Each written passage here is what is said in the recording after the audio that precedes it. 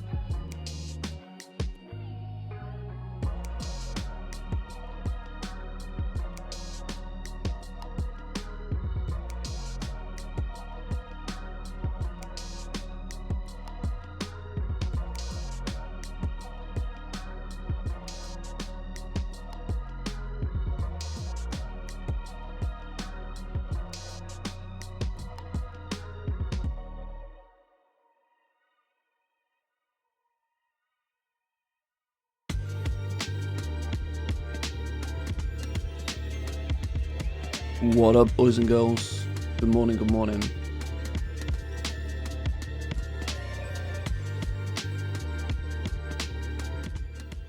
Turn those tunes down. Second coffee this morning, still feels like shit. I hate mornings. Yo, I know that feeling. I'm running slow today. I have no idea why. Got up this morning, helped take the dogs out with the wife. Got back in the house and just crashed again. So I'm still not fully alive, but we're up and running. We're up and running. How are we doing, boys and girls? Welcome in. Good morning to you all. New waiting screen? Yeah, I've changed things up just a little bit, keeping things a bit fresh. Or at least trying to anyway. Right, today is the day we hit level 60 on NA. It's going to happen. Yeah, before we do that, we got to get our auctions relisted on EU, because, you know, if you don't have auctions up on the auction house, you don't sell stuff. Let's get this microphone in the right place. So we're going to ding 60 on EU today. It's a thing. On NA even. Oh, God, can you tell I'm still not alive? Right, let's load bank character number 1. Let's get second account on the go.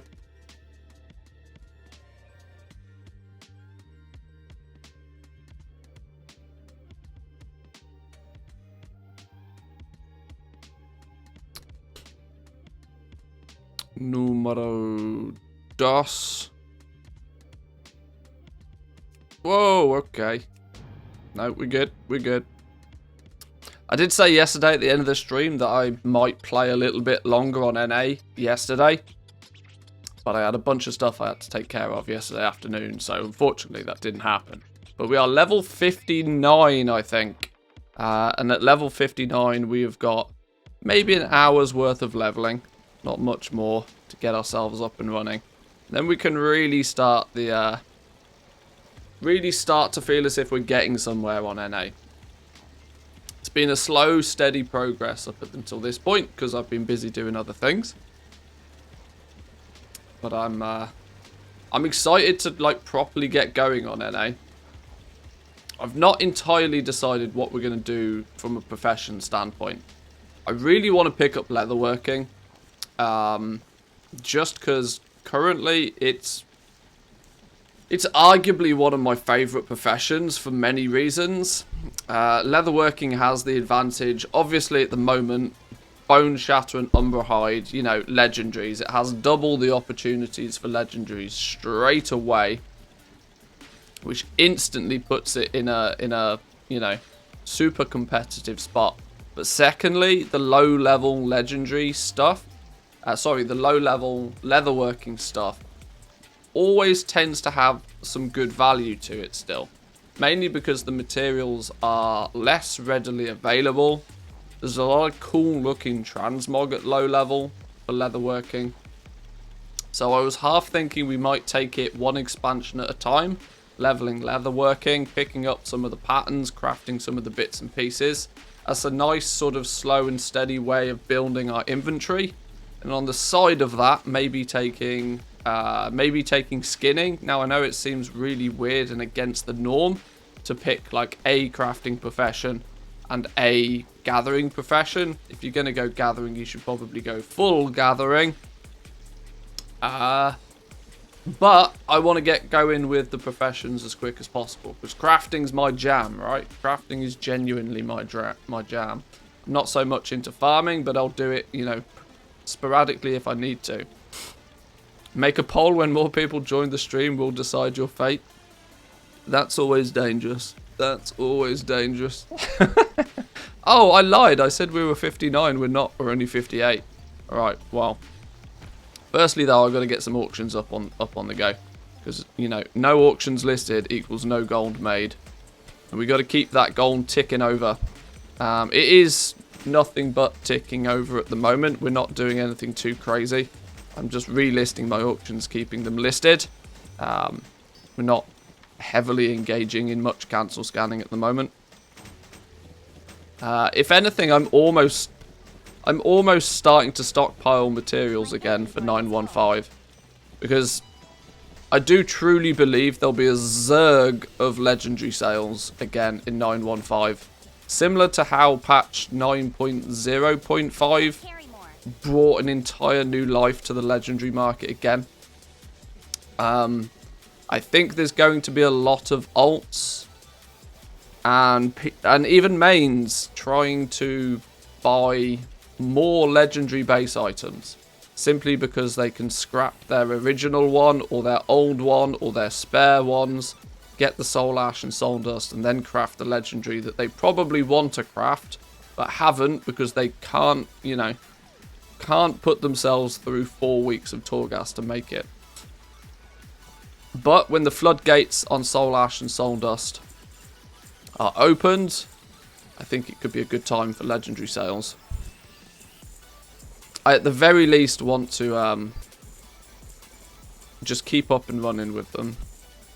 Maybe make sure that I've got a reasonable amount of materials. I'm not going to go crazy though, because some of us got bit pretty hard before patch 9.1 in terms of we stocked up a little bit too heavily and then realised that the materials tanked in price much quicker than we expected. So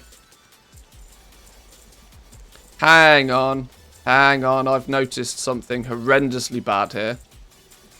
We've made a massive mistake. Can anybody work out what that massive mistake is? You guys probably can't, actually. I've forgot my coffee. No coffee equals no sensible brain power function. Back in 2.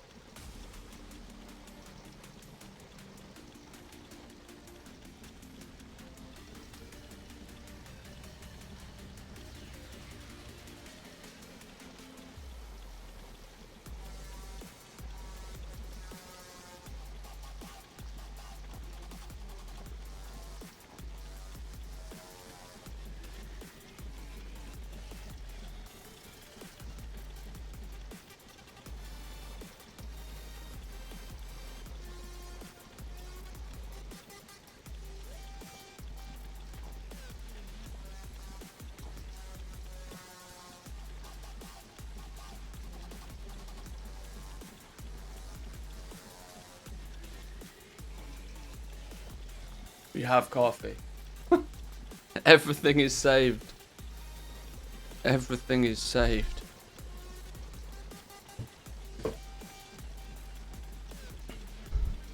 Right, where did we get to? More auctions. Go. That one. I got way too many things open. Way too many things open.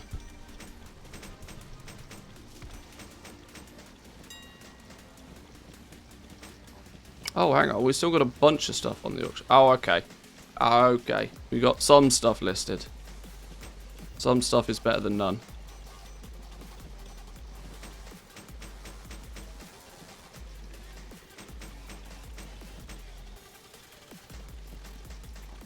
Why is my missive of haste group dead? Oh, I know why my missive of haste group is dead. Yeah, because we don't have a scribe currently.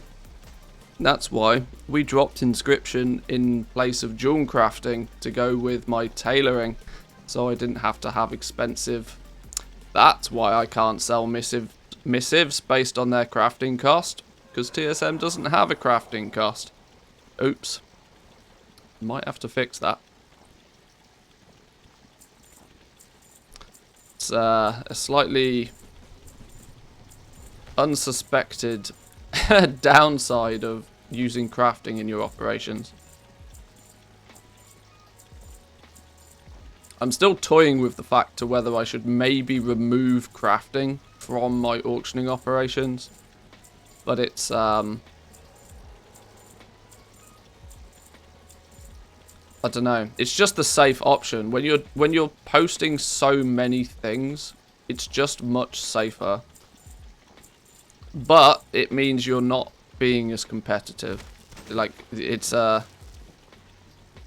yeah, it's like if you can't swim very well, if you put armbands on, you're probably not going to learn very quickly, but it's safer.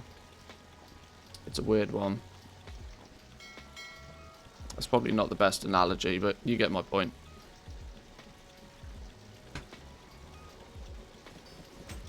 Hello, wife. You giving me all the dog? Oh, hi.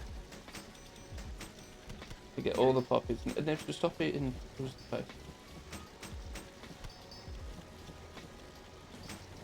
I'll take brown dog, but the other dog's listening.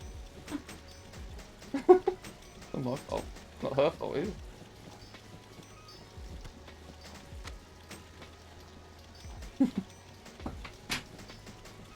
I cannot carry more. Hey, Booze. Hey, dog. You chilling in your bed? Go. Doggo's better now, though. After a dentist last week. Doggo's feeling better. She's herself again. She's still got special diet because she had about 8 teeth removed. But she's doing better.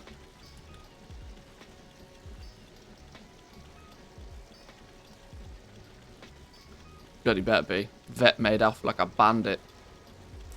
Outrageous behaviour.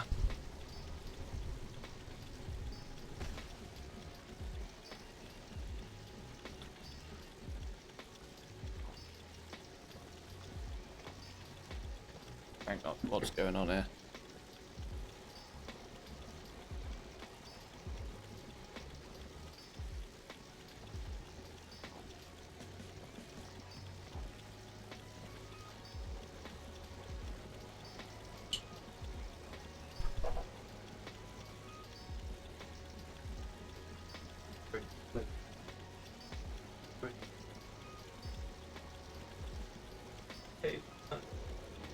Shit.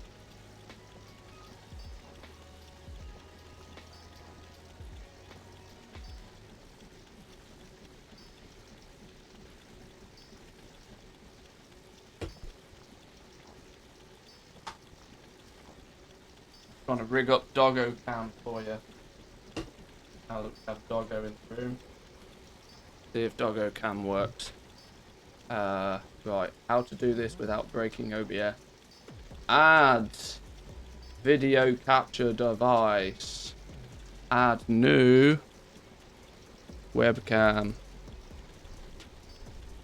Go.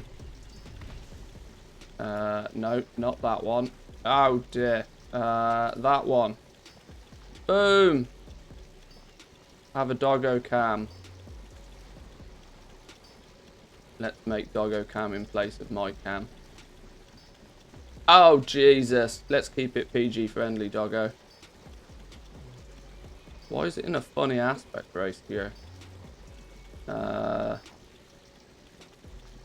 Let's go with a resolution of 1280 by 720. That'll do. He's chilling, look.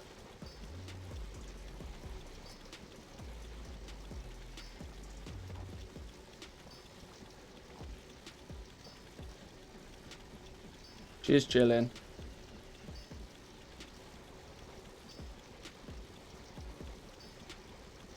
Cuteness overload.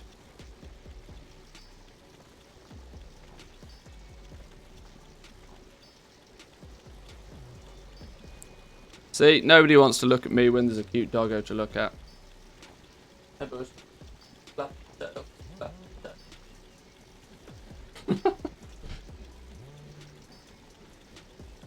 Careful not to turn on the dungeon cam. Yeah, I'll have to be careful not to load that one.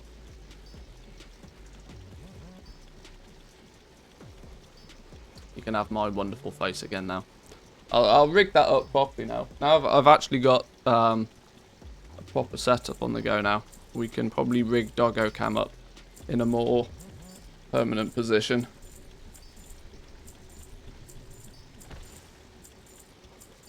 Oh, why did Womantheus not work again? Did it work? Did it not work? Apparently it worked. Okay, I know why it didn't work. Oh, that's really not meant to happen. That's the exact opposite of what's meant to happen. That's gone really boo-boo crazy. Okay, scammed. Hang on, relax. I can fix it. We can fix this. We can fix this. Why is this doing what it's not doing properly? Presses that number, then it presses that number. Yep, sure. That's how it works. How the hell did it end up on 500 IQ mode? Okay. Please hold. Please hold. We can fix these errors.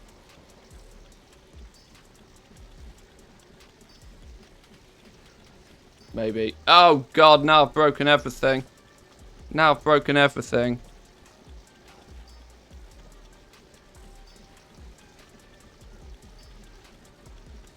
It's not a scam, I swear. We're back. We're back. Now, Does it work? There we go. It worked. It seems... Oh, my days. It seems to have a serious problem with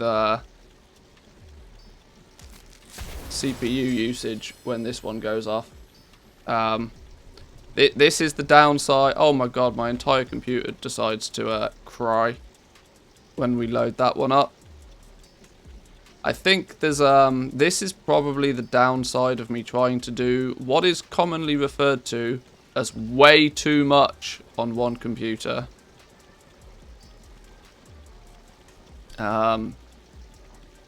We might have to be slightly more careful with which filters we use until the day we end up using a 2 PC setup, which is coming, by the way. I'm very tempted, instead of to fully replace my computer, I'm very tempted to buy and set up a streaming PC. Obviously, it makes the setup for me a little bit more complicated because, you know, 2 keyboards, 2 mice, all of that jazz. But it means one computer dedicated for the stream, one computer then that can actually be for the playing of the games. And you, in a weird way, upgrading 2 computers is easier than upgrading 1. And for streaming, it's actually a better solution, I think. Unless you just, you know, go absolute balls to the wall, crazy powerful. Threadripper, 3090, you know, the whole shebang. Which, I'm not spending 10k on a single PC. That's not happening. I'm not remortgaging my house for the sake of buying a new computer. But we do need to do something, because we're using a lot of system resources to do not a lot of stuff. Maybe if we... That might make things significantly easier on the system. Maybe not. Having 5,000 Google Chrome tabs open also probably doesn't help. The life of technical issues. I apologise greatly. Still cheaper than a vet visit? Oh, you're telling me. You're telling me. Goddamn vets, making out like bandits. I'm in the wrong profession. I should be looking after these doggos, fixing those animals. That's where the real money's at. But it's safe to say I don't do what I do for the money. Let's put it that way. Money is a nice perk.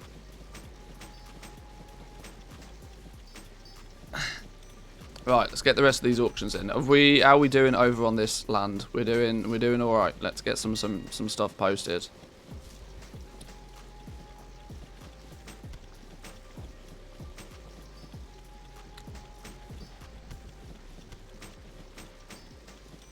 My inventory is full. Your inventory is full. Sure. We can fix that.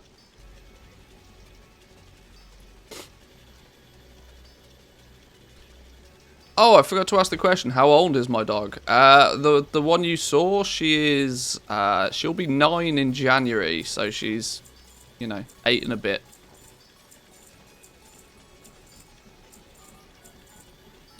She's becoming an older lady.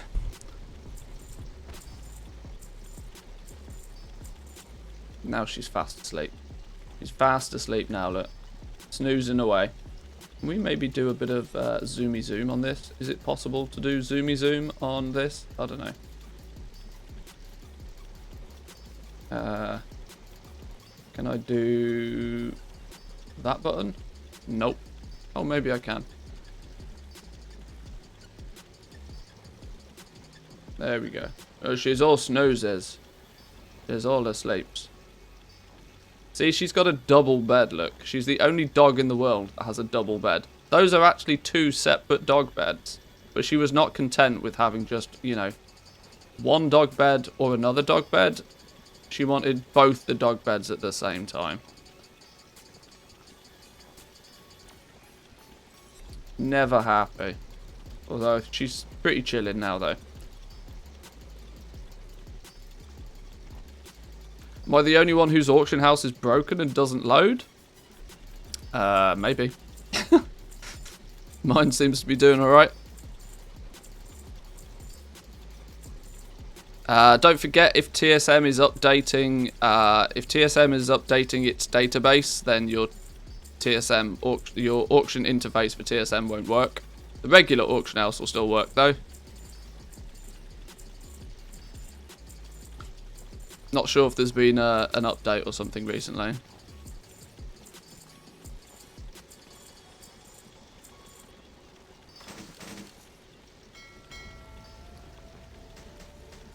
Regular doesn't work either.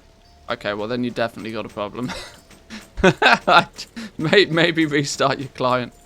That doesn't sound quite right. But I'm not great at technical support.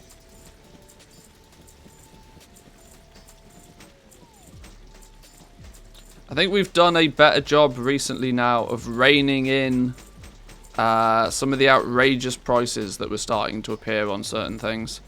Namely the 168 gear. There doesn't seem to be anything now that's getting too out of control. And there are still a few things like Shadow Lace. Oh, that's a 230. That's more acceptable. Okay. Shadow Steel Helm. Okay, if they're 230, then sure, they can be 10k plus. But I think I've managed to get the 168 gear a little bit more under control now, which is good because it was getting a bit crazy and it didn't need to.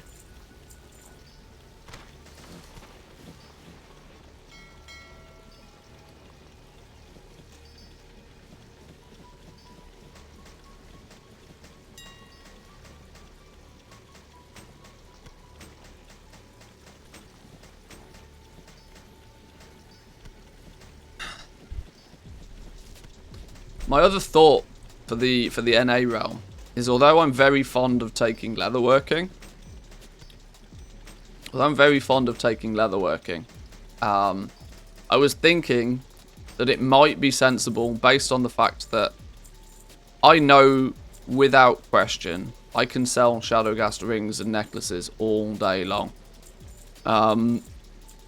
Meaning that if I want to really start getting the gold making going quickly, I can cash cow jewel crafting pretty heavily. And I have the advantage of that I know in borderline obsessive level detail how jewel crafting works and interacts with each other. So I'm thinking maybe jewel crafting. I don't know. I want to get into professions as fast as possible. I'm doing everything in my power to try and avoid farming. Although, I know it's something that might just have to be done. Inscription engineering? Are you trying to kill me? What are you trying to do to me? Wow, Phaedrum ore at 8 gold a piece. Over 250,000 Phaedrum at 8 gold a piece. I think it's quite safe to say the bots are back, right? 59,000 Phaedrum ore at 8 gold a piece. 122,000 Phaedrum ore at 20 gold. These are some big sizable numbers. These are, I've been botting on 8 accounts for a day. For 24 hours straight kind of numbers.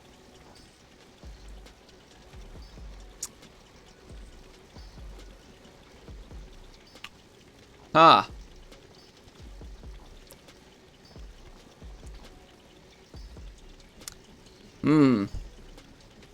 See. One seller.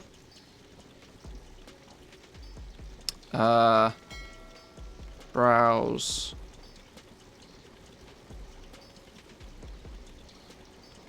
How do you spell Phaedrum?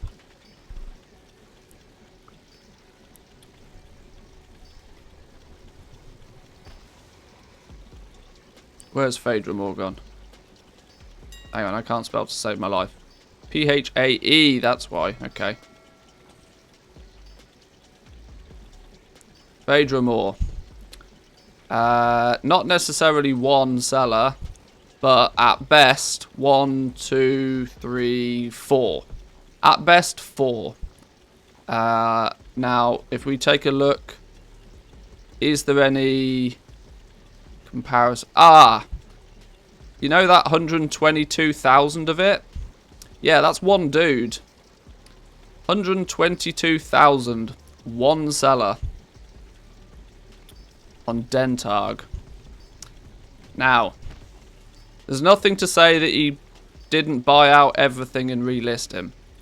But it's also relatively safe to say nobody has 122,000 Phaedra ore. That's outrageous. At 20 gold a piece, that's outrageous.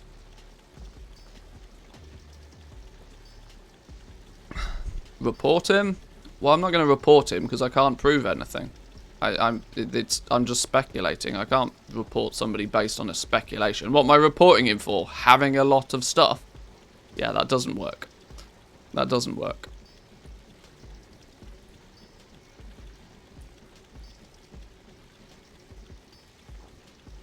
But it's equally safe to say that if one fella's got 122,000 of it, there's a problem, right?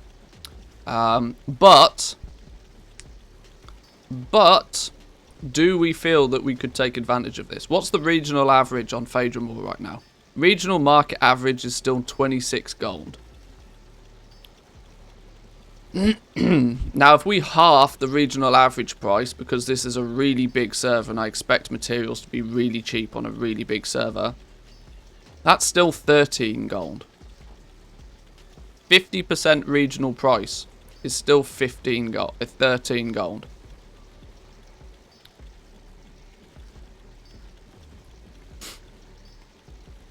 Do I buy everything under 15 gold? What's the outcome of me doing that if I do? We double our money. We double our money if we sell it all at 15 gold. But there's a dude that's going to get really quite interested in selling his before too long. And if he's botted it, he doesn't care what he gets for it. But he's posting at 48 hours like a moron. So's everybody, actually. Why do people post materials for 48 hours? I don't think. I mean, I could, but I don't really think I want to get in on that. This is one of the things, right? When you have a lot of gold, you can spot these opportunities. I mean, I could buy everything under 15 gold for a unit price of 8. Don't. The price is dropping hard now. Yeah, but if he's a... It is... Sometimes this is one of those where it is just ridiculously cheap. Phaedra ore will bounce back. Can I tell you why? Because Phaedra ore being at 8 gold a piece makes your Essence of Rebirth really cheap. And Shadowgas rings go through a lot of rebirth. What's the current price on these things right now? Essence of Rebirth, min buyout 300 gold a piece. Market value of 200 gold on Rebirth. That makes Shadowgas rings so cheap it's not even funny. Assuming Sinvir ore is in line as well. See, this is the problem, right? Sinvir ore and Phaedra ore realistically should be about the same price. Because what they prospect into goes into the Shadowgas ring. Solanum ore and Oxane ore, not so much. These are usually cheaper, and it's understandable for these to be cheaper. How are we doing, Lilith? Welcome in. Good to see you. Solanum ore and Oxane have good reason to be cheaper, because when prospected, the essences from these are not in as much of a demand. You obviously need all 4 of the ores to make Shadowgas ingots. But you only need to control one half of the market to get a leg up. Sinvir ore at the moment we don't really have any of.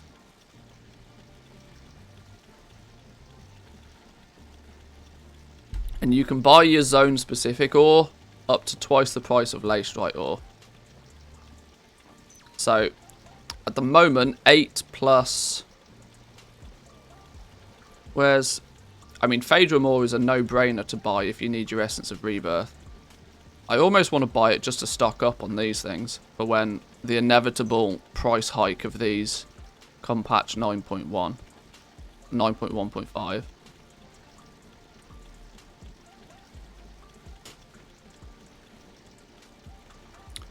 quick maths. If Phaedrum's 8 gold a piece, what does that look like when we start prospecting it? Prospecting.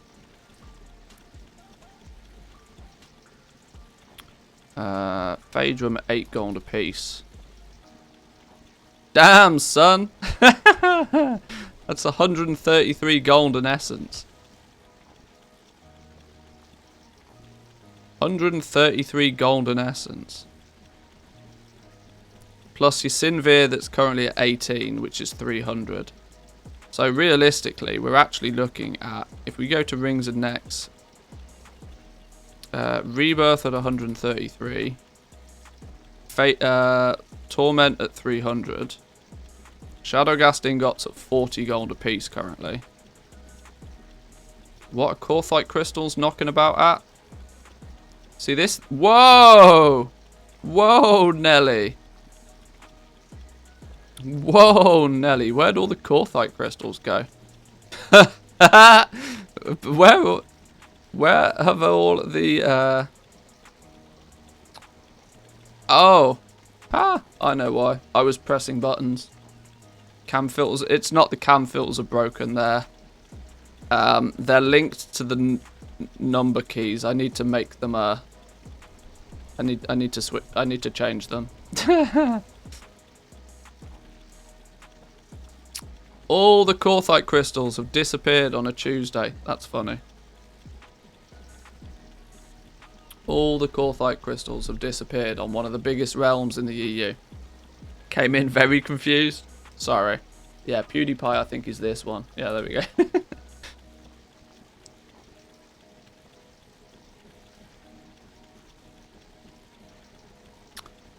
This is interesting. 200k resets the market like fully on Korthite crystal. Oh, I almost want to do it just for the lols.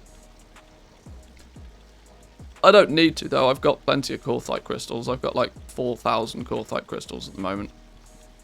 But when you think about that, that's only good for 100 legendaries. 4,000 Korthite crystals only being good for 100 legendaries. Patch 9.1.5 launch, I reckon I'll sell that in a day. I'll burn through those in a day. This is the thing, right?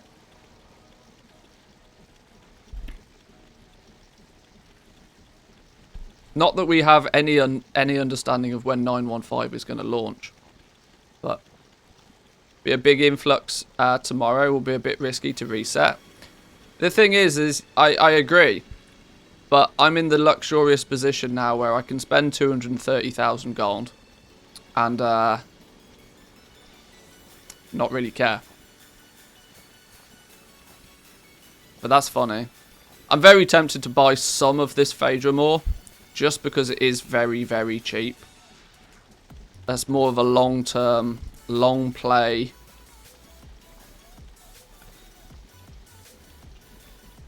Um, 240k. 240k's worth of Phaedra ore. I might just prospect it all down now. Well, not now this second now, but I might buy enough of it to prospect a lot of it down. Because it's not like I won't need the essences. Apparently I've got 300 Essence of Rebirth already.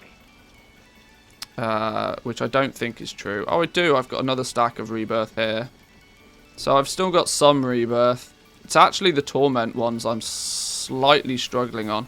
If I buy a whole bunch of this bots, what is arguably bot, I mean, look at the difference, right? Look at the other zone-specific ores, right? You look at Solanum ore, you look at Oxane ore, you look at Sinvit ore, you look at Leystrite ore, 50,000 a piece of all of these, right? And then out of nowhere, Phaedra ore, 253,000. I mean, it's... Oh, my goddamn stupid flower again. I need to stop... I need to... I'm a talking flower. Nobody can take me seriously when I'm a talking flower. Quite obviously, though, Phaedrum is being botted. So the easy way to counteract this, in a slightly gross fashion, is to just buy a bunch of it. buy a bunch of it. Numpad bindings are dangerous? Yeah, apparently so. I need to remember that. I think I'll do it. I'll just buy this lot. There we go. We've just spent 500,000 gold on Phaedra Maw. We've made a few people very happy. There's a bunch of Phaedra Maw then. Right. What we're going to do though is just put it all back on the auction house. Well, not all of it. We'll put most of it in a guild bank. We'll prospect a bunch of it. And we'll put a reasonable amount of it back on the auction house. Diversify our options. Because there's way too much Phaedra Maw kicking about right now.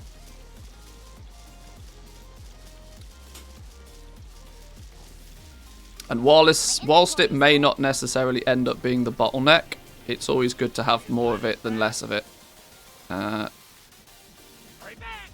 Let's fill a guild bank or two. Oh, he says, when we don't have room for anything anywhere. Okay. Tab 5. Tab 5. No, tab 6. You're going to become a Phaedra bank tab.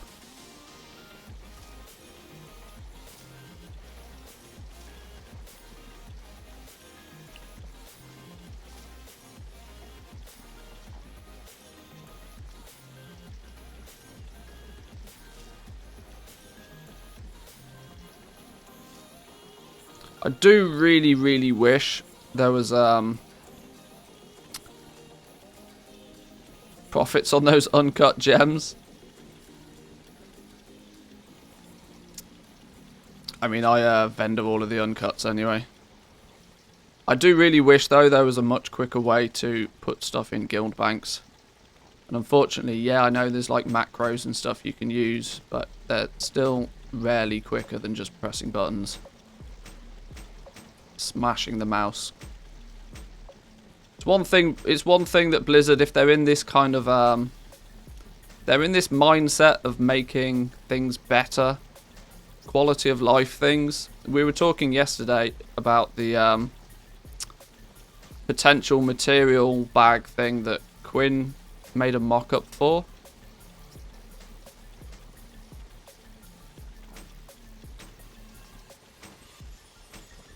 And I think Guild Bank is something that they could definitely do with.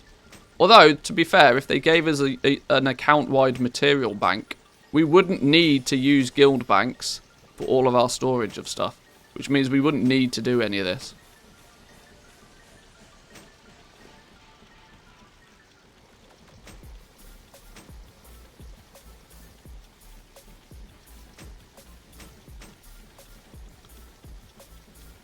Shrouded cloth at 10 gold? What is going on today? Yeah, that sounds really broken.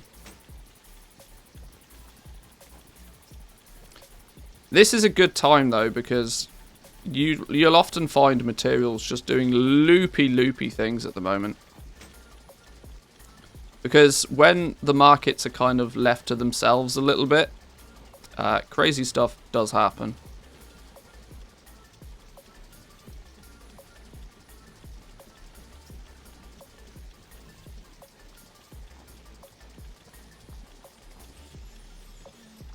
And in the periods of time where there's not so much auction house activity, you tend to find materials can very easily be reset.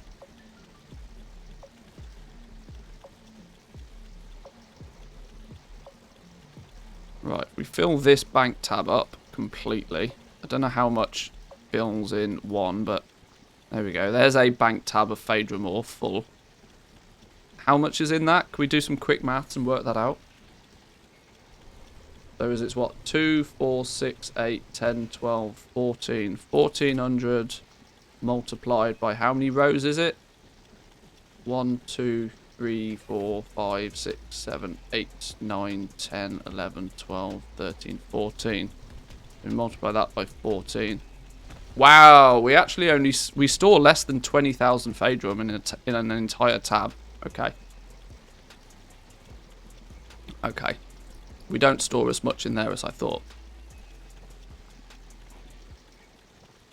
Okay. Well. Why is my game running like ass? Oh! Oh, that would be why.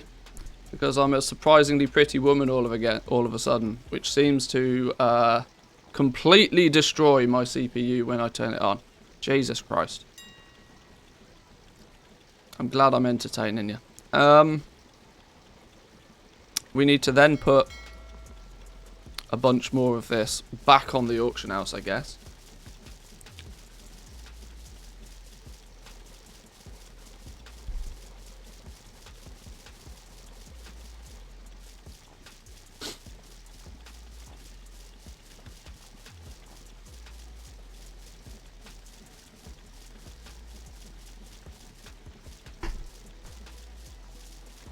Carry more. My inventory is full. Alright, your inventory's full. We get it. Right. Let's put a bunch of this back up on the auction house then. Okay, we can't seem to put more than that. Fine. Unit price 15. We'll do 24-hour listings because posting at 48 hours is actually crazy. We could just do 12-hour listings though because we're likely to get undercut. But I'll do 24 just to be safe. Materials, you should realistically only ever post them for 12 hours. But, I mean, if we sell all of this, then it doesn't really matter, does it? Wow, I've done it again. I'm like, why is my computer running so slowly? God damn. I'm hoping that doesn't cause any dropped frames, though. It shouldn't do. It just lags my computer out like a machine. Okay. Throw all of that up there, then. Wow, okay. Sure.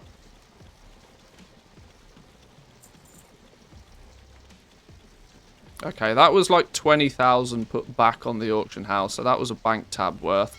The rest of it then, we'll send off and we'll get prospected. The stream ends up being fine, but the camera feed is just PowerPoint. Yeah, there's that one filter seems to, you know, drop my camera's FPS by like 1,000,000, and I don't really know why.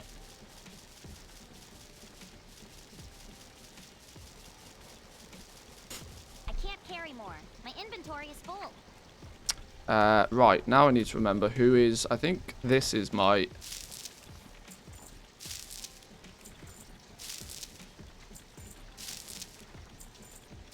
Now to not lose this in the mail. That would be preferable.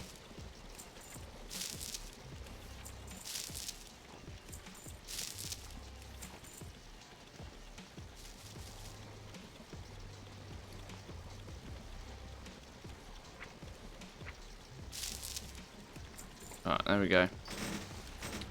There's a little cheeky investment in Phaedra ore. Let's see if it pays off. It pushes Phaedra ore more in line with Sinvir ore. People will tend to buy both of these at the same time if they're looking to make Shadowgast rings, sorry.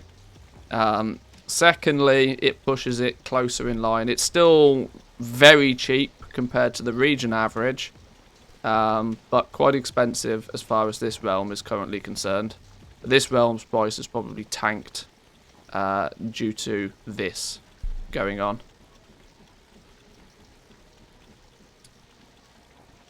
It can run Crisis, but can it run a Snapchat filter? Yeah, that's kind of the thing. The irony is more in the fact that my computer probably can't run Crisis, so... Lightless Silk at 22 gold a piece. This is getting cheap and all.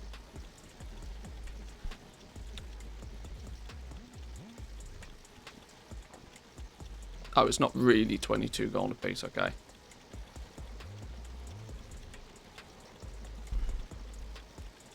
I've got to be careful buying too many materials though, as I'm not actually crafting all that intensively at the moment.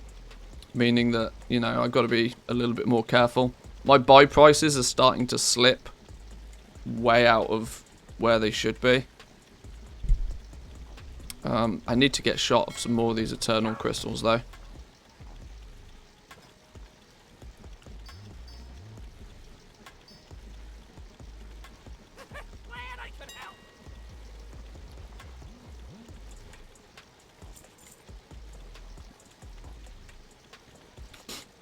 Alright, let's, right, this dude is basically ready now. That's cool. How far did we get over here? Another 200k yesterday. We'll take it. Hang on, what was that I saw? I saw a thing. I saw a thing. Revenue, sales. I saw a thing. A thing that I didn't expect to see. Amber Blaze loop of the Fire Flash. How much did we sell that for? 1700 gold. Alright, cool. Finally got rid of one of those. That's handy. Sed's Carver, 300 gold apiece. We're starting to sell through some of our random low-level crafted stuff, which is nice. Not particularly fast, but we are.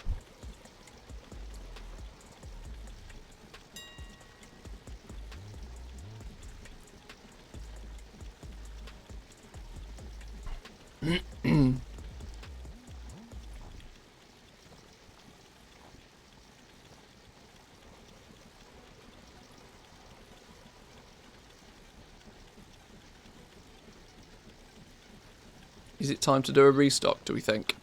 We're missing quite a lot of stuff, you know. It might be time to do a cheeky little restock. Especially the fact that we're missing some big stuff. Grimveld sandals, capes. I literally don't have... The only jewel crafting legendary I have are 2 rank 1 Shadowgas necklaces. Yeah, I think it's safe to say I should probably do a restock on jewel crafting then. We're missing a whole bunch of rank 5s. Now the interesting thing is I only restock 1 of each rank 5. But in many cases the rank 5 is more profitable than the rank 6. Which is just crazy. It shouldn't be the way, but it is. Maybe we'll do a restock later. I want to get going on NA. I'm just on autopilot on this realm anyway now. Just me that restocks legendaries daily, if I'm playing, that is. In peak season, I restock 2 or 3 times a day, but like nowadays, I maybe restock once a week. But the thing is I'm not really actively gold making. I'm just keeping things ticking over, keeping my position in the market, keeping competitors at bay. I'm not really being overly competitive at the moment. There we go, look. Rank 5 Shadowgas necklace. 34,000 gold. Costs me probably less than 20 right now to make them. Lovely stuff. We've slipped under 20 mil again, though.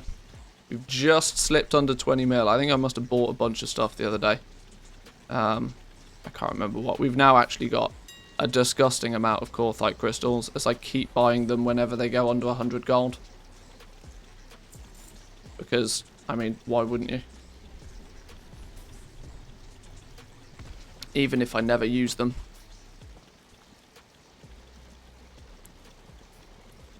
With the price of Corthite crystals on this realm at the moment, it's almost worth leveling up legendary...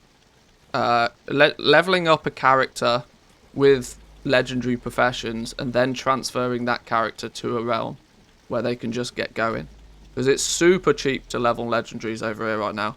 Phaedrum ore, all the ores are like stupid cheap again. What's going on here? This realm is broken. Every one of the 4 ores.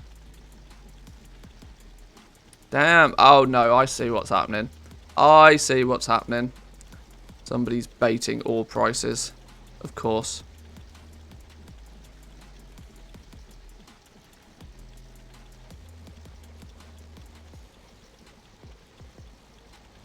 Oh, I see. You could at least, you know, do me a solid and push the price of Leystrite a bit cheaper. Yo, sub 5 gold desolate leather. That's not happened for a while.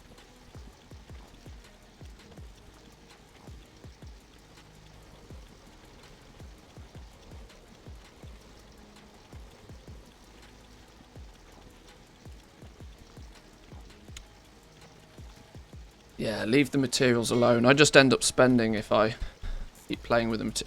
This massive dip here was the 9.1 dip. Now we're basically back to where we were before patch 9.1. Almost. This graph's not totally representative though, because we just transferred like 3 million gold, I think it is, to off this bank character. Transferred it to who did we send it to? Probably Mantheus, one of our 3 main characters. Trying to spread the gold around a little bit rather than have it all clustered up on the bank character. Okay. Stop waffling. Let's get doing some stuff. Right, that account, this account can just chill now. To the point where I actually am going to close these down completely. No distractions. No distractions. Let's get our main account up and running. Let's get that Phaedrum ore prospected. Actually, we can have that running in the background. That's not a problem to have running in the background. What realm is this? Is this our NA realm? This is probably our NA realm. Yeah. Okay, so now we need this account open.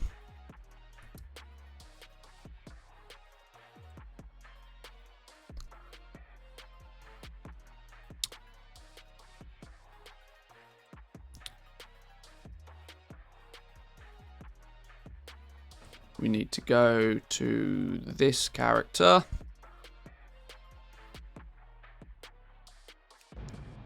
We need to start prospecting all of that ore.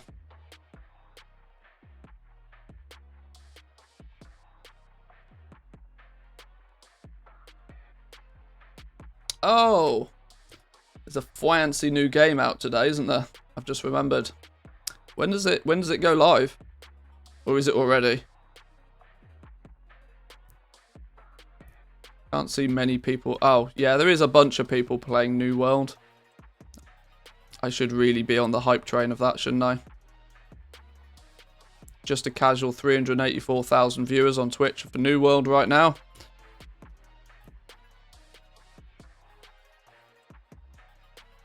Maybe we give that a go this evening. As I was saying yesterday, though, I don't particularly want another MMO in my life. But I think it could be quite good. Could be quite good. Oh, Zanzaful. Zanzaful's online. Is he playing it?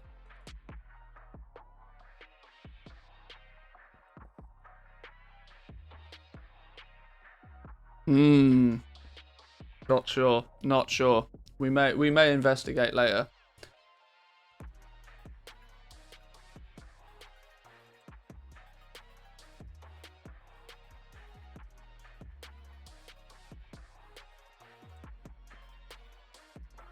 Right, let's get this dude. Where's oh no, my bags are already full of trash. Let's fix this bag situation real quick then.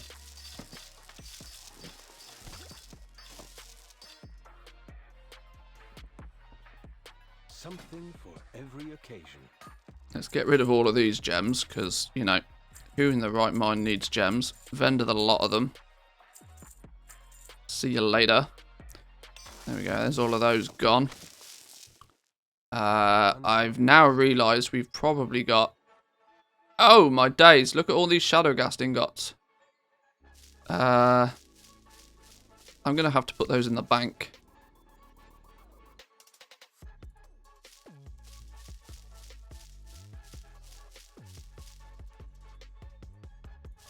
Let's grab these out real quick. We don't need... okay, let's grab that. Don't need that. Let's head to somewhere slightly more convenient. Let's put those Shadowghast ingots in our reagent bank, I think. I think that's sensible. We need some more storage space. Oh, God, our Hearthstone is set here as well. That's a pain. That's a weird thing to admit to, Blade Master, but sure. Each to their own. Who's stolen the flight point? Where's he gone? Do you need something? Yes. I need to fly to Oribos. For Queen and Grove.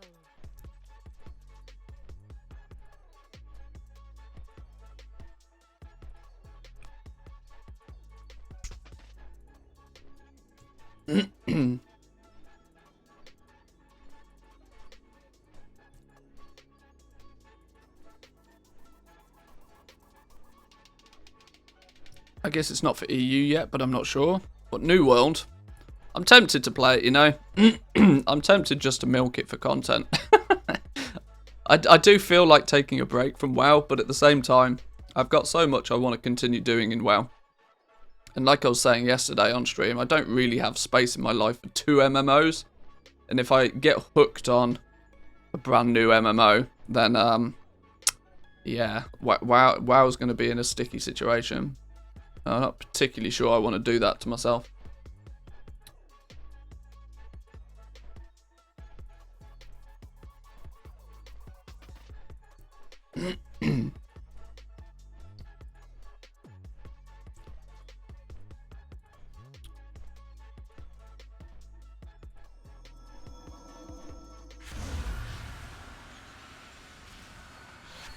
I've not paid much attention to the hype for New World either.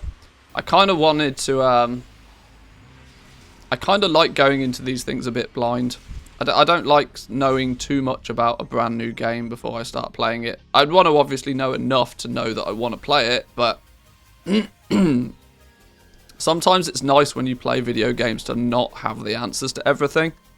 This is kind of a common issue or an issue I certainly tend to have with World of Warcraft nowadays. Probably because, you know, I do a lot of research and find out all of the things. But sometimes it is nice to just not have the answer to everything straight away. Hall of Holdings, that's probably where we need to go. Let's put any reagents in the reagent bank.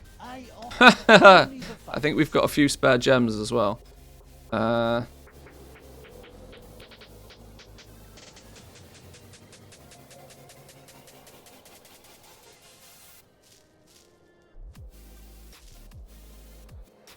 Love to play WoW like that, but it doesn't help for goal making. Yeah, this is the thing. Goal making is one of the areas of the game that kind of requires you to have a better than average understanding of how the game works.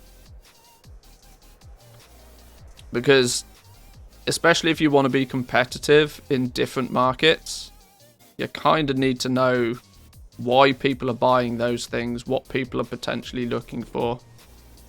You kind of need to have your finger on the pulse pretty heavily. I should arguably get rid of all this Leystrite ore actually as well. Put as much of that as we can in the bank. Our bank tab's going to fill up though.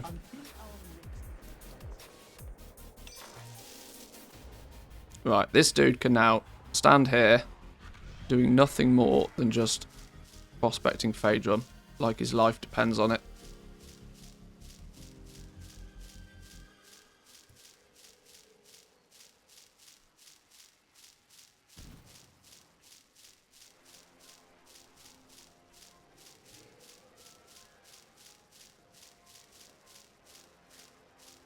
That'll do for now.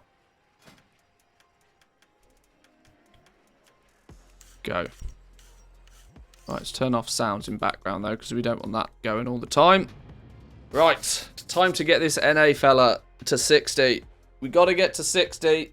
It probably would be smart to make a bank character before too long as well. Selling everything on this one dude is obviously not a smart thing to do. Getting ourselves a bank character up and running before too long would be wise.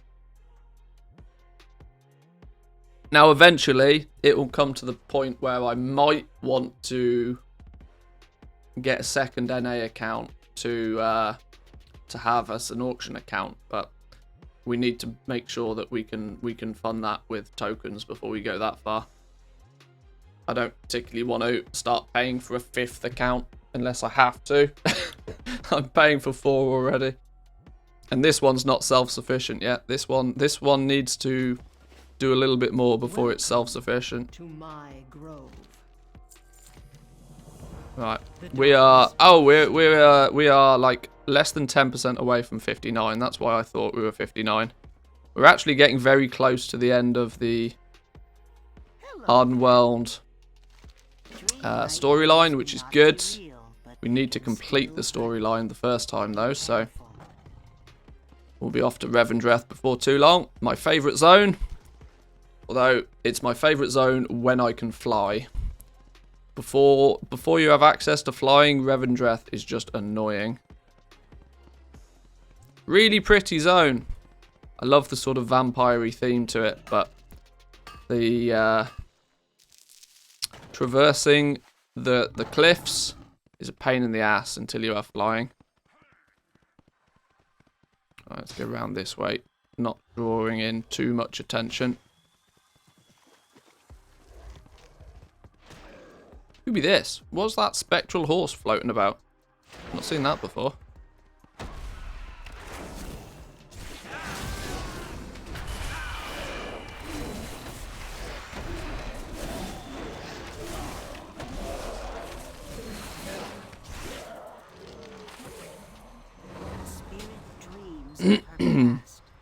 Revendreth isn't so bad, can use the bats to get around.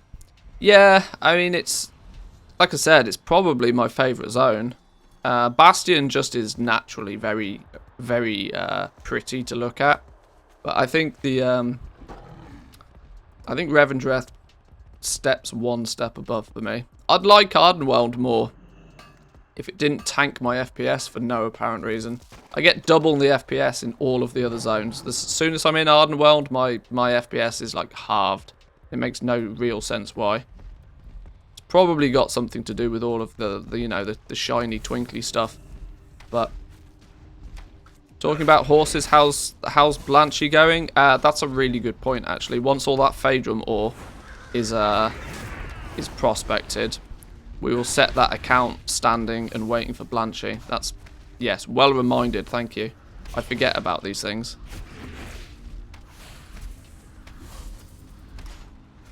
Doesn't it feel weird how retail is basically a single player game now, other than the instance content? Yeah, it's, I mean, yeah. Yeah, it's weird that, yeah, it goes by the title of an MMO, massively multiplayer online game. Although I spend a comfortable 80-90% of my playtime not engaging with any other player. And often grouping up actually becomes a slower way of doing things as well. I preferred it when, you know, the meta was to group up and you got like a big XP bonus for grouping up. They could probably start to reintroduce that now. The reason they sort of shied away from that a lot was because all it did was incentivize multi-boxing even further. And then bots would also use it to level up much faster. But nowadays, I reckon now that they've got a little bit of a tighter grip on that, they could probably start incentivizing group play a lot more. I mean, I know I'm not anywhere near the example of a typical player. I couldn't be further from a typical player, honestly, but in many cases, goal making is a weird part of the game where you are actually incentivized to do it solo. Because anybody else doing the same thing as you instantly becomes competition, because you end up often fighting over the same thing. Which is also kind of why it's a bit odd to stream it and be quite so public with how I'm doing what I'm doing, and more weirdly where I'm doing it, because it just naturally attracts competition. But in a weird way, since choosing to go to Torin Mill, I haven't really noticed anybody else. I mean, they might have done. They might have done, but I've not strictly noticed it that other people have started playing on Torin Mill. That's not me being big-headed saying I have like huge amounts of influence, but it's just, you know, if I'm playing on Torin Mill and people see me making a lot of gold on this realm, it makes, you know, I would understand why somebody would move to Torin Mill to play as well. You know, you see somebody, you know, if you see the grass is green on the other side, you might be, you know, just you wait. Well, maybe. This is also kind of why I'm spreading myself out a little bit, or want to continue spreading out. Now I'm almost double gold capped on Torin Mill with every legendary unlocked. I kind of feel that I'm in the position to just put Torin Mill on autopilot again, and move on to Draenor or move on to Kazakh and just replicate the same again. Because once they're fully set up and once they're on autopilot, they take 20 minutes a day worth of maintenance. 20 minutes a day and I can pull 100,000 gold a day profit from each one. That's 3 million gold a month just on a single realm with virtually no effort once it's fully set up. If I can end up doing that on like 4 or 5 realms, that's a gold cap a month. That's pretty ridiculous at that point. I speak for the spirits. Night embrace you. 59. Bingo.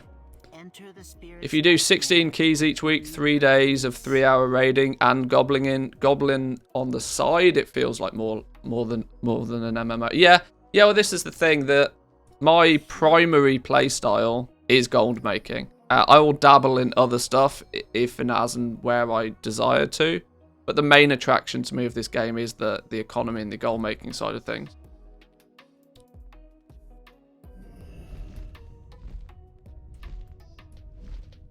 I can't think of anything worse than doing 16 keys a week, if I'm honest. I don't get the same, you know, sense of achievement from killing the same boss just on a harder difficulty. I used to, but I don't anymore. It's not. I don't have anything against people that still do, but the pain and agony. I can think of something worse: farming for 20 hours a week. Well, yeah, that's actually very true. Yeah. Keys are good if you don't do them in a pug. Well, that's true. For the longest... Oh, I remember. This is a quest I can't actually win. If I was in a, you know, a guild with a group of, like, real-life mates or something, then, yeah, sure. I'd probably find that quite fun, but...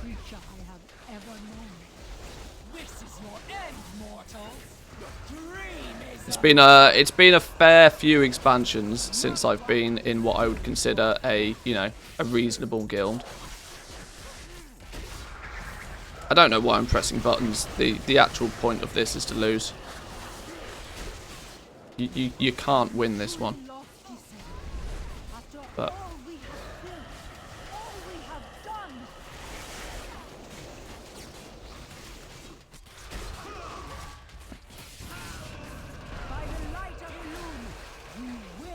you lose faster if you're pressing buttons? Yeah, we'll press buttons then. There we go. Cancel cutscene. Spoiler alert. Spoiler alert. Bet nobody's seen that yet.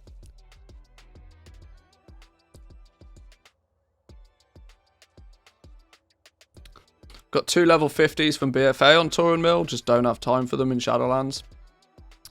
Need anything? You can do a lot at level 50. You can do a lot at level 50. Dreamthorn headgear. Wow, that was actually a transmog appearance that I needed. Huh, cool. I didn't think I'd be getting transmog appearances from quest rewards. Strange. Automatic quest rewards at that. I would have thought I'd have had those by now. Oh, maybe it's because maybe it's a horde specific one. I don't know. Ah, it's NA. I don't have transmog here. There we go. That's why. I don't have anything here. Yep, that'll be why. Oh, all the things would be just blasting on this realm. Yeah, you're right. That would be why, because we don't have anything. Look at our appearance tab. 8 of 500, 8 of 500, 10 of 1100, 8, 1. We have 1 shirt. 1 shirt. We have 1 tabard. We have 8 wrists, 8 hands, 10 waists, 8 legs, 9 feet, 2 main hand appearances, 3 offhand appearances. Yeah, you're right. We don't have anything here.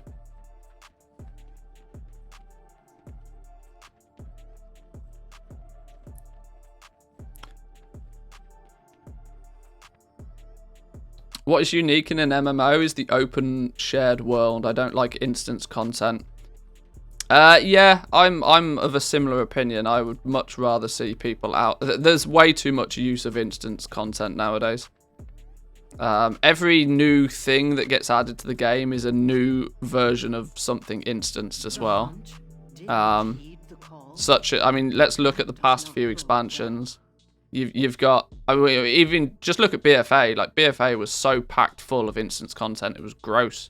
We had the war fronts, we had the island expeditions, now we've got Torghast. Literally everything that's new, they push into.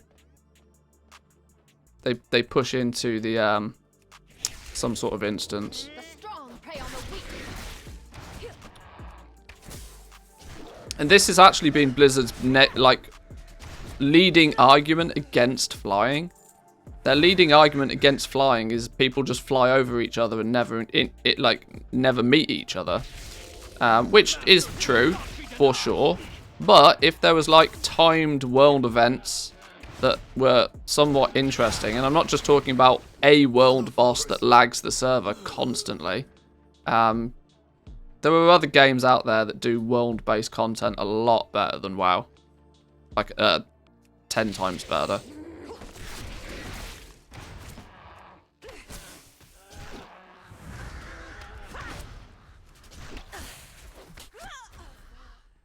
The introduction of sharding, I guess, has kind of helped make the world feel a little bit more populated. But for some reason, it still feels artificial. And if you've noticed, Blizzard have started to they've started to populate the place a lot heavier with NPCs. It used to be that NPCs were vendors, right? Every NPC you'd talk to and there'd be a vendor and they were there for a reason. Now there's a lot of just NPCs just walking around, just not doing anything. And it's to give the illusion that there's, life to the world. When realistically, if I did a /who right now, apart from druids farming and demon hunters skinning, I mean, there's a few 60s kicking about that are probably doing their bits and pieces. But I am literally the only person that's not level 60 in this zone. So nobody's out here leveling. In one of the 4 leveling zones of Shadowlands. I'm the only... I mean, I know it's like stupid o'clock in the morning right now. But the point is if those level 60s are there, then, Why can I be here but not press the horn? I can't use that item yet. Oh, there we go.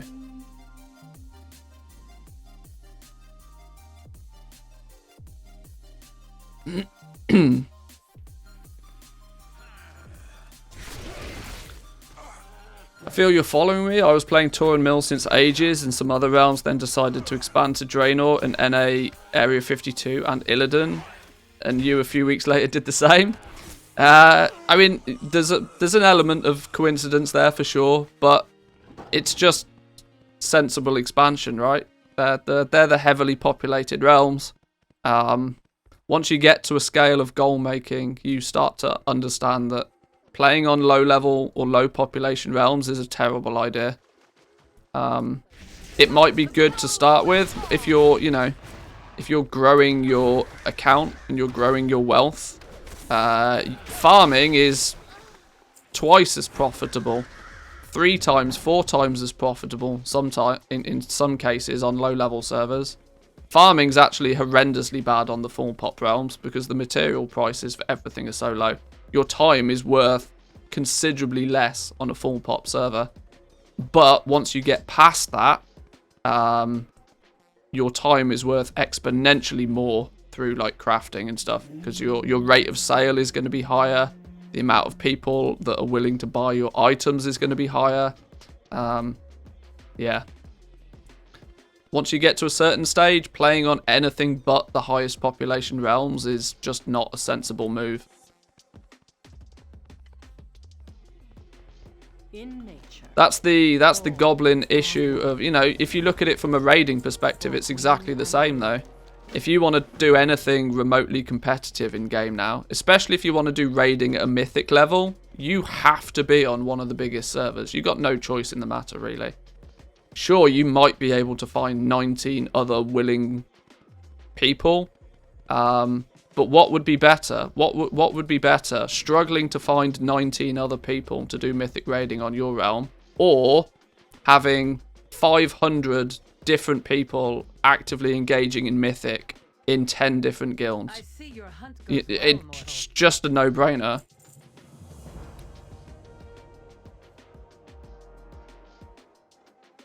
Why can we not accept this quest? Glory to the wild hunt. Wild Are you hunt. literally asking me to Hearthstone like Ardenweald. 10 feet? I don't disagree, but it seems like a real waste of my Hearthstone.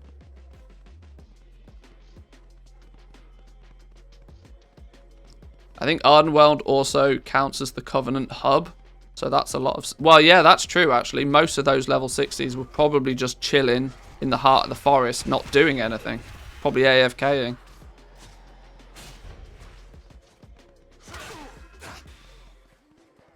Welcome to my grove.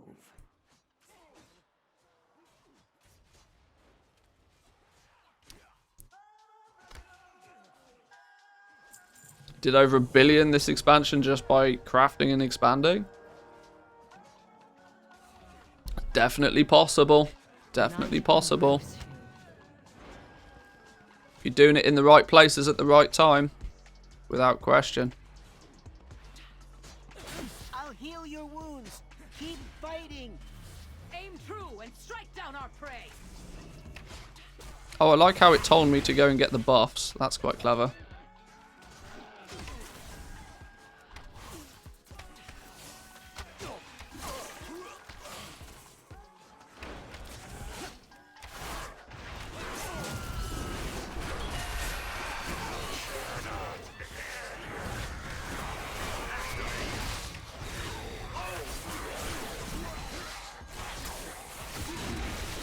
Oh, maybe I shouldn't have pulled the elites though. I didn't realise they were elite until I'd already pulled them. Oh, is that? Oh no, hang on. Nearly everything's an elite. Doesn't matter. Let's just go ham then. Feared? Get out of here.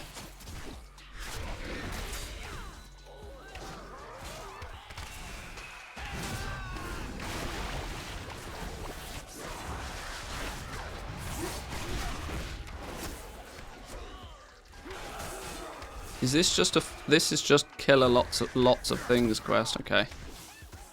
That almost makes it more sensible for me to just kill the low level stuff then. Ignore anything that's elite.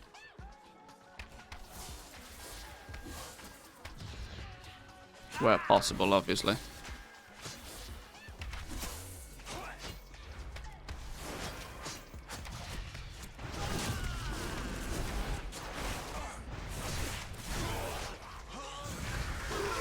Kodo in the bag. GG, my man. GG.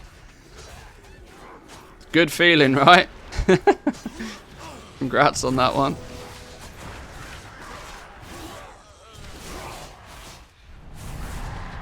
Oh, stop fearing me.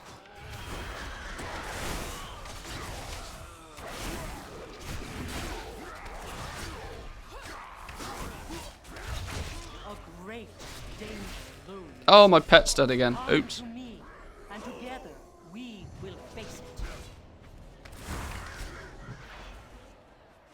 Ardenweald needs your Yeah, cutscene, great. in nature.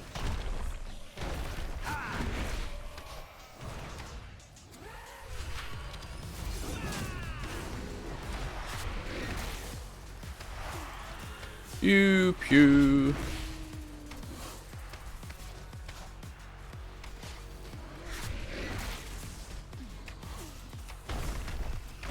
This morning just got a bit better. Maybe you won't need a third coffee now. Maybe you're all good.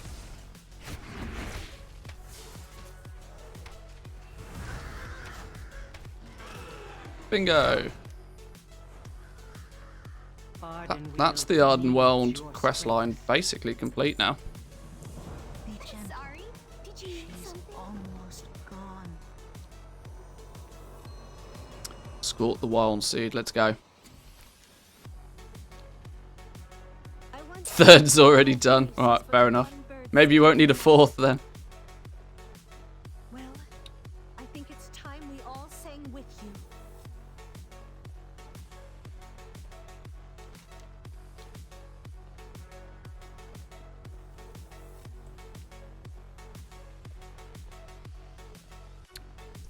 I think the first thing we're going to do, the very first thing we're going to do, is the second we ding 60, it seems nearly pointless to me to not run to the auction house and buy an entire set of 200 gear. Because looking at this, we're probably going to ding 60 somewhere at about item level 120. Meaning I would imagine we could almost double our item level the second we ding 60. Now, I can't remember, and more importantly, I don't really know how it works with any getting into Corthia and stuff, considering this is my first character. I'm really hoping that I don't have to do anything outrageously gross just to get to like Corthia or whatever. Because what I've decided to do on this character is we should do Corthia primarily first. Because without question, we're going to want the item level 200 and we're going to want the item level 230 stuff to be crafting. Whichever profession we pick, whether it be leatherworking, jewel crafting, whatever. So we're going to need to get to Honoured with Death's Advance. We're going to need to get Tier 4 with the Archivist Codex. Now, luckily, I know for a fact that that can pretty much be done in just a few days worth of Corthia. But it's time gated, right? It's based upon us doing a certain amount of small stuff each day. So if we get that done first, then in the downtime, once we've completed our dailies over in Corthia and maybe run around doing some Archivist stuff, we can chip away at the 9.1 campaign. We can also work our way towards flying. Getting this account really up to speed so that when we level an alt, because we will level a second character to 60 on this realm, because to have, in my opinion, to have good coverage of professions, you need at least 2 level 60s. That will give you 4 crafting professions, which is enough to really do some silly things on most realms. Moonberry, here to play more tricks. Yeah, I think that's the plan of action. And then we'll start picking up our professions and leveling up slowly but surely. We just got to be cautious of the fact that we don't really have any gold. We're like 83,000 gold plus whatever we've got in our bags and up on the auction house is not great. It's a good start. It's a very good start, but it's still not great. We could do with doubling, if not tripling that before too long. But I'm hoping that the ridiculous population of this realm will mean that we can get some sales pretty quickly. Don't need the campaign for Corthia? No, we don't need the campaign for Corthia, but we do need to do the 9.0 campaign to be able to continue with the 9.1 campaign. For example, we'll need to get... we will need to get past, I think it's chapter 3, where you get the Vestige of Origins, where you get flying, all of that sort of good stuff.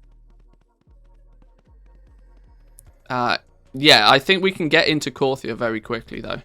I don't think there's going to be any restrictions on us getting to Corthia, basically, the second we hit 60. That's the plan, at least. But yes, the downside is that this is the very first character on this account, so anything that's considered a skip is not available to us, because it's the first time, technically it's the first time we're doing it on this account, so we have to do it that first time before we can skip it on our own.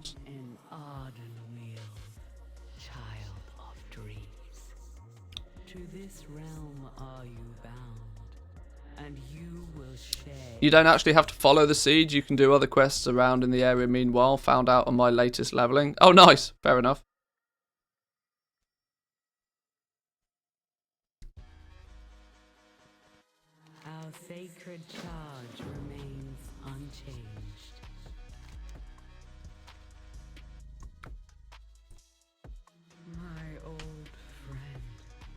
Yeah, then we could do with maybe starting collecting a few quality of life things. We need to spend 18,000 gold on going and getting the mammoth, because we need a portable vendor, probably. Just, you know, quality of life thing. Everybody should have a mammoth. I'd get the, what do you call it, the transmog mount, but I don't transmog, so the mammoth will do me nicely. Just for quick and easy vendoring, I guess, maybe.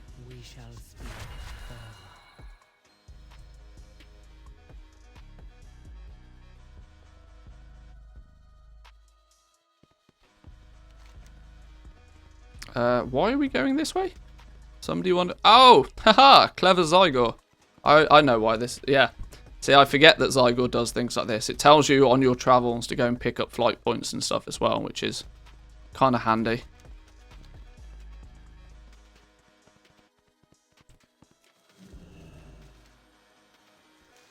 I did wonder for a minute why Zygor was sending me quite literally in the opposite direction, but it makes sense now.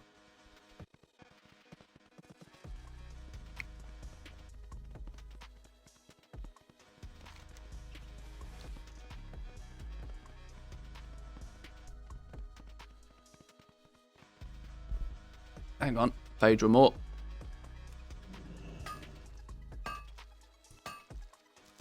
Oh, that reminds me. How's our dude doing over here? Has he finished prospecting it all? He has. Wonderful stuff. Right, more. Go again.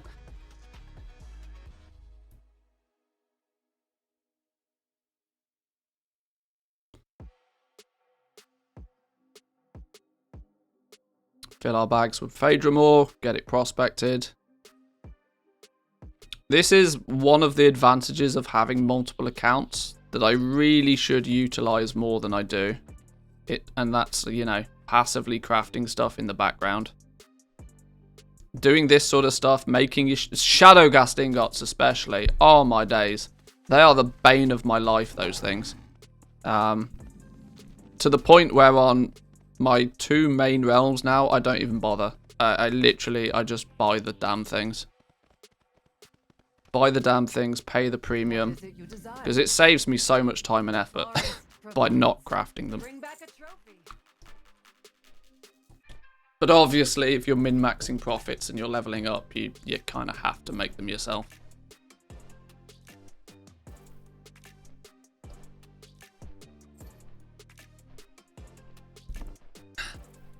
But if you play on a big enough realm, you're almost always going to have, you know, somebody doing that hard work for you. You might have to pay a small premium by buying them, but the time saved of having to craft the damn things, it's probably worthwhile eventually.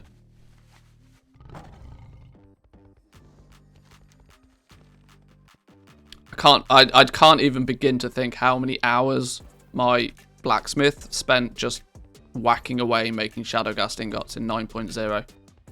Like literally 3 hours a day, just consistently. It was pretty crazy. I grant you an audience. The heart of the forest is vital to Ardenweald and to the protection of the realms beyond. You're a special one. I'm a special one, thanks. That's exactly what I want to hear. Boom. Next quest.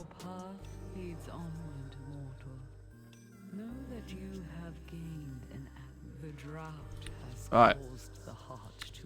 Go grab one more flight path apparently. And then that's pretty much Ardenweald done. That's 3 of 4 zones complete. This is one thing I can't remember. Do we need to actually... I don't know. I can't really remember.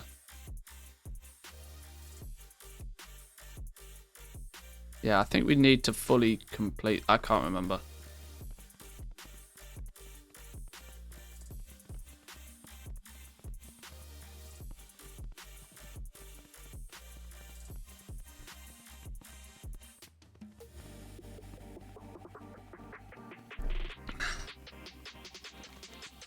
What? Ah, haha!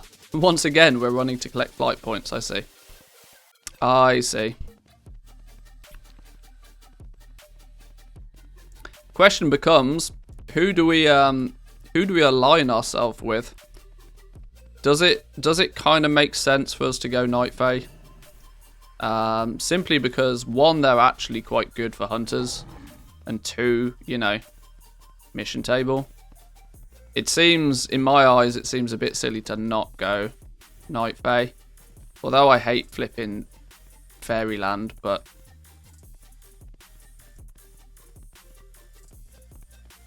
the argument, I suppose, is if I don't go Night Fae, who else would I go? And it doesn't really make sense to be anybody else. So yeah, okay. Oh god, I'm gonna be a bloody fairy again, aren't I? Okay, fine.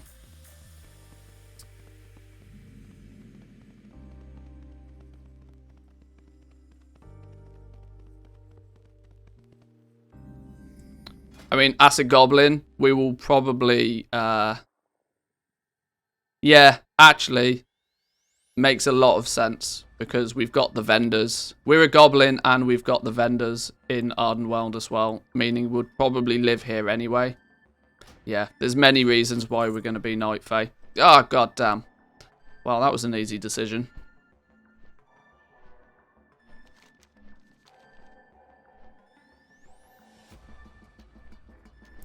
Honestly, the only reason you have not to go for Night Fae is for the achievements and experience. Yeah. On this realm, though, it doesn't matter, because don't forget this is NA. I've not got anything here anyway, so I don't care. I'm not achievement hunting on this. I'll achievement hunt over on the EU on my main realm, of which I've got all 4 covenants actively up and running anyway, so. Although saying that, I am seriously slacking when it comes to my 3 main alts on EU. You'll have content for years completing all the things on NA. Yeah, that's never happening. That's never happening. NA is only ever going to be a cash cow. We'll milk it for goal making. My completing and my actual playing of the game will still be on EU.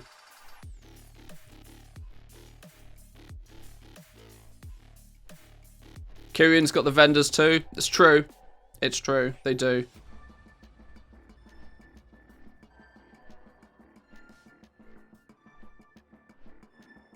What server is this? It's Area 52.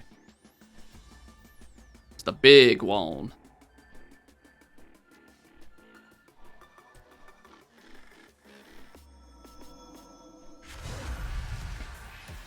We want to play in the competitive markets.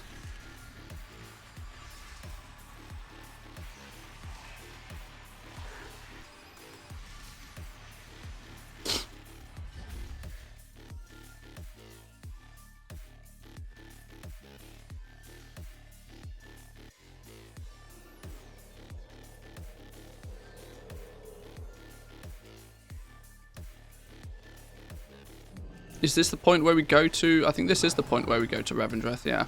Okay. Because this green bar is 97% complete, apparently. What might your purpose be? Boom! Journey to Revendreth. There we go. Your path is chosen.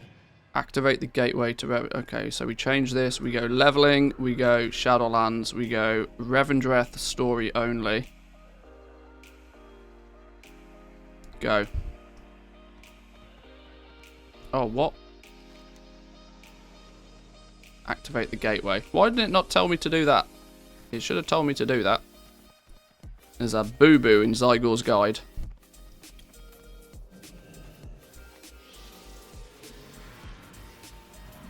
Yeah, because back in the day, right? We were talking about this the other day. These portals were portals. Like, you didn't have to take a flight point. Early days in the Shadowlands beta, these were actually portals to the zone. You didn't have to take a flight point. It was only that this flight master dude turned up, and people were like, oh, the portals are bugged.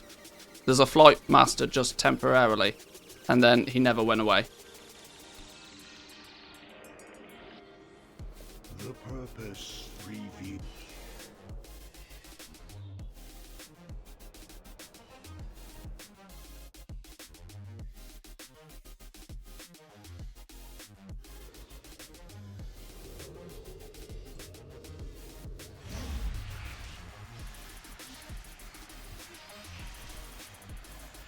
Portals would be so much better. Yeah, I absolutely think they need to reactivate those portals.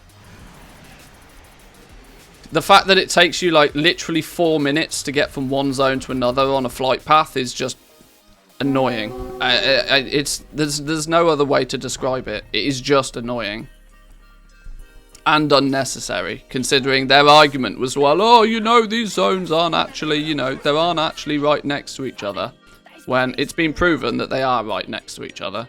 Because we can see it in the game maps. People forget that, I think it was Asmongold who actually flew from the moor down to Revendreth. Proving the fact that they are literally right next to each other. So the reason we have to take those outrageous flight paths is because Blizzard, you know, wants us to. They removed portals and added bathroom breaks? Yeah, exactly. As you can see by these many sin stones, the road to redemption is possible. Each of these sin stones represents a soul who has come to this place and cleansed. That's it. It's all about increasing playtime. Eventually moving on from here. Because you've like in patch 9.0, obviously it was all about world quests, right? And you were trying to do your world quests in as many zones as possible. And your callings will obviously send you to the different zones. And so you probably, in an hour's worth of play, ended up with like 10 minutes of traveling. Which is obviously, you know, going to incentivize people to play for 10% longer than they would normally do. All about engagement metrics.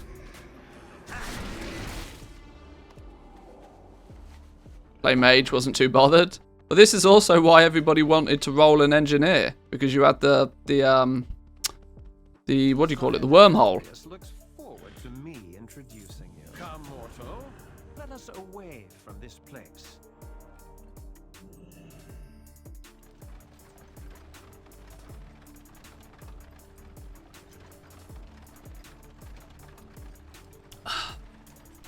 No doubt. Or to not play and drop. Well, yeah. The other option is to not play it and go play Final Fantasy. Yeah, true. Remain united behind the master. Revendreth remains resolute.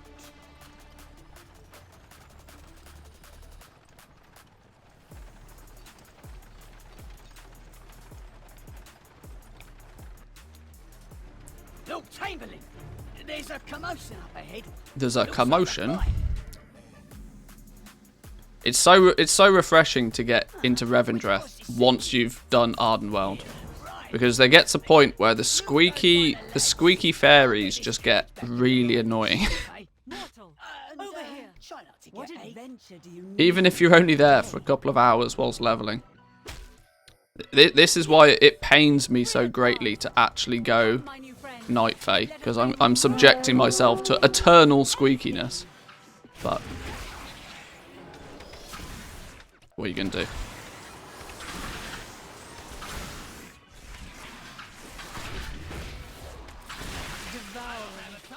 They are chewing at the foundation of our realm. I have never seen so many.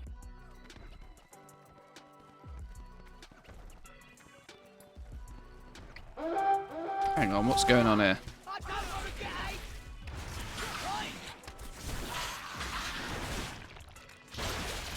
Hang on, why is Streamlabs chatting? Where's Sir Coffeebot gone? Oh, goddamn. I need to completely get rid of everything Streamlabs related. Sir Coffeebot is still being run by Streamlabs, and it's terrible. I don't know quite why it's taken me 9 months to realise, but Streamlabs is horrendously bad. Outrageously bad.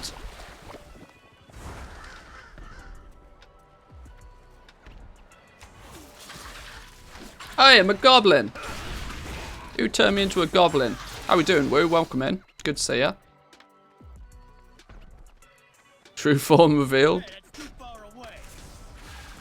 Exposed.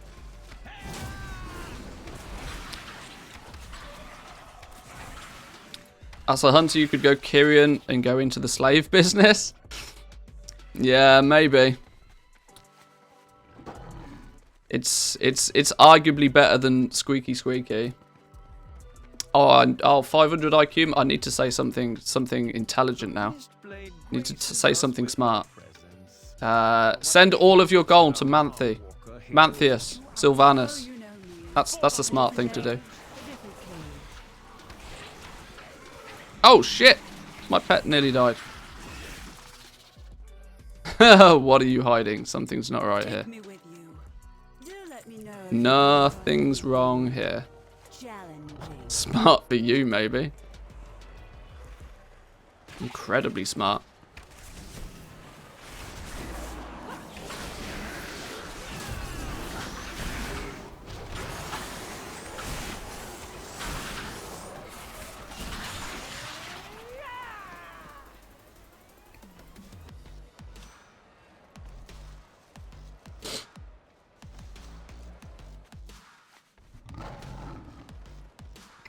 Let's just focus on the quests real quick. Let's get the questing done first, and then we can gather some stuff.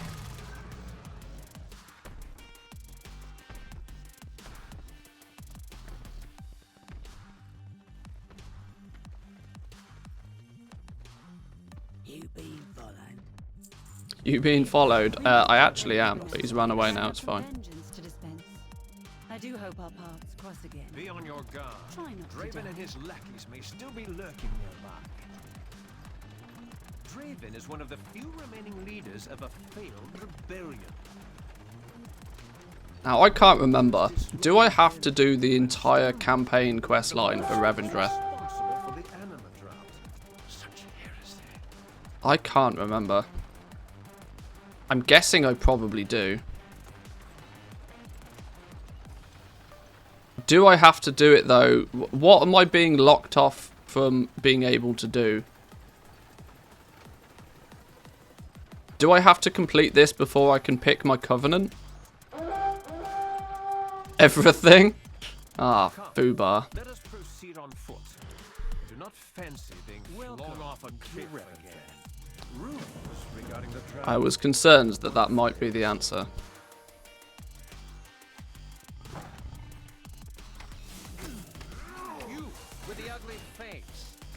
You with the ugly face.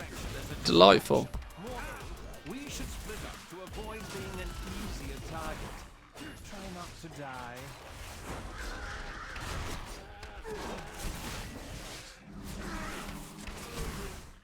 Not all, but 3 or 4 chapters. Okay. I seem to remember there being some restriction on the fact that you have to basically do everything.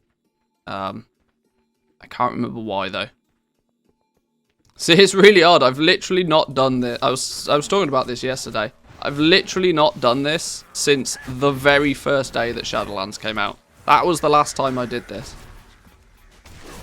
Because every other character that I've leveled has pretty much gone solely through Threads of Fate. Even though Threads of Fate is technically not the quickest way to level, it's actually quicker to just do this and just zerg it in one sitting. But if you've got any rested experience at all, it becomes a massive advantage to just do Threads of Fate. And that's only being increased come 9.1.5. Because the fill the bar quests are going to fill quicker, meaning that you'll actually complete most of Threads of Fate when leveling. Oh dear, I forgot to keep my pet alive. Oops. Plus you'll get experience by doing your daily Torghast run, which will we'll have to see just how potent that is for leveling. I have a sneaky suspicion though that Torghast leveling is going to be a real big thing. Now you may only be able to do it a Torghast run once a day, but if you can bash out a Torghast run once a day, if it takes you like 15 minutes to do, yet it gives you an entire level, for example, it will be in line with, you know, like how, if you guys remember towards the end of Legion, you just basically could spend 15 minutes doing an assault on a single character, and it would give you an entire level. Just keep rested experience and only do Torghast. Yeah, this is the thing. This is how it feels. I have a sneaky suspicion that that might become the leveling meta. Especially if you want to level up multiple characters, just do your daily Torghast. It'll be similar to that of doing assaults back in Legion, where you'll get a level for every Torghast run you do. Not only that, it'll be worthwhile because then when you ding level 60, you'll have a bunch of Soul Ash ready on those characters to get your first legendary. It'll just all fit quite nicely. $1 million. Oh, $1 million. Thank you, thank you. Testing bits overlay. It pops up. I've not done any fancy camera overlays for bits, but I probably might do at some point. Yes, you can turn me into a beautiful flower instead. I have reached Darkhaven, Zygor. Don't be silly now. What's follow Lord Chamberlain as he walks. Oh, it's this pissing quest. That means he's stuck back here somewhere. Yeah, you've got to stay with him, or he just does this. I forgot.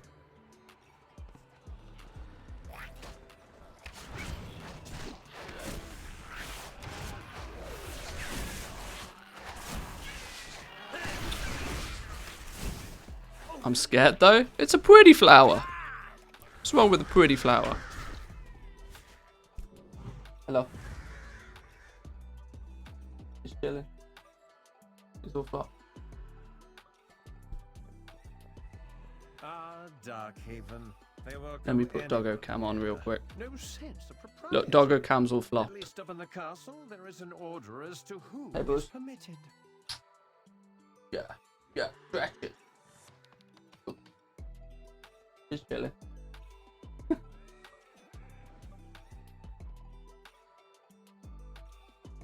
do you pull a leg for? You can do some dog yoga. Yes, dog yogas. Downward facing dog. What's up? Oh, you came to see the dog, not me. Beautiful. Love that.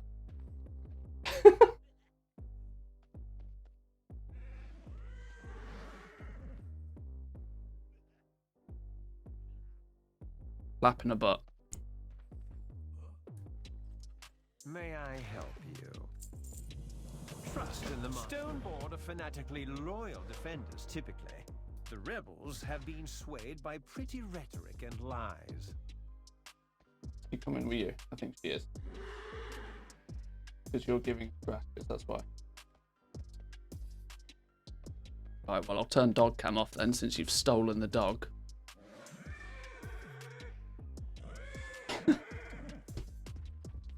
Collect anima cage. Grab this. No, take her with you. She's actually getting quite hot in it. While server's going downhill, there's literally 1,200 heavy callous hide on the auction house. There's yeah. Well, you got to remember that tomorrow is reset day for the EU, so there's a good chance that people have bought a bunch of it for restocking for tomorrow. Because as much as it's not quite as crazy profitable as it once was, Wednesday is still the day to make gold in the EU. Still the day for sure.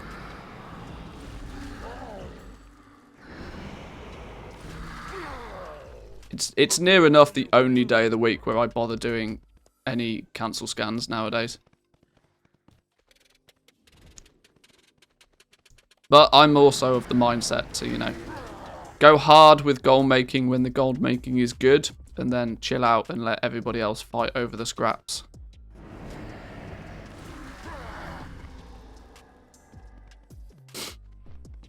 But yeah, materials are doing some wacky things.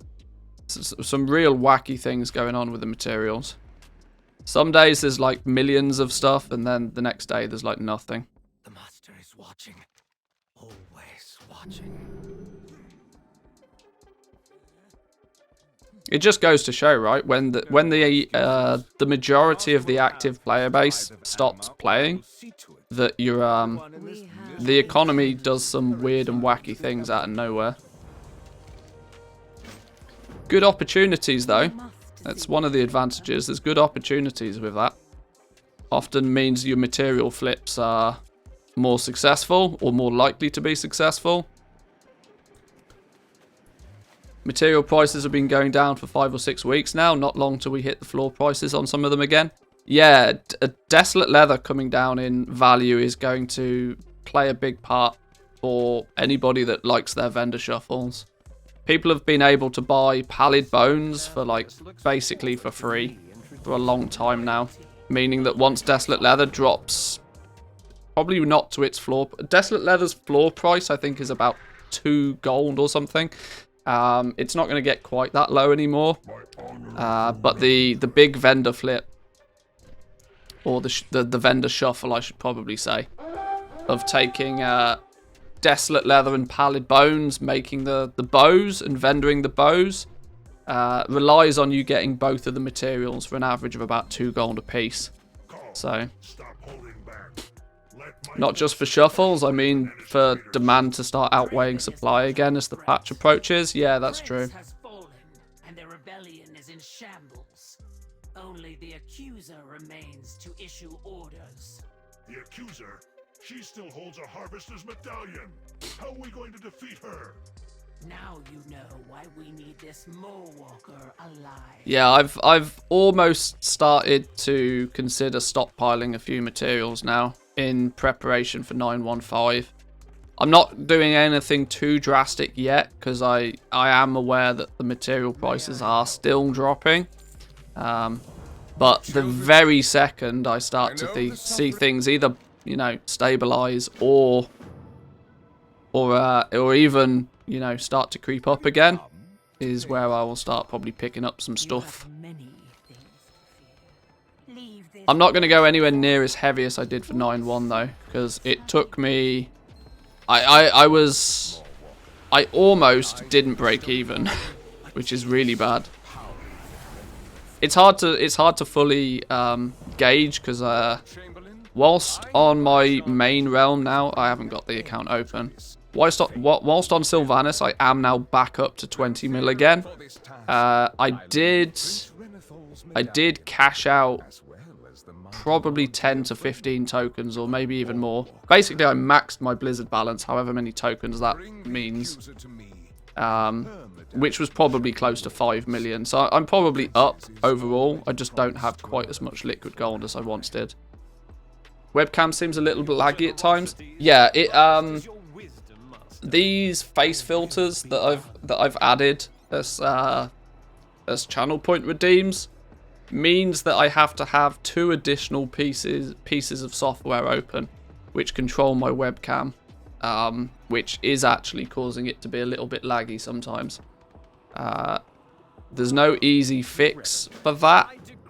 If it continues to be a thing, I might just have to rethink these face filters things.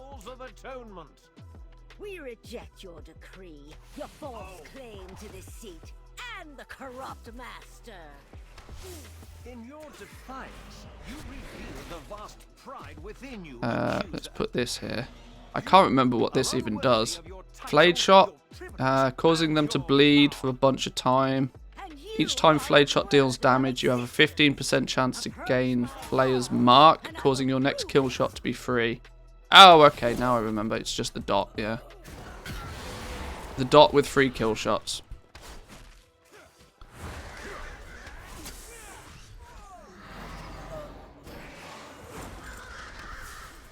It doesn't reset like Crow's does, though.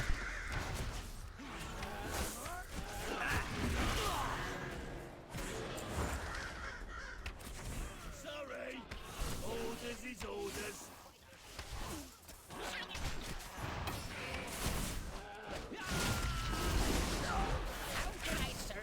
Whoa, what took so much of my health out of nowhere? The souls have been hollowed by arrogance.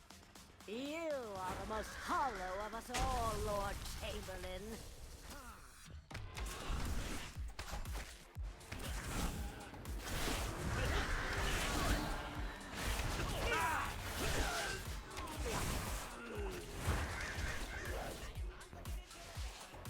What's going on here? Why can't I attack those dudes? Oh, because they're behind me. Haha. Oops. That would be why. Seal the hole. No one in or out. I think we're going to hit 60 way before we finish the campaign. Although the Revendreth campaign quests are actually really quite short. It very much feels like to me when the storyline was being made, either they ran out of time, which wouldn't surprise me, or they cut a bunch of stuff out for Revendreth, because the storyline in Revendreth is like literally half as long as it is for some of the other zones.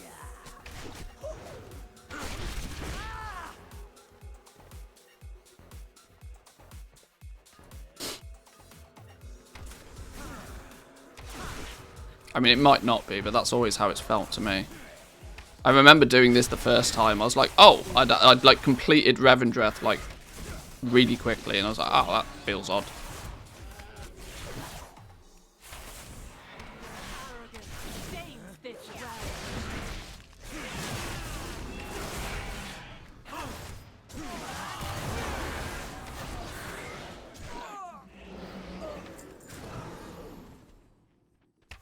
I need to be careful I don't die here. Why is Gruffborn not doing his tanking? Stupid goat.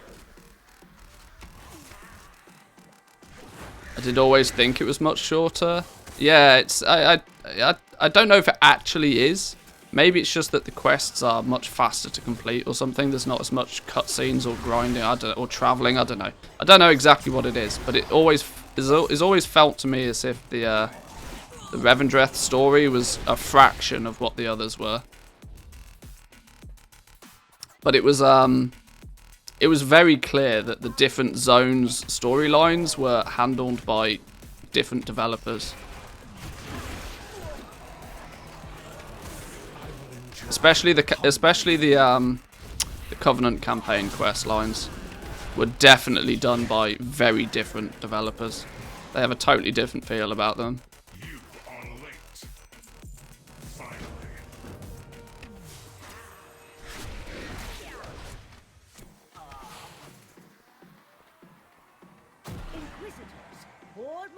Stone and fly to safety among our people. I will deal with these intruders personally. So this is Denathrius's unwitting pawn? Your ignorance is not innocence. I'm surprised just how reasonable my latency is, though. Like, 130 MS is more than reasonable. Oh, hey, achievements, woo! Considering I'm connecting over to the NA. Probably not good enough for, you know, competitive PvP, but for everything else, like, no problems whatsoever.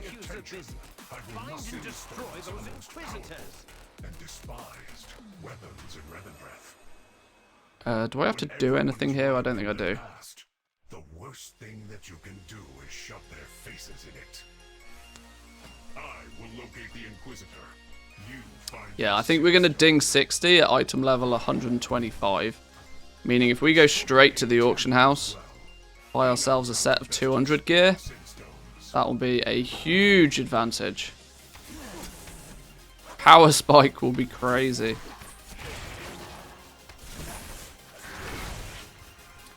Arguably a waste of money, but considering we're probably going to have to spend a bunch of time doing things like the Covenant campaign, if we can just zerg through it so much faster, it'll be worthwhile, I think.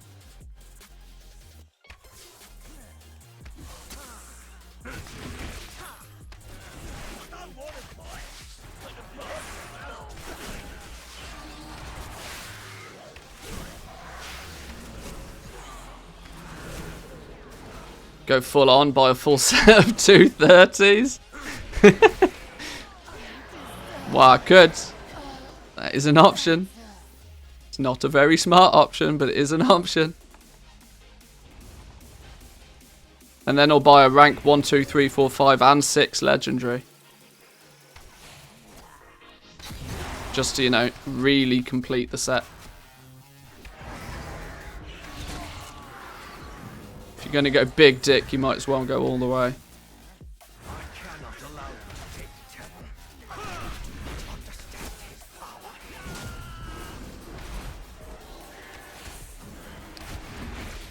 Stimulate the economy a bit. Just massage it. Get it ready for its inevitable beating. Yeah, maybe. Let the goblins know we're coming. I surrender. Temple, you must obey the Mallwalker now, but heed my warning, Mallwalker. I don't know what we're doing here. Demetrius has lied to you. Let's get this over with, Master. I will never be forgotten.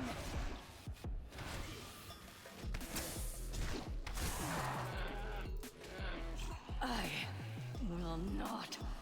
We are waiting.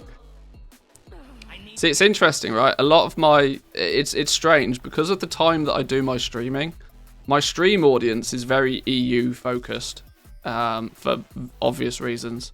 But my my YouTube audience is very heavily NA. That's not to say people who, you know, in the EU don't watch my YouTube channel, but the percentage is ridiculous. Like, so ridiculously swayed.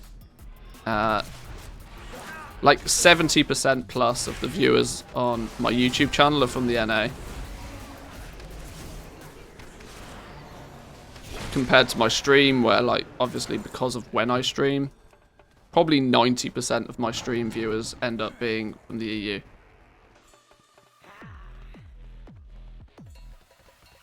What are we doing? Where are we going? We're going over here and not dying. Okay, I've pulled quite more than I think I should have there. Oh, this is not going to end very well, is it? Oh dear. Okay, let's peace out of that one. Let's try that again. Overpulled there a touch. Whoa, whoa, whoa, whoa, whoa. Revive pet, don't mount up.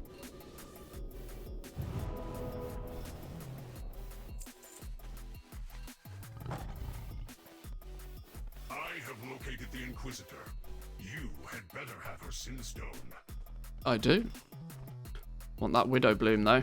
That's money in the bank, that is. Farmed it so it's free.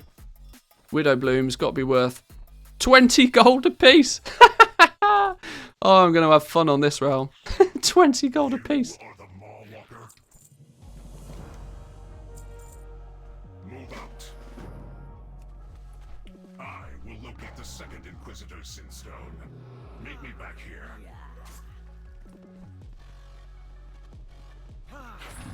This is one of the largest realms in the EU. Why the hell is Widow Bloom 20 gold apiece still? Farmers not doing their thing. I've done it again, haven't I? I've way overpulled. No, we're fine. Gruffhorn's got this. He will survive. He has the power. Yes, good goat. Good goat. You dare accuse me? I have overcome every sin of that stone. Double dots. 3 kill shots. All the kill shots. Yo, Venthir Hunter's not bad actually, you know. It's not happening, but it's not bad. Accuser. How long do you think until my underlings eliminate your second Inquisitor? I have located the next Sinstone. Have you dealt with Inquisitor Stelka? No, Gruffhorn, stop dying. Stupid goat. I mean, really. Sure. I should probably give him a chance to heal, though, to be fair, but... There we go. Pop a men pet after combat. Try and remember. Ooh! Upgrade.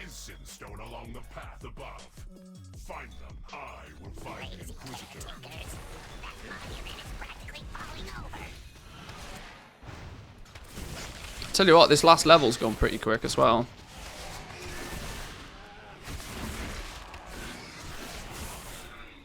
Not record pace by any means, but not bad at all. What? What's going on here?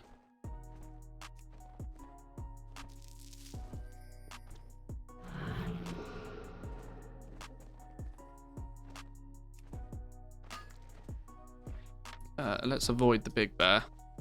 Rather not start pulling elites unless I have to. The accuser.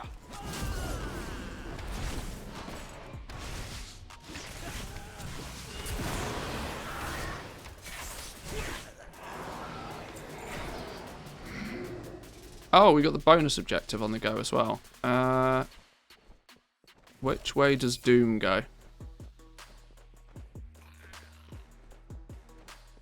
Go that way.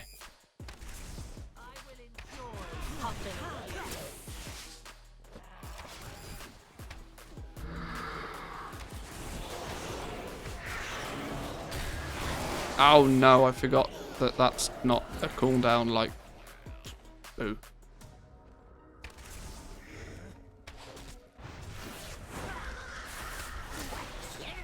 Oh, more Widow Bloom. At 20 gold apiece, yes please. 4 of it. 100 gold right there. That's good maths, me.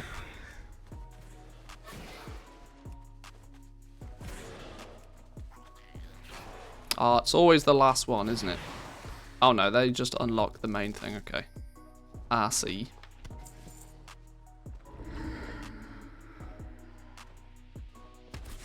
I'm working over here. Oh shit. How do I do this without pulling Doom? Oh, it's over. It's over. Right. Oh, and my pet's dead. Oh, beautiful. Beautiful. That calls for a feigned death. Oops. Oops. Let's try that again. Right, we'll let you go past. We'll let you go past first.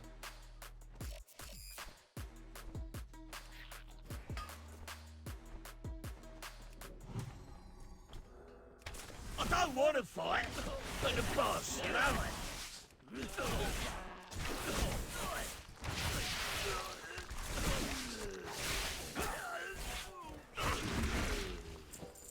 Let's grab you. Grab you. We might as well kill everything if we're working on bonus objectives.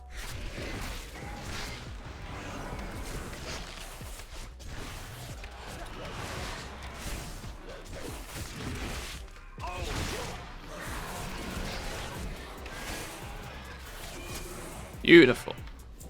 Oh, it's this thing, isn't it? I remember now.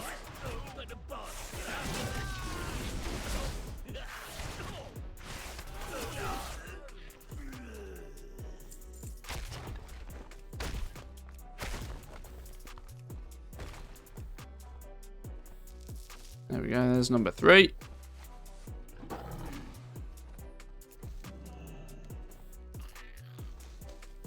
%, to completing this. That's going to give me 18,000 experience.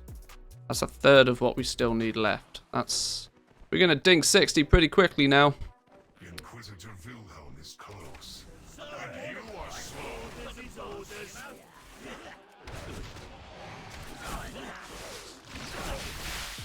It's been a long time coming getting to 60. Oh, my pet's dead again. Gruffhorn dies way too quickly right now. He needs to sort his life out.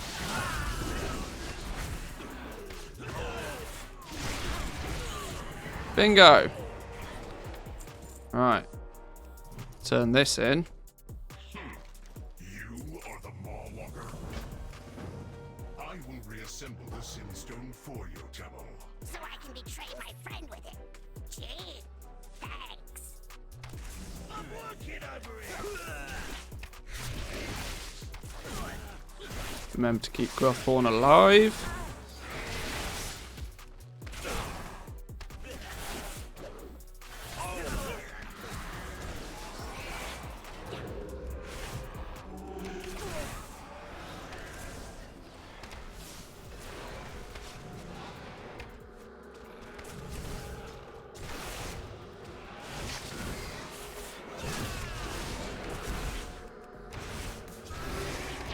Bingo.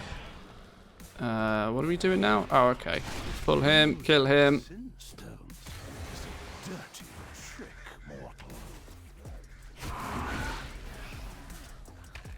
Whoa, don't disengage off the platform. Holy smoke. Heed the accuser. The wards protecting your sinstone have crumbled, accuser. Echelon, retrieve it for me immediately. I've had some pretty tragic mistakes with my disengage. You are late. Out of my way. What do you mean? Inventory full? Oh, no. Haha. Well, I'm not getting rid of that. That one grey is worth 14 gold. Give me a grey that's not worth 1 million gold, please. You are the Marwalking god. With pleasure. Yeah, sure, equip. Why are all these greys worth so much? Where's all the cheap shit? That's actually a herb.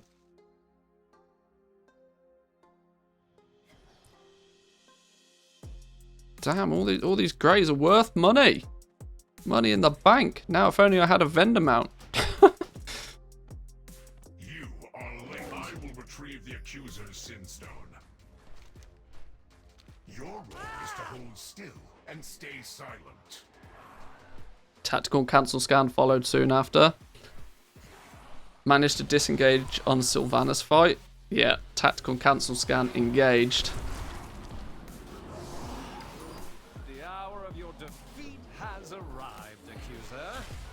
My underlings have delivered your sinstone right into my hands.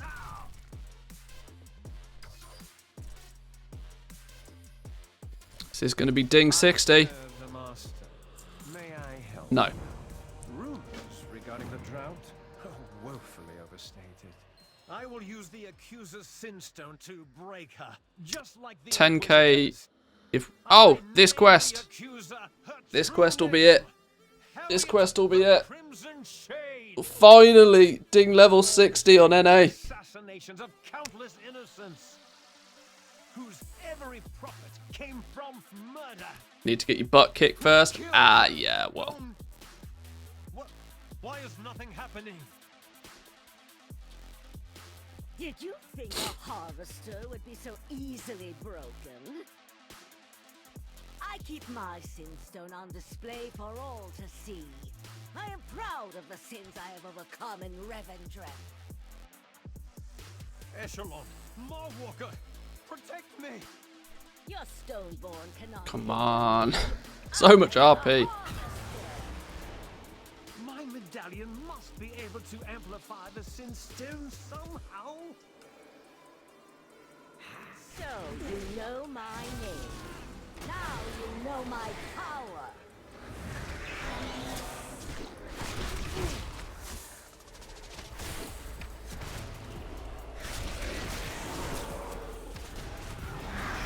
I can't attack that. There we go. I am triumphant. My medallion has made manifest your own accuser. Do you recognize her? Camille, the daughter you murdered in the... Oh, I mean, the being this close to dinging 60. I mean, we get caught in a goddamn RP chain. Come on, game. We waited so long. Oh, my dearest Camille. I did not know it was you. They lied to me. A little over an hour for this level, which I don't think is too bad. No heirlooms, doing storyline. I think about an hour a level is not outrageous. For the very first character. Dare manifest my own daughter to torment me? I have paid for that sin 100 times over. I have broken through the accuser's defenses. Crush her while she is weak. I'm crushing. I am actually crushing. Holy shit. Do you see my DPS then? And even that I will take from you, traitor.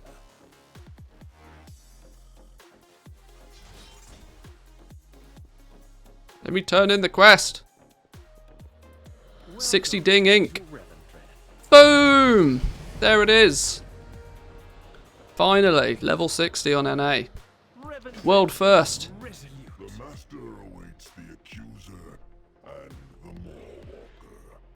Now, Must want me to stay. now we need to go buy that set of level 200 gear. Because item level 226, it's not good for anybody. Not good for anybody. Let's get to a convenient spot, though.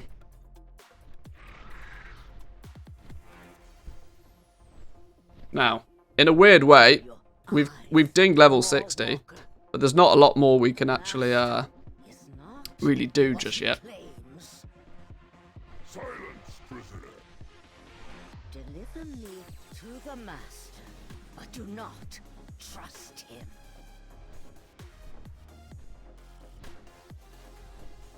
Well done, Mawwalker. What I really need is a vendor. I would really like a vendor about now. Because me bags are a little bit full. Instead, you chose rebellion. I equally could do with getting somewhere near a innkeeper. That define who we are. I will not do that, even for you. A poor decision.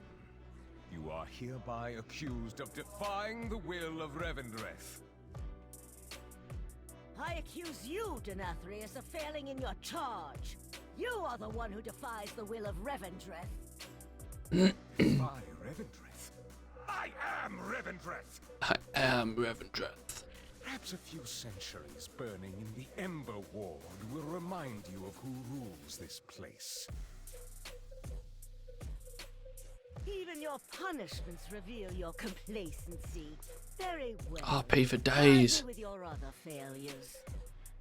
You were once the Lord of Dread. Now your teeth have lost their terror. Have they now? We shall see. Fearstalker, prepare your hunters. Meet at the Grove of Treasure. Does this mean we're going to go somewhere near an innkeeper? We are, yes. Wonderful. Fearstalker. Right, this should be, hopefully now. Take part in the penitent hunt. It's just talking, not RP. Well, you know what I mean.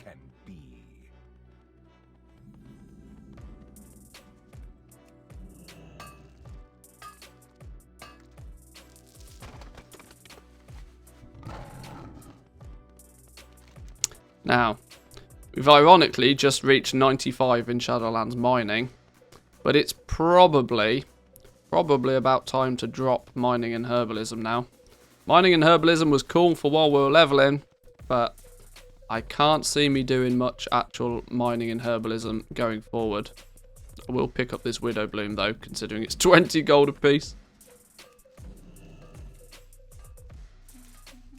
There's 100 gold in the bag. Oh, and a flight point actually. Convenient. Very convenient. Let's there is an innkeeper.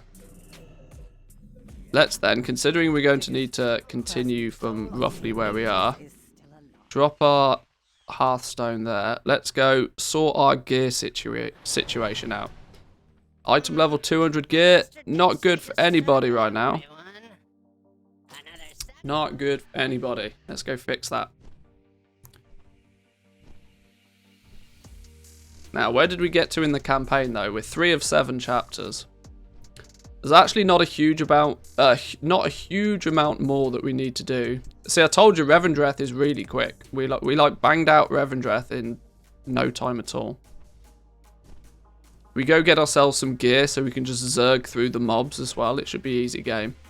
Hopefully we can get up and running in Korthia before too long. Ah, it's all fitting into place nicely. It's all fitting into place nicely. So this dude is flying to Oribos right now. Let's get this fella finishing off that Phaedra ore prospecting.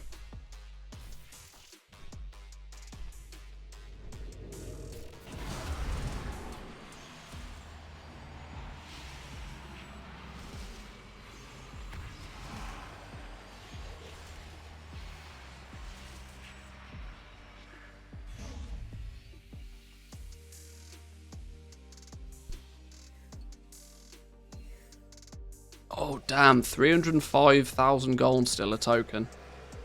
203,000 in the US token price. Holy smoke. I can't... the problem is I can't see it getting any better anytime soon.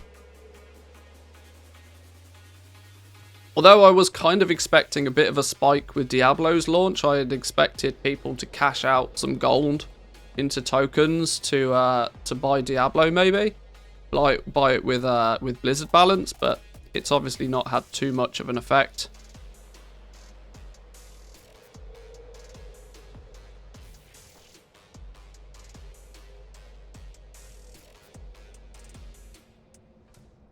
Oh, I was about to use that long boy for his vendor, and then he ran off. Use this vendor instead then. This still makes me giggle. 5 Corthite crystals. Oh dear. That's just funny. Alright, well. 25,000 anima for 5 Corthite crystals. Yeah, I'd like to exchange 25,000 anima for 500 gold, please. Right. Boom! 1,600 Essence of Rebirth. That's a good position to be in. Now we just need some cheap Sinvir ore to back it up with.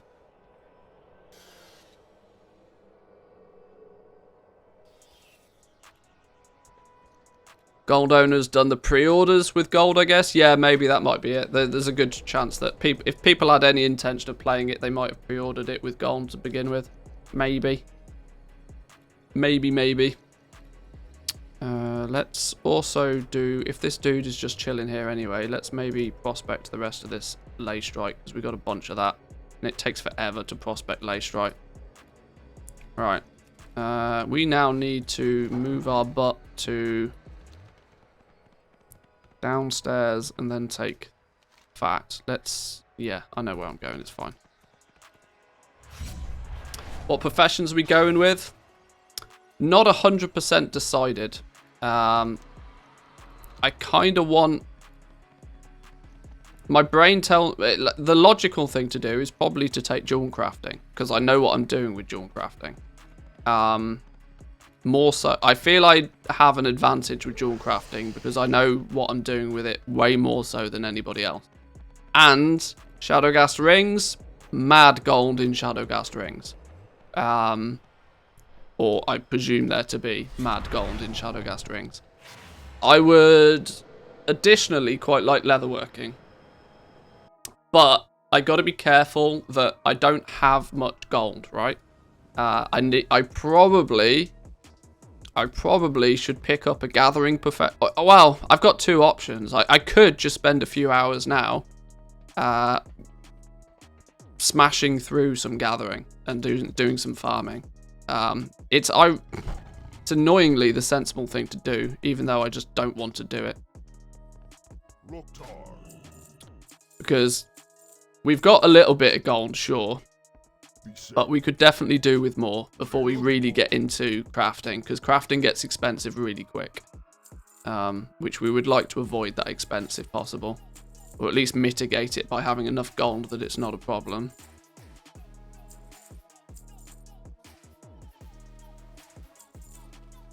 Quick lay strike band at item level 100. Oh yeah, of course.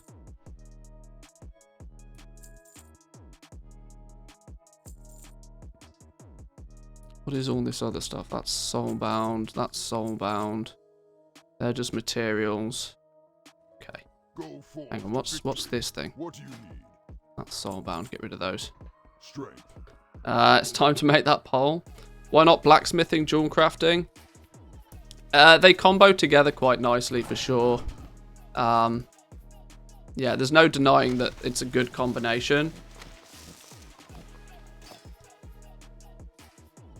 But I just know that it's so easy to make gold with jewel crafting. It's borderline offensive. This is where I don't know if I should just, you know, I can't play it dumb. I can't, you know, I can't fake not knowing what I already know. which means that I really, really, really want to go jewel crafting, just because I know I can make stinky amounts of gold with jewel crafting. Yeah. But at the same time, the entire purpose of this was really to, you know, level up slowly and do it, you know, in normal fashion. But we'll see. First, need to get all my items relisted. We're going to churn through a lot of this gold by buying a set of 200 gear, I'd imagine.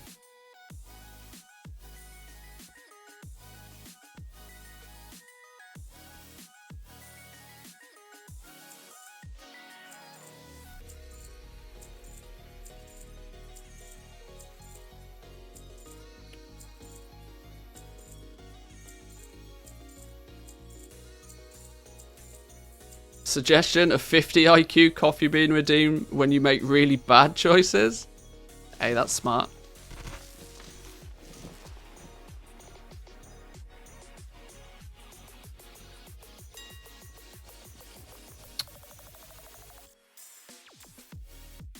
See, Frostweave cloth is such a bait because it's got such a high, ridiculously high, what did I buy this exotic leather at? Oh, I bought it at 1 gold a piece. Okay, that makes sense. Fine. On you go.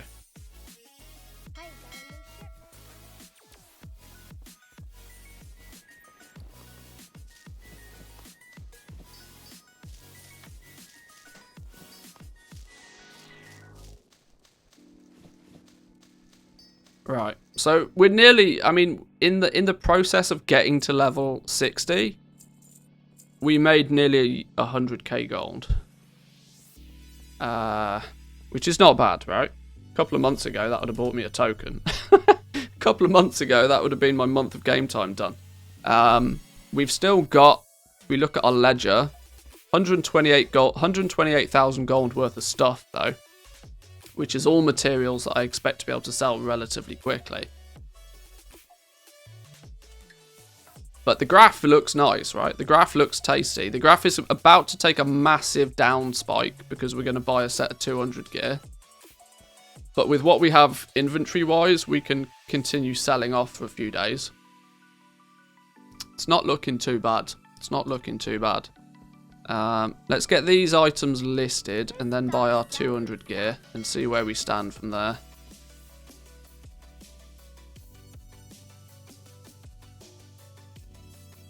Now, in theory, if I really wanted to save money, I just wouldn't buy this set of 200 gear.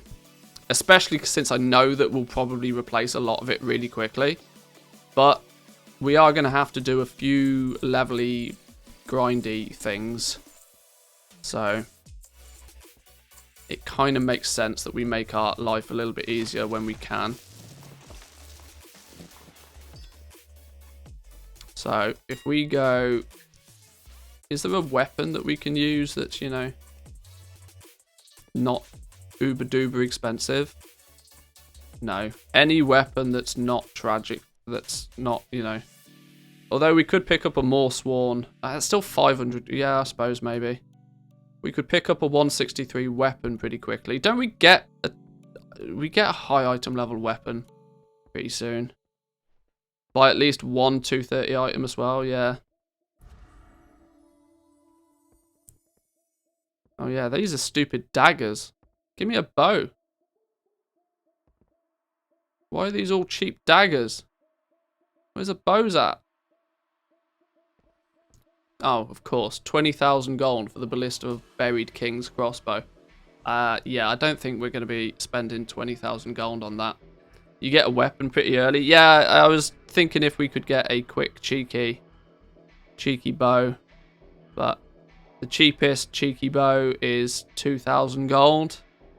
I don't think it, and it's only item level 163. So we'll worry about the weapon at another date. But gear, what? Oh, of course. Now we've got to filter through all this trash. Hang on. I should just go mail. Right, item level 200 stuff. So, So, we need to buy a set of Shadow Scale. Oh, this is good, actually. This is not too expensive at all. We can live with this. This is not too expensive at all. Where do we want to put our 230? I don't know. I don't really need to think about it too much. Whichever's the most expensive here. What's the cheapest 230? That's probably a sensible way to do it. Pick up whatever's the cheapest 230. So, waist guard. 230 waist. Neck or ring for 230? I was just thinking the exact same, actually, yeah. I was just thinking the exact same. That it's probably better to get a jewellery piece as the 230 one. Probably a ring, because we've then got the least likeliness of changing that. And they're probably cheap. Oh, cheap-ish. They're a lot more expensive. But Deadly Sinvir ring at 230. We'll have one of those then. We'll have one of those, yoink. That's the least likely thing we're going to replace. Let's also then take a 200 item level neck.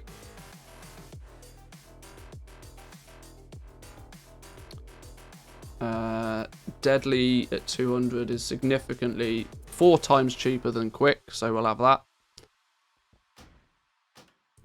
Now we need to get the rest of the 200 set. Search.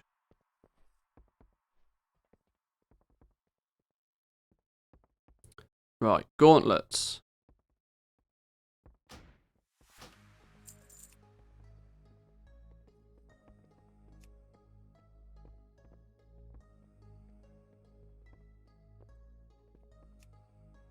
Hey? Oh, that's level range, not item level. Okay, whatever. Right, gauntlets. That's 230. Gauntlets, helm.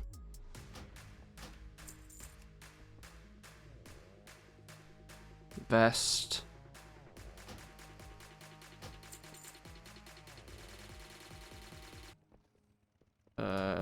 Legs.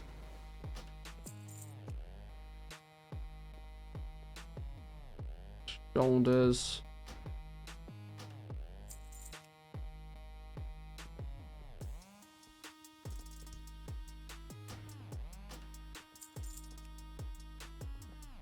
Make sure I don't buy any duplicates.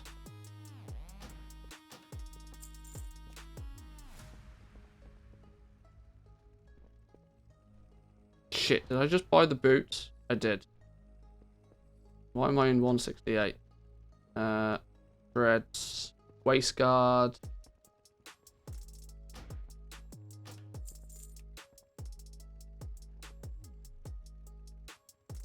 That's it, right? 1, 2, 3, 4, 5, 6, 7, 8. Yeah. Head, shoulders, knees, or toes. Fresh 60. You don't look at stats. Not looking at which stats you buy. No, I couldn't care less about stats at this point.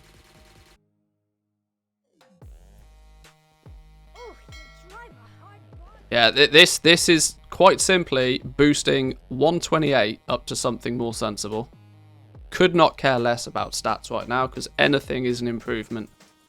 And we don't. We're gonna replace this remarkably quickly with Courtier gear anyway, so it doesn't matter. Right, let's see what we're missing after we've equipped all of this. We went from 128 to, let's see where we get to. Trinket, actually, we didn't buy a trinket.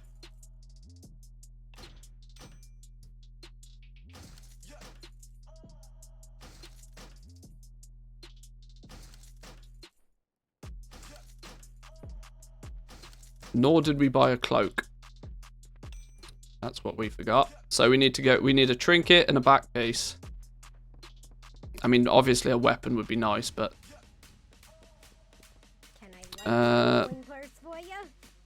what did I say we needed? We needed a trinket. So miscellaneous trinket.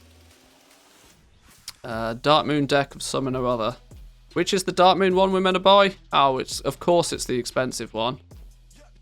Of course it's the expensive one.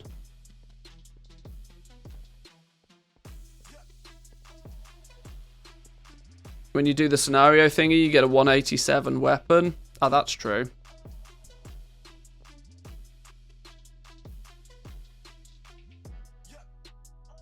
Of course, it's a. Do I want to bother spending 11,000 gold on a trinket? The annoying thing is it'll probably be a while before I'll replace this anyway. But do I care that much to spend 11,000 gold on a trinket right now? That's as much as almost all of the rest of this gear combined. I don't think I do. I think I'll just live with dog shit trinkets. I'll just live with dog. I'm not spending 11k on a trinket. That's bonkers. Actually bonkers. Let's what was it we needed? We needed a back piece, right? Is that in miscellaneous or is it technically considered cloth? Head, shoulders, chest, waist, face. It's going to be miscellaneous, right? Neck, cloak. There we go. Give me a 200 shadow lace cloak. Bloods, ma gold, ma days. These are expensive. Ah, crafting is going to be easy. Making gold with crafting is going to be easy. Easy sauce. Right. That'll do us for now. I'm not pissing about with gems and enchants and stuff.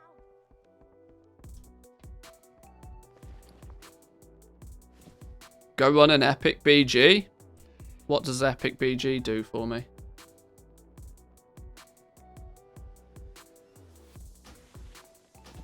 Right, well, either way, we dinged 60 at 130, and we're now 180. That's a nice 50 item level bump just by spending, I don't know, what was that, like 15k gold, something like that? Not a lot at all. Beautiful. That should mean that we can bang out the rest of the stuff super quickly. No issues whatsoever.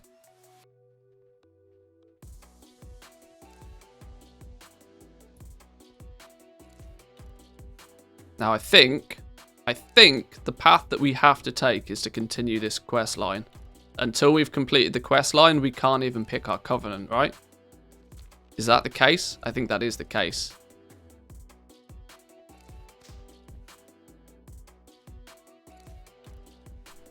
About 5k health points and you can buy some really nice trinket and level up your versatility by 40%. Oh, I see. Oh, okay. I'm with you now.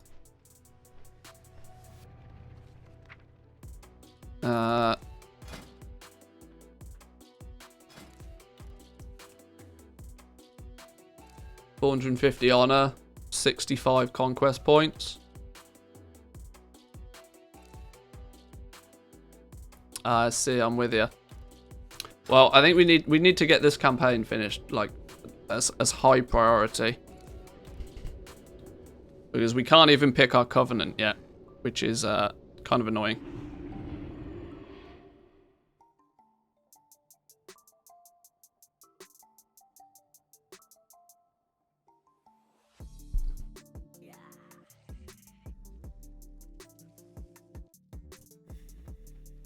Now we should be powerhouse. Let's vendor off all of this gear though. Get this out. Whoa, what's going on here? Clipping. No, I thought you were a vendor as well. Are you not a vendor as well? Give me a vendor. Where's vendors at? Stupid game.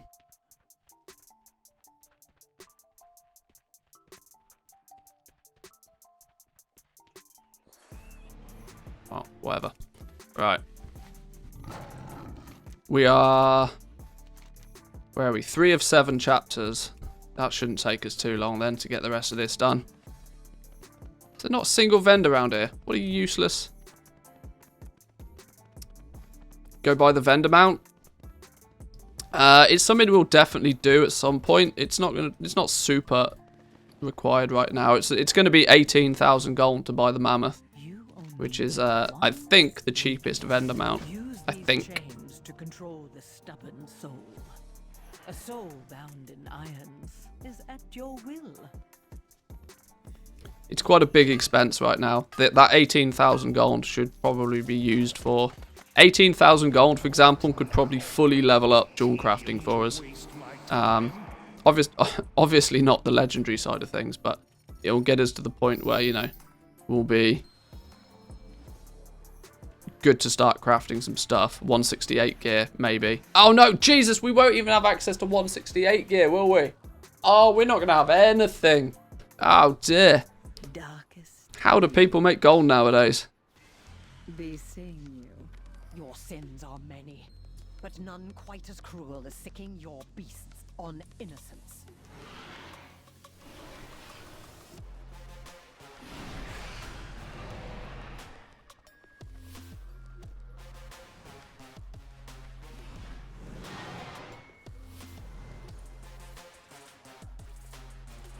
We might even have to do some real scrappy gold making to begin with then. It's alright. We'll be fine. I'd start your second character today too, even if it's just a few levels, start earning some rested. That's not a bad plan, actually.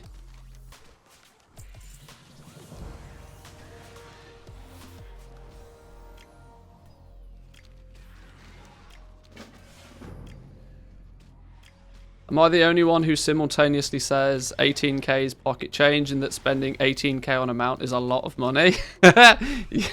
Yeah, I do the same thing, right? My perception of gold in the game changes very heavily depending on what I'm spending it on. I mean, I kind of understand that that's like by definition you know, how you value things, but it's quite funny just how incredibly different your valuation of things can be. Didn't you recommend farming to 1 million gold? Now you see, I do. And the reason I recommend farming to 1 million gold is so that when you start crafting and when you start buying and selling materials and when you start investing in things, it gives you more than enough room to make mistakes whilst learning. That's kind of the main reasoning, right? And to go heavy into crafting, even if you pick alchemy, say for example, you're often better off farming until you can at least be making like a few 100,000 gold a day off any crafting profession, which is actually you've got to have quite a lot to invest. Whilst I am going to some degree follow my own advice, I'm not going to follow it completely to the book, mainly because like I said earlier, I can't forget what I already know. I know what sells, I know how to value things. I'm less likely to make mistakes with that first chunk of gold. Obviously I don't have experience of the realm, but I have many years of experience with gold making in the first place. But one thing I know for a fact that will happen, which is why I'm probably going... I really want to take jewel crafting, but at the same time I also really want to take leatherworking and skinning. I want to take leatherworking and skinning because it will give me the ability to level up slowly. We'll level... and one thing I'm thinking of doing is an expansion at a time with leatherworking. So we'll level up vanilla leatherworking first. We won't do it totally self-sufficiently. We won't farm everything that we need. But if there's materials that we do need to craft some low-level transmoggy stuff, we will do it, kind of thing. We'll be able to do it. And maybe once we've got leatherworking leveled up through all of the professions, then we might be able to drop skinning, take jewel crafting, and focus more so on Shadowlands stuff.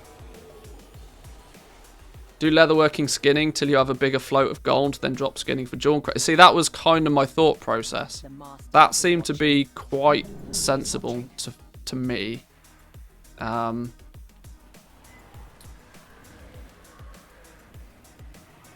That seems like the thing that would not only be sort of sensible, but also be quite good for content as well. Not gonna lie, a lot of my decisions nowadays are based on content, but sure. Still haven't bought that mount. Too expensive for me. 5 million on Bruto though, no problem whatsoever. Yeah. Spending $1 million on mats is nothing. But when you buy that 120k transmog mount, it broke my heart. Yeah, exactly. Yeah, if you look at my accounting data for how much gold I've spent on things like Korthite crystals, yeah, then I'm like, oh, 18k for a vendor mount, bit pricey. Yeah, I get it's a weird one.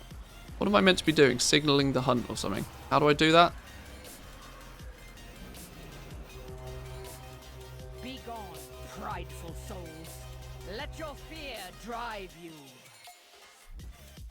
Yes, we're finally level 60, which means we can start sort of chipping away. What I do need to do is, unfortunately, downside of being the very first character is that we have to do everything once. So this character's got a lot of work to do. But what we can do is, in between some of the time-gated stuff, be chipping away at some actual goal making now.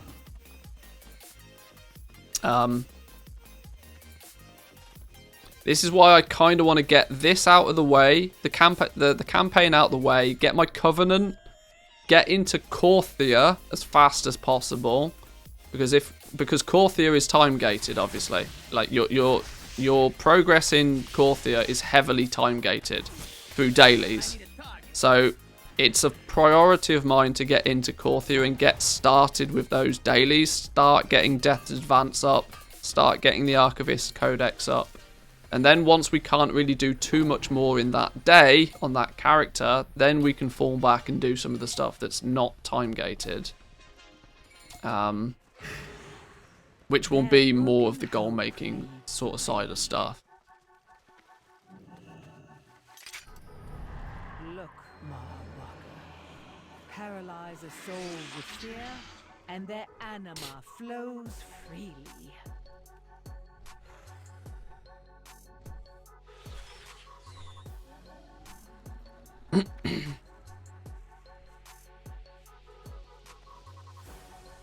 Hunt some other dude, alright, sure.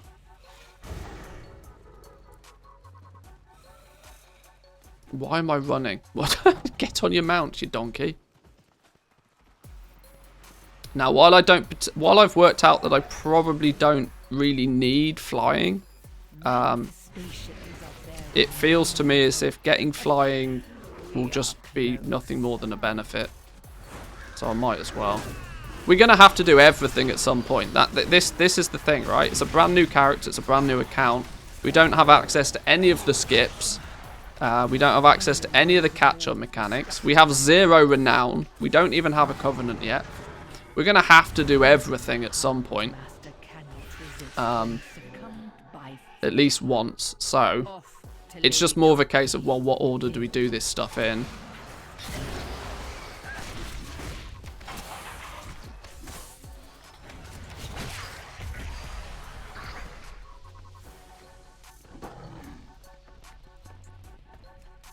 You drop jewel crafting in Shadowlands and now take it back. Isn't there something in Dalaran that lets you learn all the old recipes you used to have? Or am I imagining things?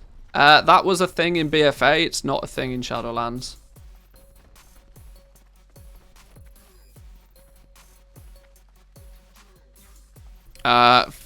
You'll learn. I don't know how it works with Shadowlands stuff. Yeah, I don't know exactly how it works. In essence, though, the way that it used to work was that, yes, you could... Anything that you'd learned from a trainer, you would learn again. But what I don't think it did was reteach you, you know, recipes that you have to, like, buy or acquire. I don't think it was really that good. I never recommended people do it anyway. Because dropping professions is usually a bad idea. It's often much easier and far more sensible to just level another character if you need another profession. But you know, people will still do it.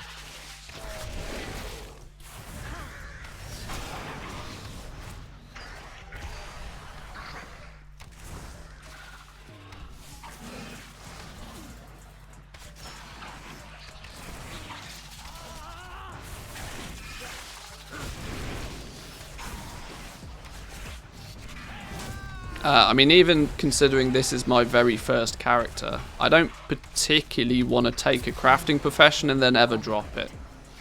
So I kind of think, I'm thinking a little bit long term, because whilst for as long as Shadowlands is a thing, what I'll ultimately want, the ultimate setup for me, is jewel crafting and blacksmithing on the same character.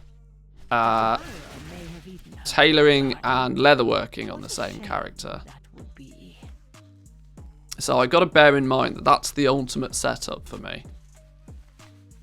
So if I want to achieve that before too long, if I take leatherworking and skinning, what I'll probably end up is with leatherworking and jewel crafting on one character, which is not the end of the world. But it just makes more sense for jewel crafting to be on the same character as blacksmithing. Just out of convenience more than anything else. Mainly because of Shadowghast ingots. But this is all thinking way ahead for the purpose of legendaries.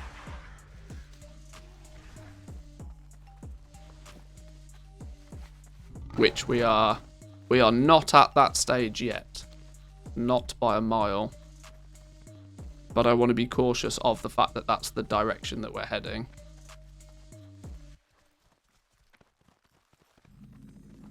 Pathetic traitor. You picked a dead end to hide in. Marwalker, Denathrius has made you his pawn. But I'm thinking that's probably what I'll do, is I'll take skinning and leatherworking. Because skinning and leatherworking can, as a combination, without question, make me a whole bunch of initial capital. Until I'm ready to start reinvesting that capital in legendaries, I need to start just churning away at it. Whilst I'm making a bit of gold with leatherworking and skinning, we can be chipping away at our reputations with Death's Advance, our Archivist Codex stuff, so that we then have the 230 gear, and the 200 and the 230 gear, which will start obviously with leatherworking. And then once we've made enough gold and are able to probably about 1 million gold, I'd say.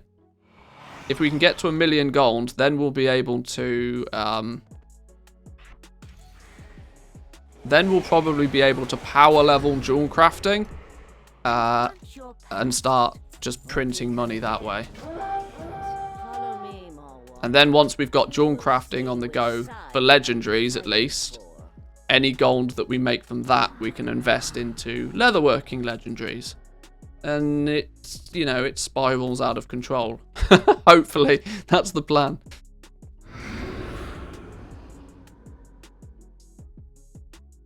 Now all of this will probably take a couple of weeks to do, but I think we've got more than a couple of weeks before 915 is going to launch, so we should have time. As I expect.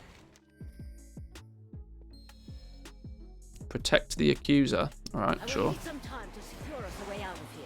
By my side.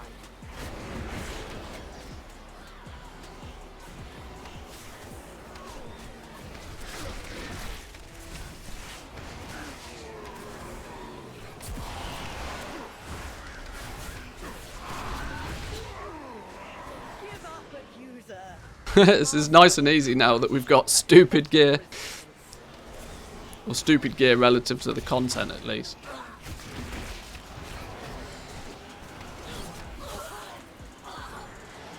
Even without a medallion, you still stand. Your anima will prove most useful to the site.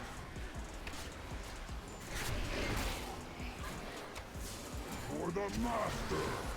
For the master.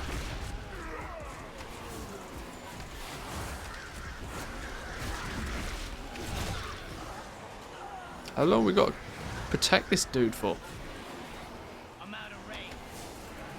I'm out of range.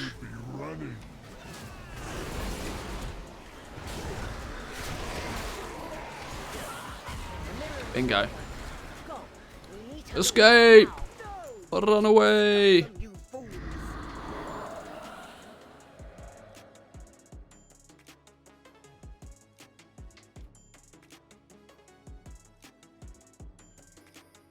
Beautiful. Forgiveness without atonement. I will meet you there, Mallwalker. I must alert our allies to prepare for what is to come. What's the shovel about? Escape shovel? Digging escape tunnel. Oh, that's clever. Not that we'd ever need it, because we have Door of Shadows. That makes no sense.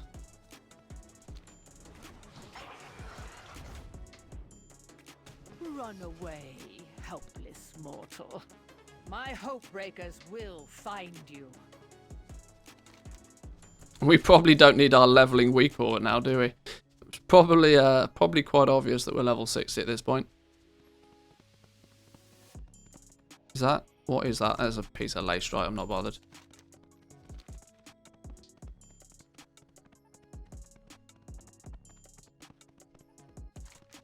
Still chapter 3 of 7.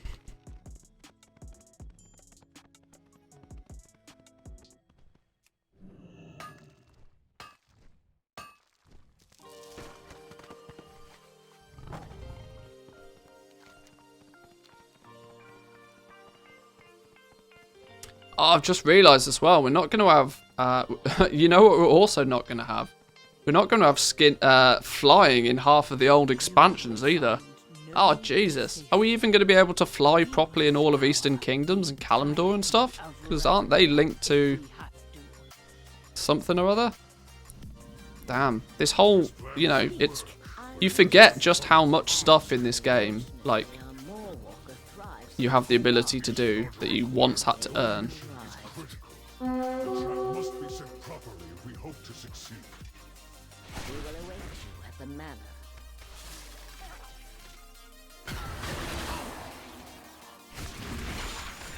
Is it only BFA that's limited? What about WOD? Pathfinder in WOD not a thing still? And in Legion and...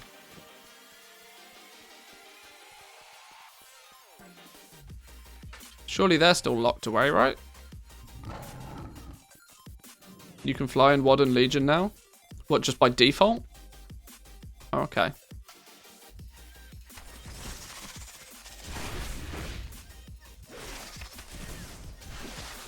Well, I suppose that's at least some little life luxury.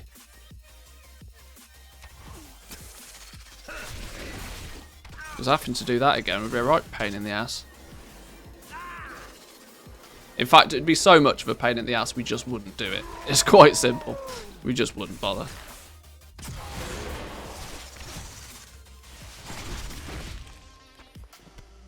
Set the rigged anima container. Is that in here? Must be. Oh, no. Where are we going now? We must be going outside then. Must be. Oh, outside. Read the goddamn guide, Mantheus. Sounds weird referring to yourself in third person. Especially when it's not actually my real name, you know.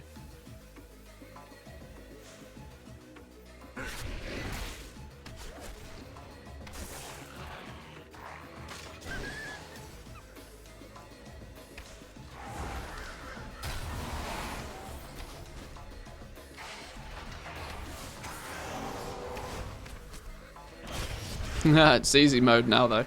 Everything just gets pew-pewed super quickly. Is this a fill the bar quest? This is a bonus objective, isn't it? Oh no, I pulled the... whatever.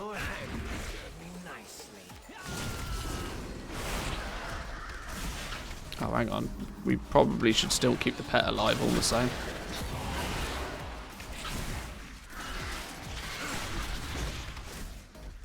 What's this about? Place a trap at your feet, lure it to do that. Ah, whatever.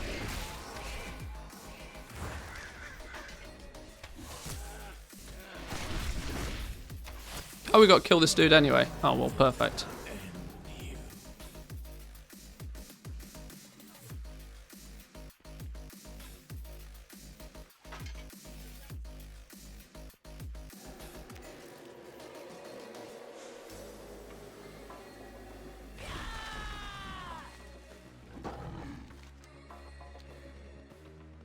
Hope Breaker Marco. Okay.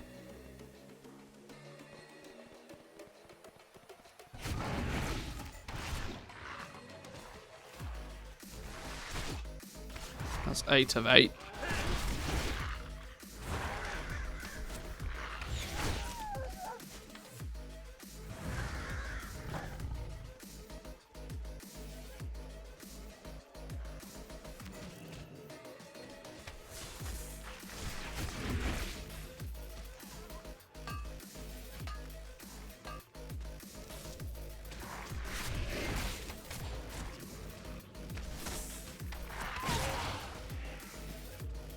Oh, this whole bonus objective does nothing more than like give me 100 anima. Yeah, alright. Let's forget that one then.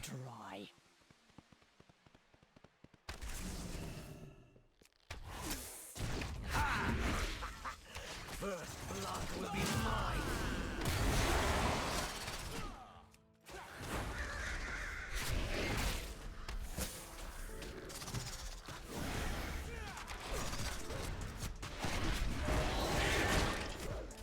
We got all this fancy gear though, but we still do DPS because our bow is just still terrible.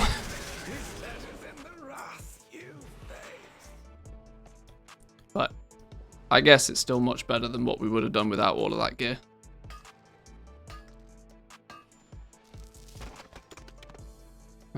Why are we still in combat? Oh, because I pew-pewed an egg, sure.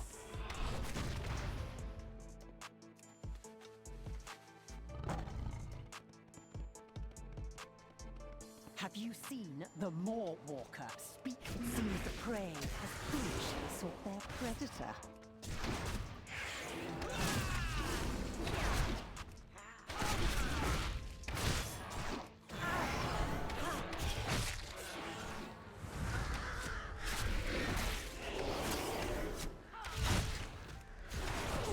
Beautiful. By slaying my hope breakers, you reveal your location to me.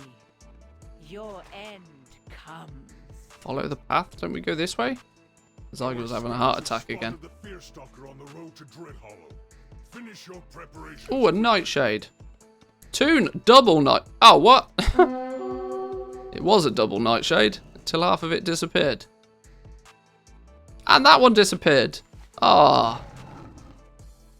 I got double yoinked. A double nightshade spawn. Wasn't able to pick up either of them. How gross is that? Welcome to the rebellion. Have you come to confess? I see. I grow tired of this farce. Show yourselves, and I will grant you the mercy. The time is upon us. Snuff out this resistance in the Master's name. He is trying to siphon the animal. Use the vial.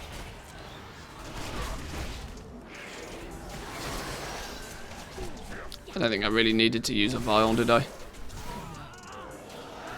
think you just got shredded. A decisive victory. We will meet you outside Dreadhollow.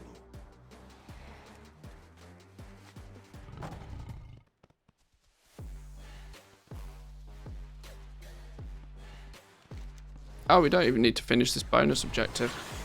Although we will pick up the Widow Bloom. Farmed it so it's free.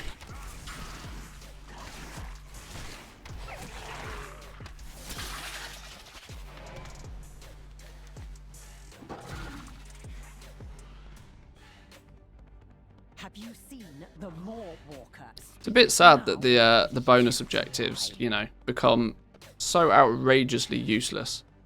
I mean, 128 gold. You get like 400 gold by doing a world quest nowadays. Like, it just feels so tragically bad. No sacrifice without From being, you know, a really good source of XP whilst leveling to actually useless within like 2 minutes. Find Duke Theotar in the Ember Ward. Only he knows the prince's fate. Are we getting there? We're on chapter 4 of 7. Not too far to go now.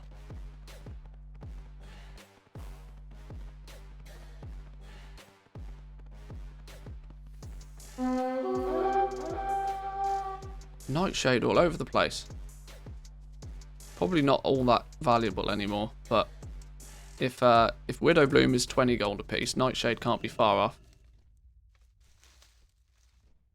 Oh, Nightshade's actually only worth 10 gold apiece on this realm. That's quite funny. Oh, you know what we should do? If we really want a cheese, we should maybe go alchemy leatherworking for a while. For item level 200 and 230 gear, alchemy is probably by far the cheapest way to make the crafter's marks. I hadn't considered that. Maybe on alt number 1 we go alchemy for a while. That is assuming we bother to do Courtier on our second cat. Oh, I don't know now. Oh, I'd forgotten about that being a thing. Because alchemy crafter's marks, based on the fact that Nightshade and Death Blossom are borderline free on many realms. Decisions.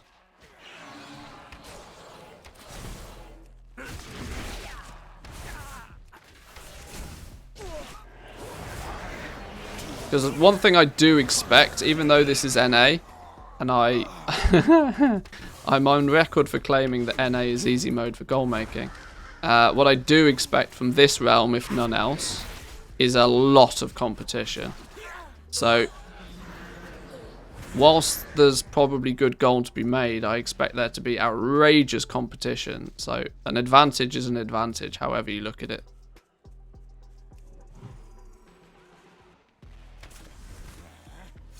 It depends just how long or how much effort we'll end up putting into 200 and 230 gear. And it's feasible to make millions from those though. Especially with everybody, I would imagine people gearing up alts. I guess there's probably a lot of gold in it. Because of Mage Tower.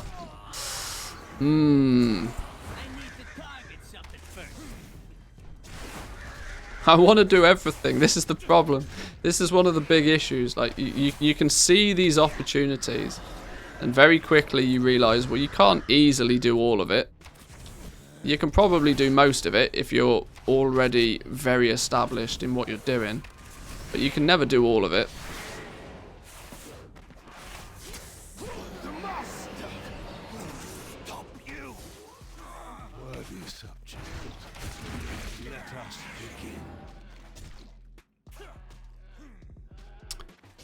What are we doing here? Choose any of the dialogue options, it doesn't matter. Sure. Just click buttons then.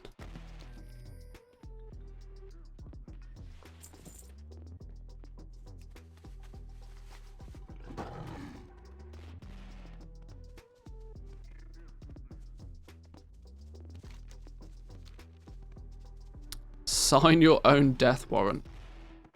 Real sinister. No pause. Paper got fancy stamp. Fancy stamp and big words. Obviously, I can read all this. Oh, obviously. It definitely says what you say it says. Okay, you're out of here, bad pod. Stonehead's got a good poker face. Oh. Fall, fall, fall, fall. Real good poker face. Lost throne. Double do. Rake awake. Hot chase. Keep pace. I would keep pace if you didn't stun me. Where you going then? Where you going? So bad. Sad, sad, sad. House of Mad. Gad, gad, gad.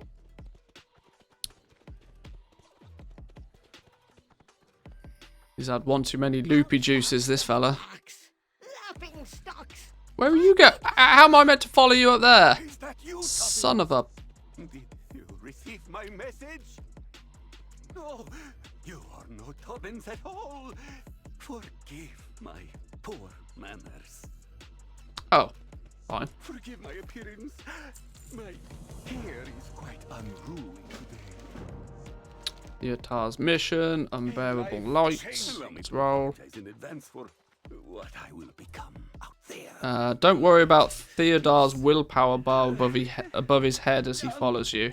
He's supposed to lose all of his willpower. It doesn't matter. Fair enough.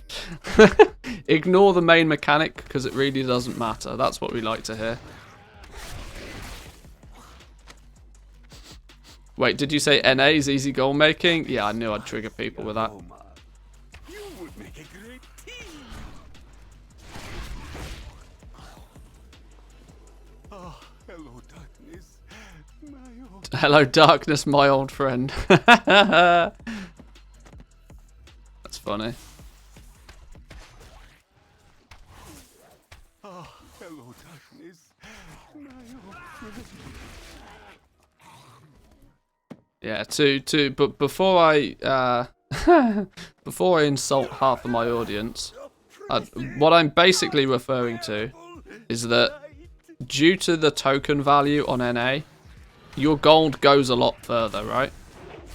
So you arguably don't actually need to make as much gold to achieve the same sort of thing. Which by default, you know, makes it easier to make gold. You can make enough gold to pay for your game time considerably in a third, 2/3 of the cost, which is a huge advantage to begin with. Not to mention the average player over on the NA there's way less goal makers in NA. Let's put it that way. So you often find that there's a lot less competition. Now most of this is hearsay until I, you know, be here and prove it, but this is kind of my thought process at least.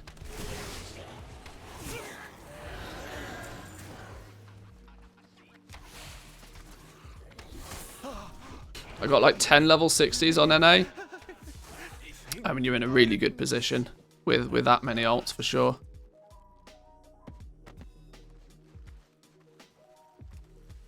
You tend to find that you have to min-max a lot more of what you're doing on EU. And then even if you choose to do that, you have a lot more competition on anything that you're trying to sell. And then on top of that, still, you need 50% more gold for every token. So not only do you need to make more gold in the EU, it's often a lot more competitive over here. So it's not any I'd probably define it wrong, right? It's not that NA gold making is easier. It's more that, you know, EU gold making is more difficult. I guess is probably I know those technically mean the same thing, but I hope it sort of explains a little bit more. 2 druids, 2 priests, 2 hunters, a lock mage, a warrior, and a rogue. It is a pleasure. I mean, there's literally a million things you could be doing with that many characters. You're going to be surprised with the amount of competition. I mean, I have chosen the biggest, most competitive realm in the EU, so I'm aware that there certainly will be competition. And crazy things will happen. That's why I chose Area 52, because it's renowned for just ridiculousness. Meant to be just like literally bonkers crazy.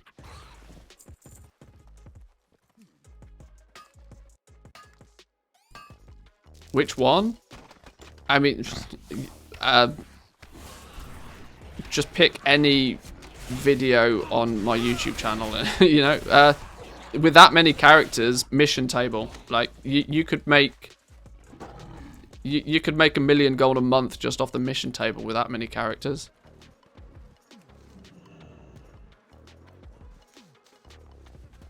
Oh, which realm? Well, this is Area 52, so an actually bonkers realm.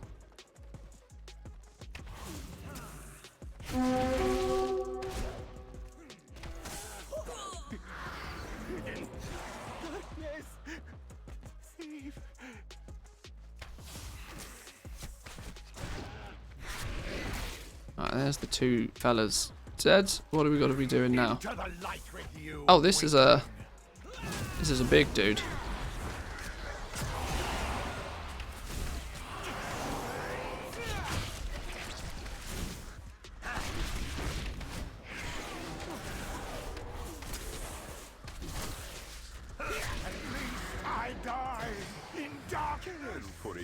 Oh, I need one scrap more. Is that this thing? These? Oh, there we go. Bonus. I warn you, I tolerate no bamboo. A million with 10 characters? Doubt it. You can make upwards of 50,000-60,000 gold per character per week. Pretty easily off the mission table. Now, obviously, a lot of that is dependent on the value of the materials on your realm, but just raw gold, reputation, resulting in eventual Paragon boxes.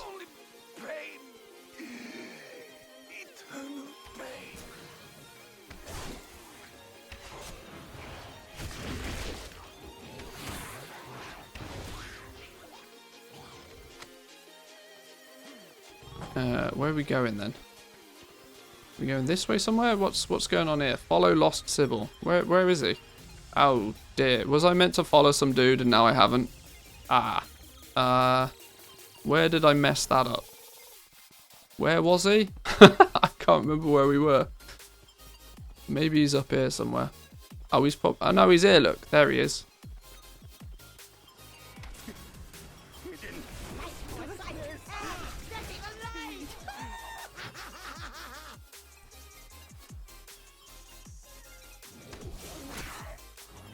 You're talking about the Shadowlands mission table? Yeah, of course, yeah. Shadowlands mission table is an absolute gold mine.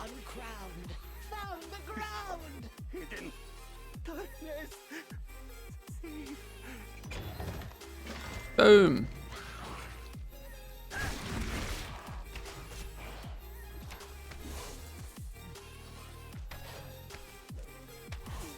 I mean, we first started sort of poking around with the mission table pretty early on in Shadowlands. The issue was, though, that it was anima was always the biggest issue, right? Which was also the reason why most people ignored it, because they saw the mission table as just a waste of what was a very precious commodity. Obviously, you would want to be investing your anima into your sanctum. People wanted to buy pets and mounts. They had many things that they wanted to use their anima for before spending it on a mission table. But if by the time you've actually used your anima to get your mission table up and running, by the time you've got your covenant in good position, which is all way easier to do now, and is only going to get easier to do as we move forward in patches, your possibility for just straight goal making on the mission table is gross. Like, there's just so much gold that can be made from it eventually. You need to level up the followers. That's the most time-worthy thing. Yeah, for sure. Leveling up the followers definitely is the big thing, which is why you want to sort of get going on it like quite quickly. But a lot of people also think that it doesn't become profitable until your followers are 60. And that's really not the case either. You're not trying to get your followers to level 60. What you're actually trying to do is get them to, mid-40s. When they're mid-40s, they really start to become powerful. That's the point when you can pretty much put one follower and then just troops on a mission, and they'll complete most missions. Obviously, when they get like in their mid-50s and it's 60, they just solo stuff almost without the need of troops even. But that's obviously, for reference as well. By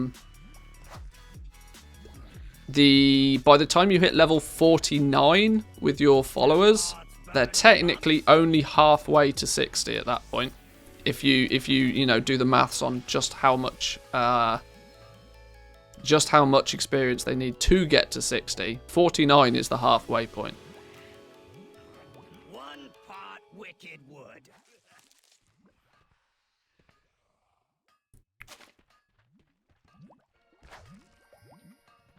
Most of the followers are only level 20-ish on my hunter. Just focus on the XP missions. Nowadays, the anima's not really much of a thing. Just focus on the anima missions. Sorry, the XP missions. And one thing that many people don't necessarily realise straight away is you don't actually need to win the mission to get the experience. Even if you fail the mission, you still get the experience for it. So don't feel too bad about, you know, losing missions. If it's a big, like, 1200, 1500 experience mission and you have to send 5 companions on it and they still fail, it doesn't matter because they all still get the experience. The only things you want to, like, really heavily focus on is probably the anima missions. Second to that, any mission that gives you a bonus XP token, they can be quite powerful. But you need good followers in the first place to actually to complete those. So, but there's a bunch of people out there now that have done guides for the mission table. Zanzaful is actually working on getting 50 level 60 characters solely for just abusing the mission table. I'm the pretty one. Tea always make theatre feel Going night phase also a bonus, yeah. Because you've got the healer troop. It makes it far more simplistic to actually complete the missions on night phase. But like we said, there's not really the emphasis so much on actually completing the missions. You want to level your companions up to sort of mid-40s first as a priority, and then you can start cherry-picking, you know, missions that you actually want to complete. There's 22 companions as well now. So there's... You should basically be able to send a bunch of companions on all the good missions every day. And come patch 9.2, I imagine it will be not only easier but also more companions, and so you know that mission table is going to be super powerful. I mean, it already is, but it's going to get ridiculous by the end of the expansion. Let's take the scenic route. All the followers on my druid, but they're all level 1. Hey, start sending them on missions. You'll thank me later.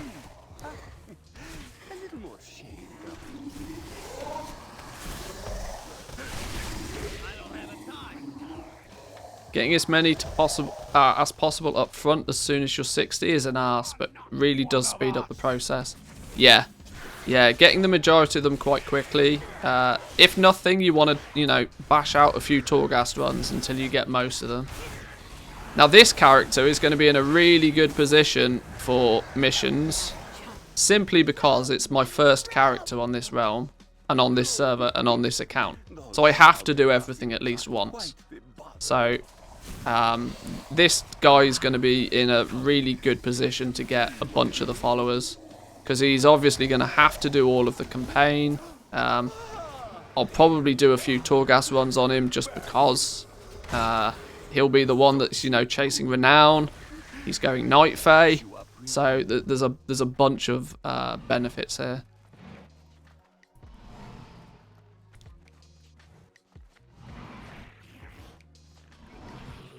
I only have one character with a 50+ level follower. Yeah, I mean, don't worry about it.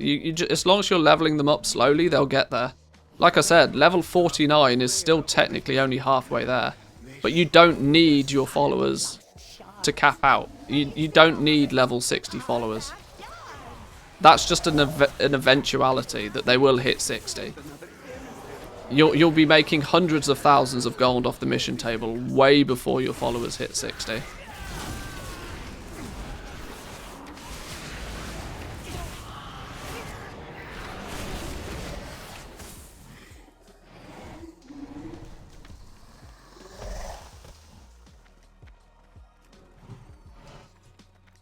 I hate escort quests so badly. Some of my favorite strolls have been sprints.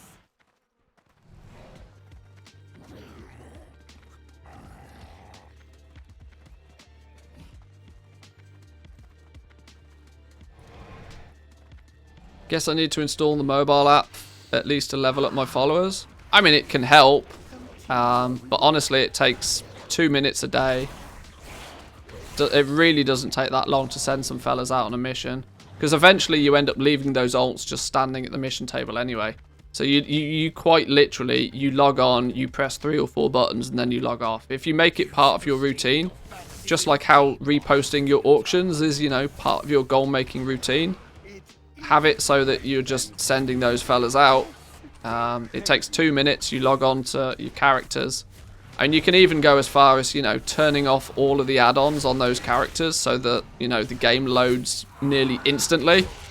And then you'll shave off 10 seconds here or there. And a good day to you as well, Marquis. We must be off. Do all the tables when you just log in and before bed. Yeah, that gets them done twice a day. Usually means that by the time you're doing it for a second time that day, most of the first missions are finished. You get to a point where a lot of the missions are 12-hour long missions, which they get shorter with the mission table upgrades, but doing it at least twice a day is handy. I really need to put more time and effort into doing that.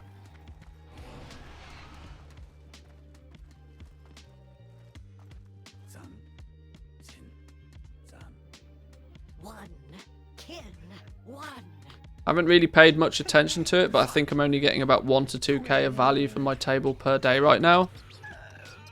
Well,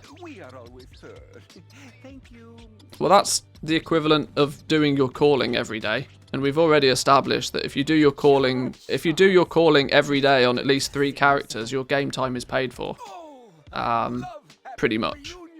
So it's, I mean, that doesn't sound like a lot, but when you multiply it across a bunch of characters, and then you multiply it by 30 days in a month, it really does start to add up pretty quickly. Who do I talk to here? Not even sure. And it's also because a lot of the value from the mission table doesn't come to you directly and instantly. For example, the rep tokens. Reputation is actually quite valuable from the mission table. But until that character is exalted, the gold you get from that reputation is based upon the Paragon boxes. As every Paragon box gives you about 3,500 gold. So you're not getting that for a long time, on alts especially, but eventually you will, and that's kind of the point. Nothing else. Pets, obviously, you get a lot of pet tokens, but you're not going to get the gold from those pet tokens until you buy pets and sell the pets. So there's a bit of a delay on that one.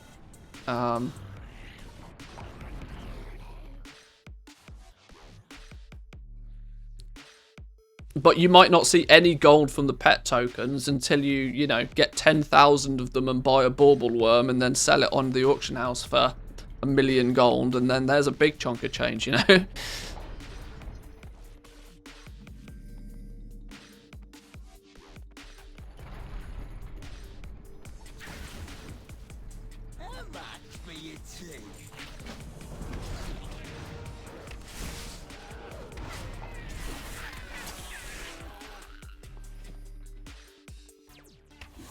But even all of that excluded, even just the raw gold you get from the mission table once you start smashing away at it, because the actual gold missions, for example, they're usually dead cheap to send fellas on. They're usually very easy to complete, and they're usually like 3 or 4 hour missions, meaning that you can actually bash out like 10, 15 just gold missions every day on the mission table. There's a little add-on that is invaluable, which I don't have. I can't show you right here, right now. I can't remember what it's called. That tracks your missions across multiple characters. I really wish I could remember what it's called now. In progress missions, that's the one. Thanks, Eliath. In progress missions, super handy. Means when you click your Covenant button, it shows you a big list of who's doing what mission on what character and whether it's complete or not. So you can easily see which character you need to log on to complete missions and to resend things back out on. Very handy.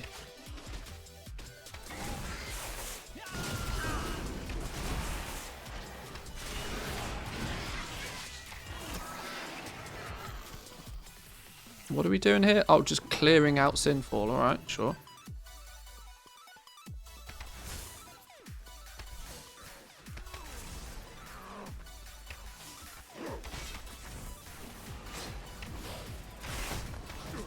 Oh, damn, we're taking a lot of damage out of nowhere.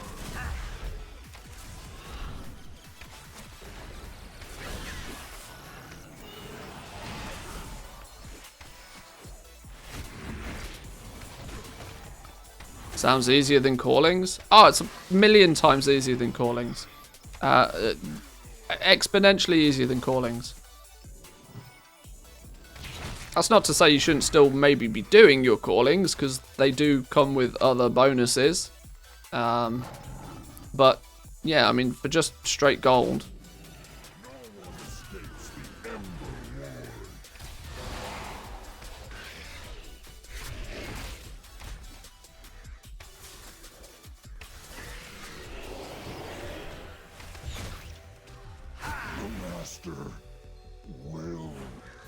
Yeah, your Callings at best are worth about 2,000 gold a day, at best. Which, sure, it's a drip feed, but it's really not anything special.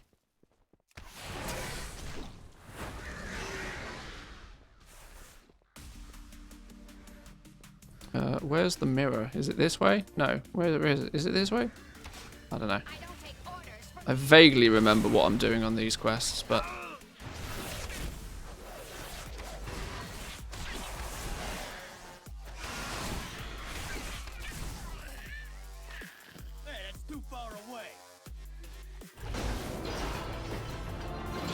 Torghast Calling always pops up after I've done it.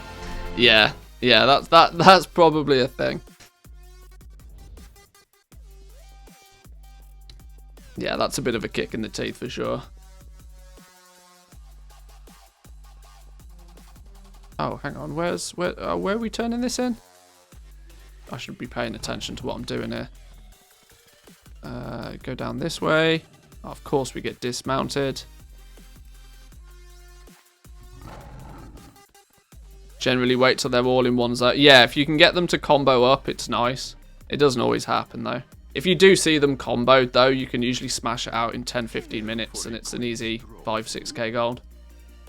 Oh, you are walking away. Yes, Well, there's a 146 gun. Our weapon is slowly getting better.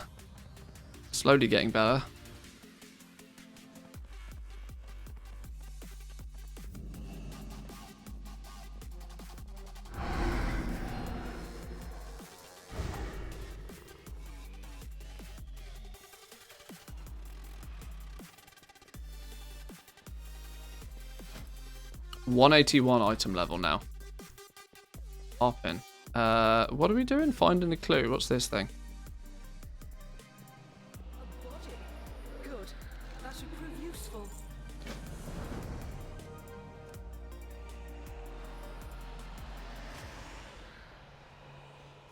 One, two. Get a couple more on the go.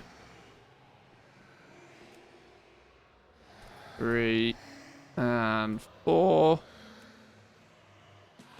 Beautiful. Jump into the moor? Yeah, why do I not trust that? Why do I not trust that? Alright, sure. Boing.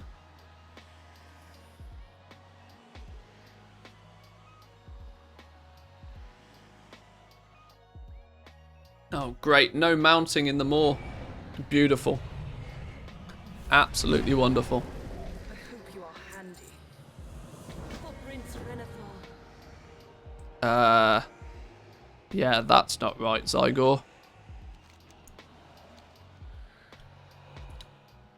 Zygor's good and all, but sometimes it does a boo-boo. We're here for a reason, Zygor.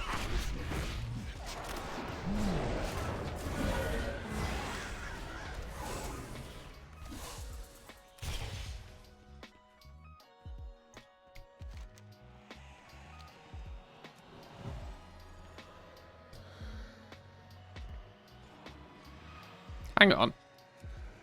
Oh, sure. Fine. No mounting in the moor for me.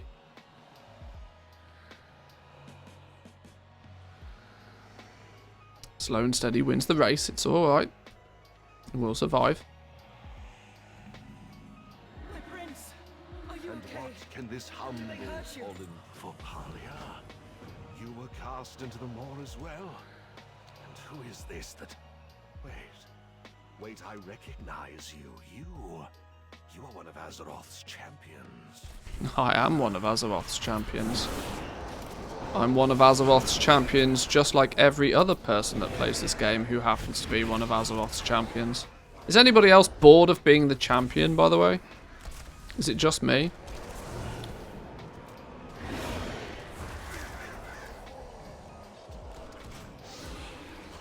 I would much rather, you know, just be the lonely squire that, you know, saves the day. I can't be doing with all this being the champion business. It's too much stress. Too much pressure.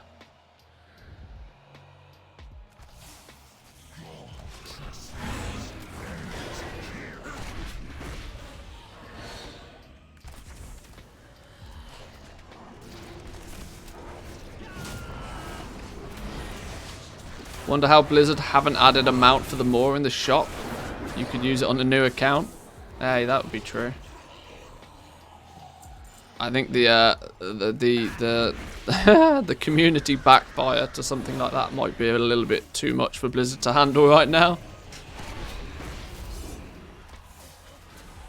I mean, that's literally the definition of playing with fire, really, isn't it?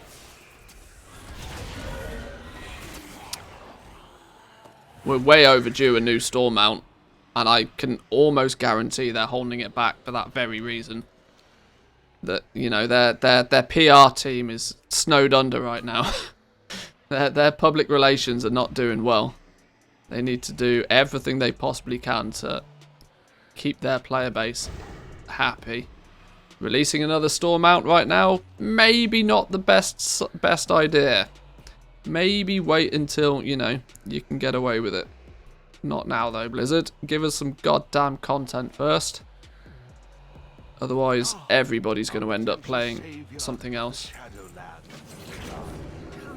We need to get you out of here. More Walker.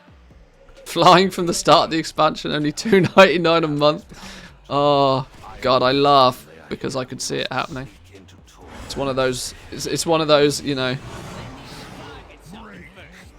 it's one of those sad but trues.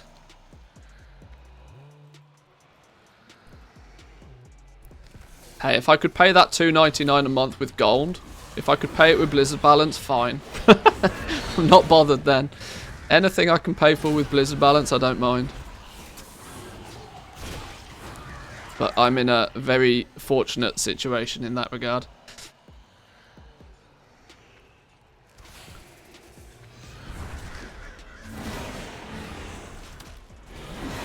My nephew was over here the other day. Now he plays a lot of Overwatch, and I explained to him that, oh well, yeah, if it's on Blizzard, I basically get any of the games on the Blizzard launcher for free, and he was mighty annoyed at how that was a thing. As I explained to him, I make gold in World of Warcraft, and then I turn that gold into Blizzard Balance and buy any game on Battle.net. He was less than impressed. All traditional logic. You do realize I'm a floating sword, do you not? I can easily move between these massive cell grates. A cell of anima. Ooh, crit by 9. Yeah, go on then. Bought Diablo 2 for me and my brother with WoW Gold. Yeah, I can't remember the last time I played for a game on Battle.net. It's like, not with my credit card anyway. That's why my gold spikes up and down, because, you know, every time something new comes out, I just buy it with Blizzard Balance. And we're done.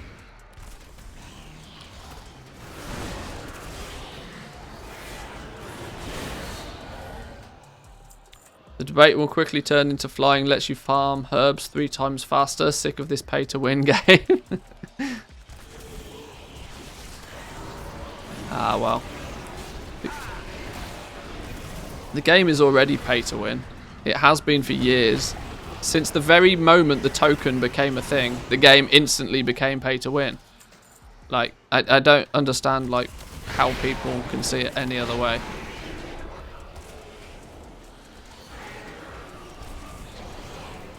You can literally take your credit card out of your pocket and buy gold. So how can that not be pay to win when the currency used for everything in game is then gold? I mean, just because gold is in the middle doesn't stop it from being pay to win. Just because there's another currency in between your real money and the service that you want. Well, I'll have more haste. My 6-month sub auto-renewed and charged my card. Oops. Oops. Yeah, I don't get the mounts from the 6-month subs. I don't get those because I pay for all my game time with gold. And I just buy it in 60-day chunks as and when I need it. I used to buy it in 30-day chunks, but of course they changed that. So now I have to buy it in 60-day chunks.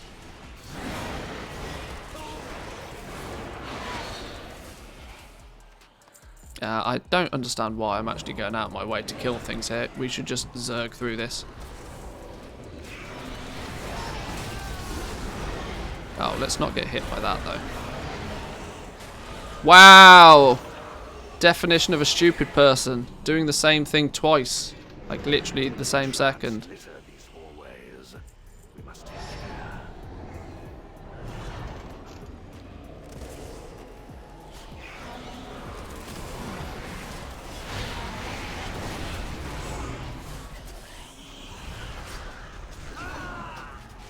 The fuck happened there? I look away to read my chat for 2 seconds. I look back and I'm dead.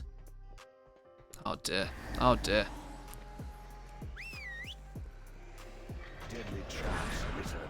Whew, almost did it again.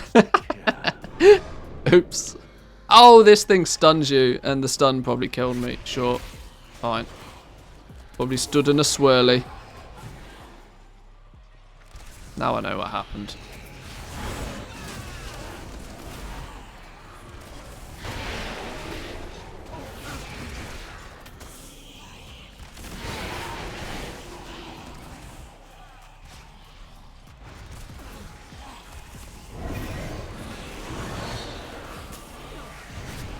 Plus, if you buy the game time with gold, you have the 6-month sub active, you get the mounts.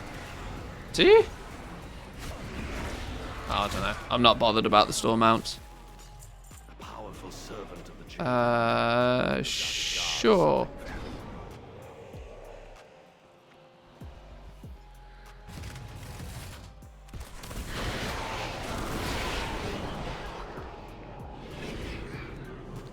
Oh, that was the one that increases my melee strikes. That was really pointless, wasn't it? Oops. You're not bothered about mounts? Blasphemy. Well, I'm not bothered so much about mounts I have to pay for. If there's a mount I can, you know, farm up or do something for, then maybe. Just buying one off the store doesn't really interest me. Although I do kind of want, what's his name? The rat. I kind of want the rat mount. I can't remember what it's called. There's a new Hearthstone rat mount though. There's so we're gonna have 2 rat mounts before too long. Comes out with the next Hearthstone expansion. Blizzard's sneaky way of getting people to play Hearthstone is here's a nice World of Warcraft mount. This must be the guardian of these rules. I offer only the finest. Your patronage is always appreciated. I'm out of range. Did New World launch today? Because I haven't been able to sell much for the last 2 to 3 days. It did come out today, yes. You only need to take a look at the front page of Twitch to realise that yes, that it came out today. You came back. How long have we been here? This place, it's eating my mind.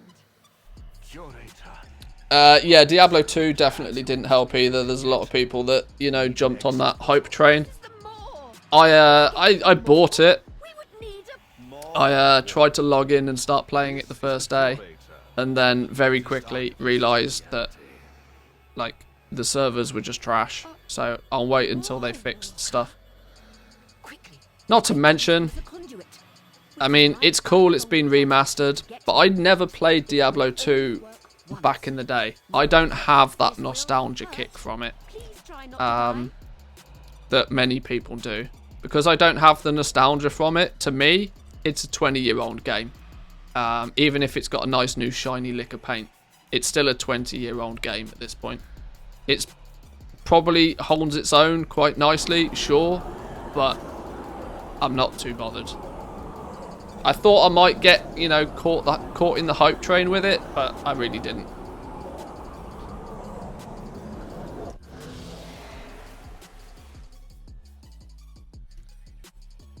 Like the Warcraft Remastered. Yeah, it's another game I never played back in the day. At least the Diablo 2 remastering of it seems to be kind of okay. They don't seem to have fucked it quite like they did with the Warcraft Remastered, but And the more walkers survived. are we nearly there? We're getting there. 5 of 7.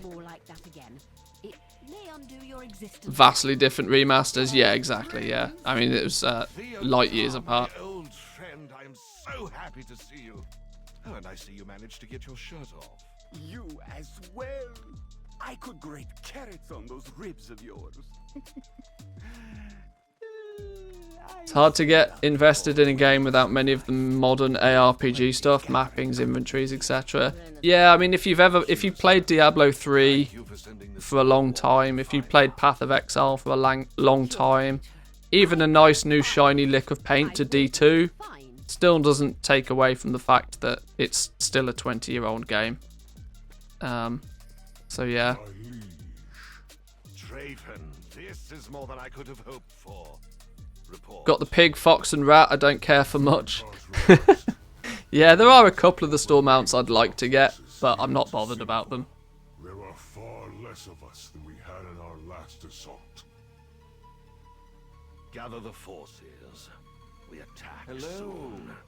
I have a plan, but we must act upon you before the day is learned. What are we doing? Run up the stairs, okay. This is the point where I need to actually focus and read Zygo, I think. Otherwise I'm going to make a boo-boo and get lost. Walk into the red swirling portal inside the building. Alright, sure.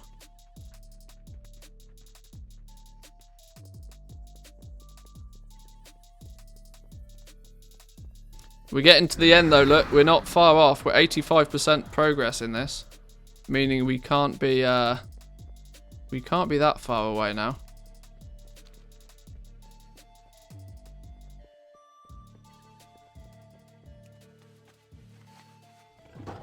Eventually, we might be able to pick our covenant. What's this thing do? Cooldown of Door of Shadows has been reset. Oh, okay, that's kind of pointless.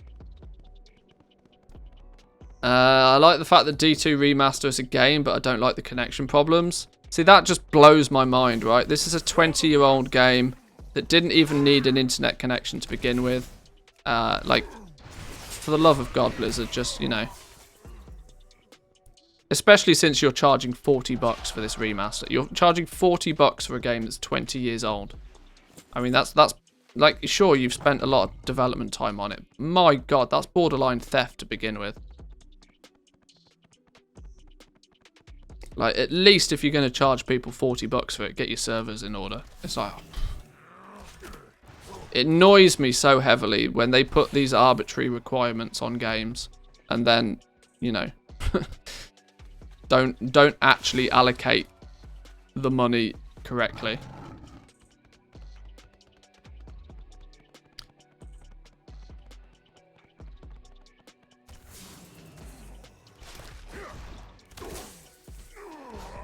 You can play offline. Well, yeah, sure you can, but that doesn't take away the fact that the online mode doesn't work properly.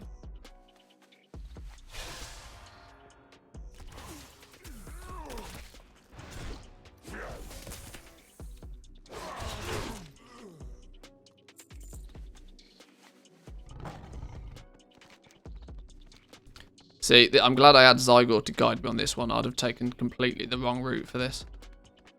I'd have never found all of these mirrors. Did we expect anything else? Oh no, of course not. That's why I deliberately didn't get too hyped for it.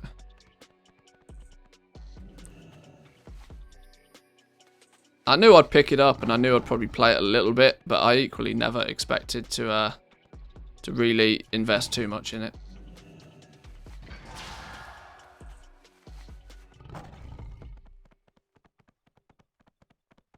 Oh, now we've got to get back up there. How do we get... Oh, can we go up this way? Is this a cheeky ramp up? It looks like it. Beautiful.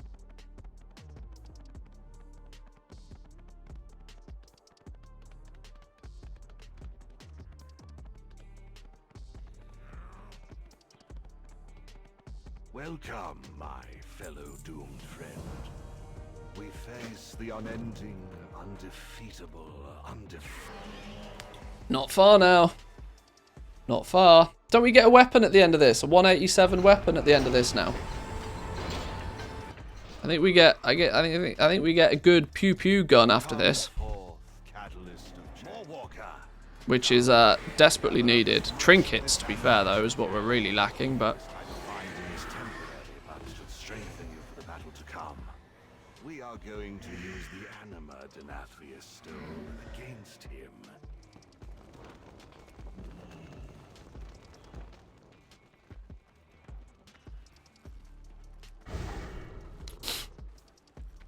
Awakened Darkwing Stoneborns. That's going to be these things then, right?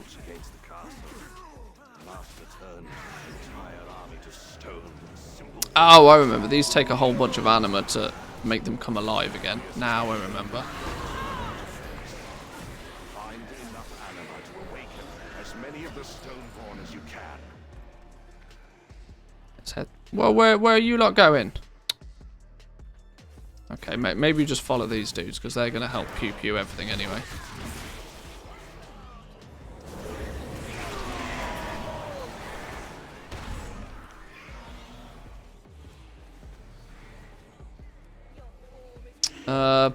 Also, by the way, it annoys the living crap out of me that TSM doesn't see all of my gold across my account, and also that TSM doesn't take into account the Crafter's Mark crafts and the Vestige of Origin on my second server.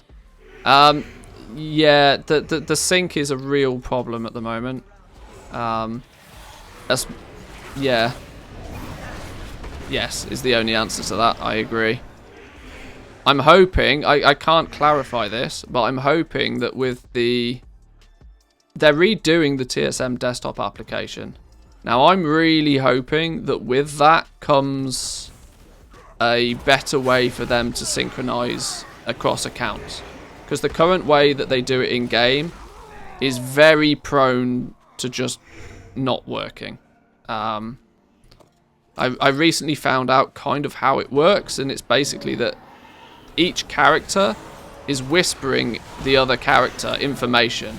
And so TSM is just, you know, it's waiting for and it's sending information through private whispers that happen in a private chat channel that we don't see. And that's how the information is being synced from one to another. So the two accounts are sort of talking and listening to each other. But the problem is that there's restrictions in game between from a Blizzard side of things to how many whispers a character can send and receive. Now, if anything else in the game is also trying to use these hidden whisper things, it's very prone to error. Which is why if you have to, look, there's a lot of seemingly random errors that occur with TSM Sync when you have other add-ons loaded at the same time.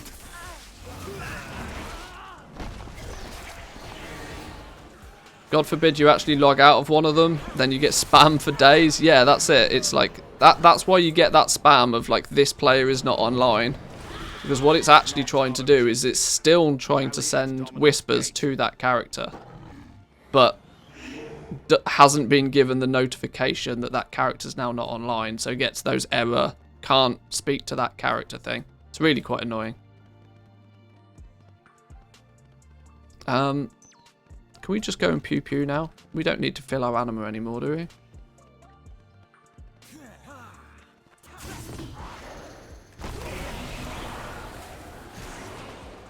Oh, click here after connecting anima, sure. This was once the muster field for the Stone Legion. I knew TSM did those messages, now I know why. Yeah, it's all part of the sync.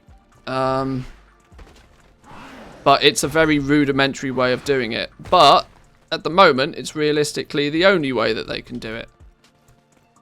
But because TSM desktop application is a thing, I would imagine, or at least I would at least hope, that there's a way through the desktop application to do the same thing. But in a...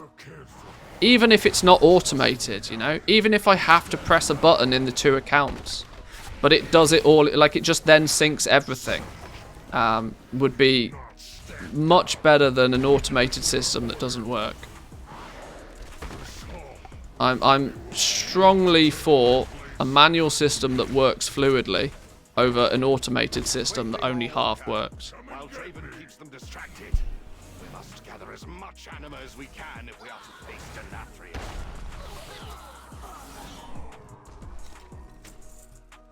As does DBM and most damage meters so that they can sync up. Yeah, exactly. There's lots of add-ons that use these private whisper channels. Now, of course, if too many try to use them at the same time, one of them gets capped, or one of them, you know, can't talk to the other one, and then errors happen, and yeah, it just gets messy.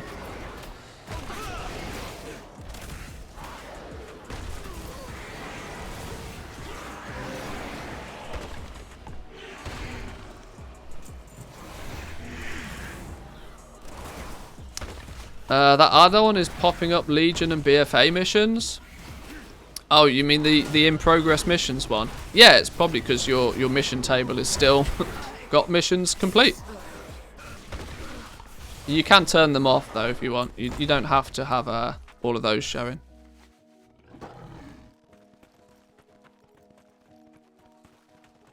How we doing, Adam? Welcome in. Long time no see.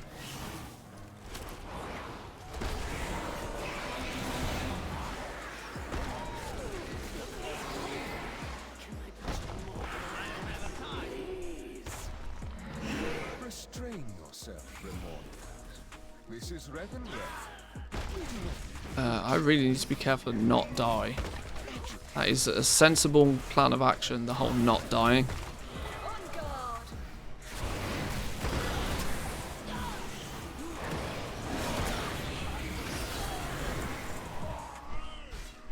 I wish I could keep these gargoyles forever. These dudes are powerful.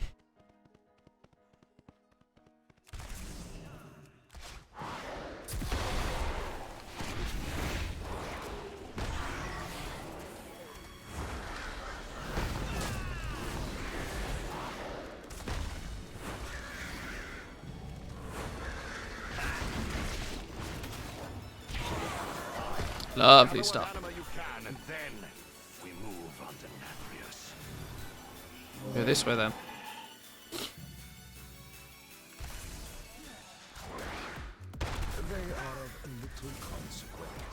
Oh, these are elites. I gotta be careful. There's me charging in like just gung ho. Gotta be a little bit more careful.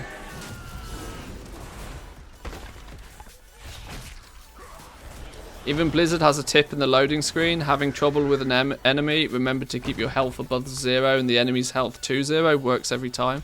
Yeah, they've got a real sarcastic, you know, tone about some of the tips, which I think is quite funny.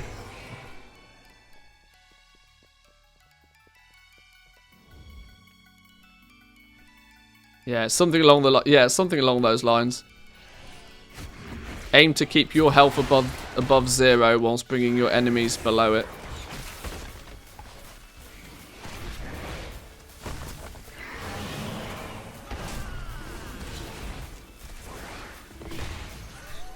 Bingo.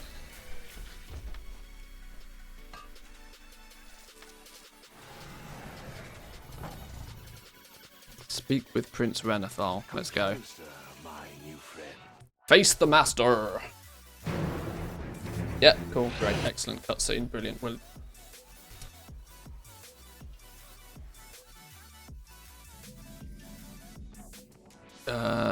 discover the flight point. That's gonna have to wait, Zygo.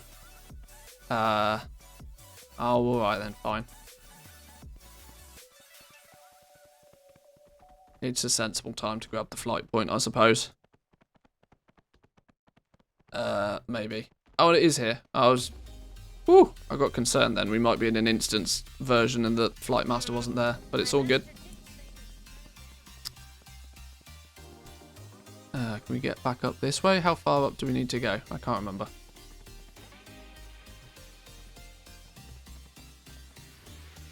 Are we going up there? This way then? Maybe.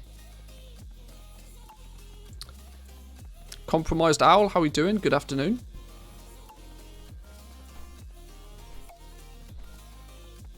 Darkest greetings, Oh no, this isn't a bow. Where's our bow? Give me the pew pew gun.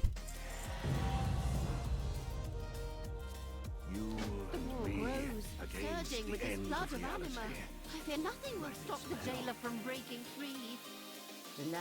Bows from the Corthia intro? Oh! Boo. Alright, fine. We must rally the harvesters at Sinful. Zygo, I kind of agree, but I really don't want to go get that flight path right now. I shall escort the Maw-Walker, my prince. Come, mortal. My kind require purpose. I guess we'll get the flight point. We'll listen to Zygo. This is the bit where it sends us all the way around the map to pick up flight points. 8k sales today? Is that a...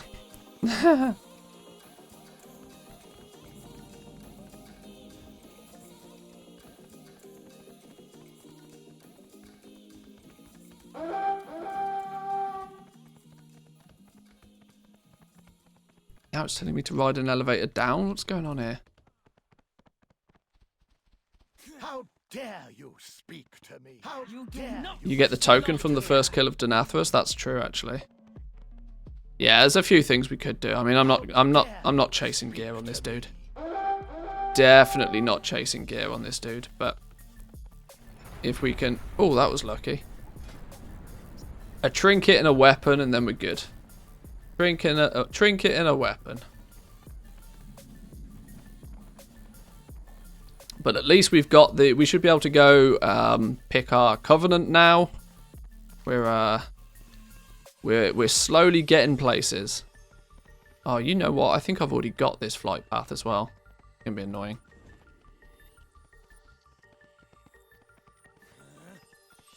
Oh no, I haven't. That's fine. Why would anyone walk anywhere? Oh, okay. Kill this dude.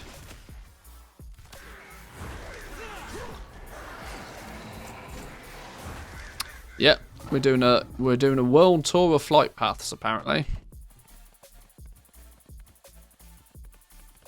World Crest rewards would help after you have a higher renown. Yeah, like see, this is the ridiculous thing about the whole world quests increasing with renown thing, is that by the time you get there, you don't need it. It's totally pointless. By the time you've earned enough renown to get there, you've probably got more than enough gear that the world quest stuff is never going to be a thing. Really odd. We just need to get our ass to Corthia, like ASAP. We go get our covenant, we go say hi to the Night Fae, and then get our ass into Corthia real quick. Start doing the dailies in Corthia. Put them on our chore list. Daily world quests in Corthia. Get a little bit of archivist rep on the go. My master did say to serve everyone. Then we can, once we've got the mandatory time-locked stuff, then we can look a little bit more into professions and getting our... Why did these dudes being in a fight put me in a fight? I don't know. Then we can focus a little bit more on like getting our profession sorted and actually start the whole gold thing ticking nicely. Trinkets on world quests can be worth it. That's a good point, actually. That's a good point. There's a good chance that even a basic low-level trinket on a world quest will be super helpful. Not to mention on a hunter, some of the trinkets from world quests are actually really good.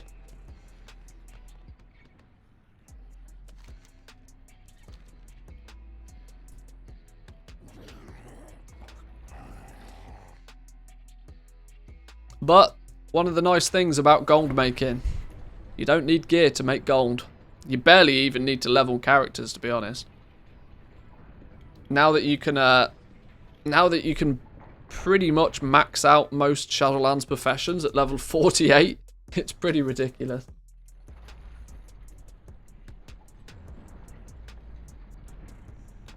There's a trinket from Bastion that's Bis for balance druids. Yeah, there's some silly things like that tend to happen. The Mastery Bell, yeah, that one's really good. The Divine Bell or something.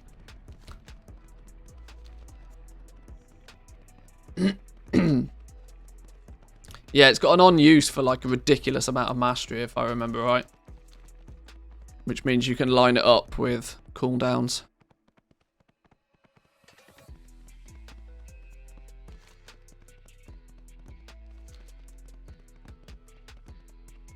It's also good for an MM hunter. Another reason to do mission tables. Yeah, weirdly, a lot of my alts actually level up from the mission, like gear up from the mission tables. They at the very least keep, you know, keep on track with their gear because of the mission tables.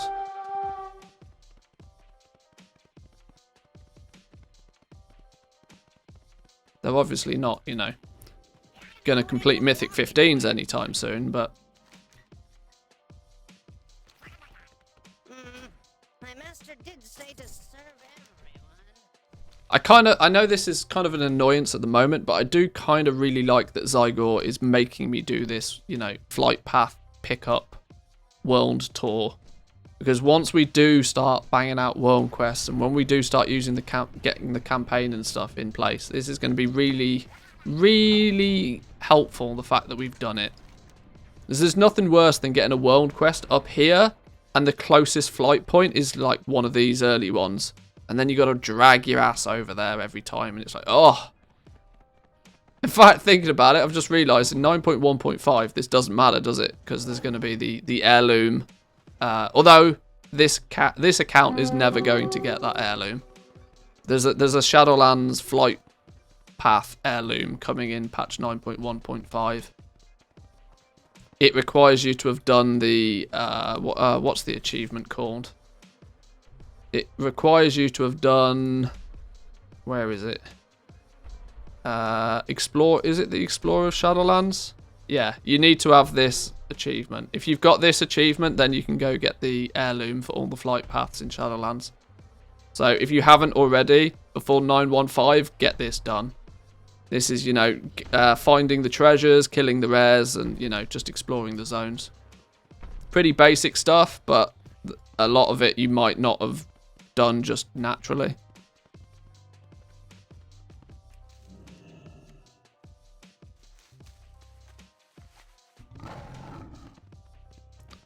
Isn't the requirement for flying really easy?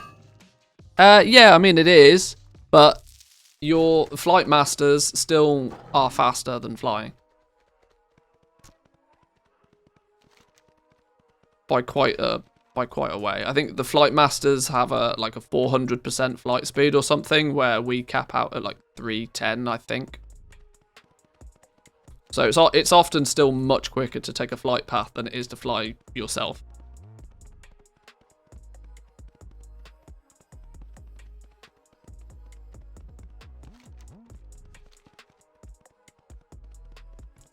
This is a handy one, actually, for the world boss.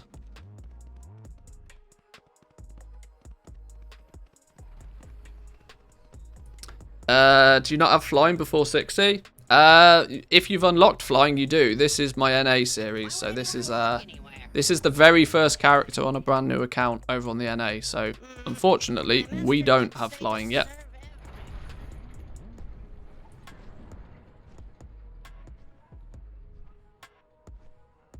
Yeah, we don't have any of life's little luxuries, unfortunately. We had to level through BFA. We had to level on foot the entire time.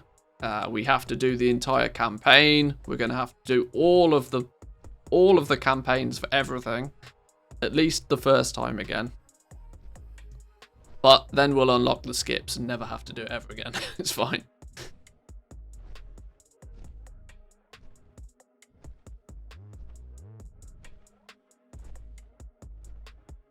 Oh, that's why we went on the Little Flight Path World Tour. It brings us all the way back to here, so then we go and continue, and this will take us back to Oribos, and this will complete the Revendreth campaign and set us along the path of picking our Covenant. Beautiful.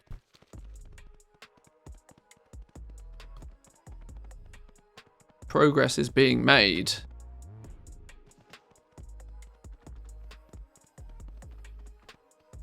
I can give you a heads up now, we're going to be focusing pretty heavily on the NA realm for a few days, because things like getting Death's Advanced reputation to Honoured is of quite high priority for me.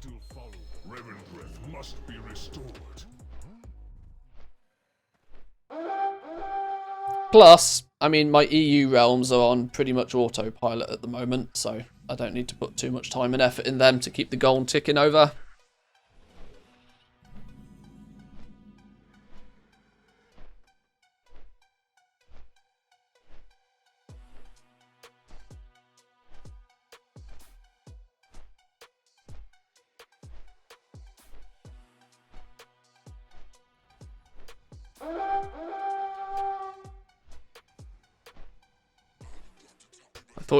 I thought you wanted to get all of the golds. Wow, I'm happy to let the EU realms just tick over for now. Spending a bit of time getting this NA realm up to speed will pay off tenfold by the time new patch launches and we can really sort of start to print money again. Why did that not fly us all the way to Oribos? That seems a bit pointless. Why did we have to talk to a dude for him to take us halfway across the map, was then to only take a flight path back to Oribos? That seems very strange.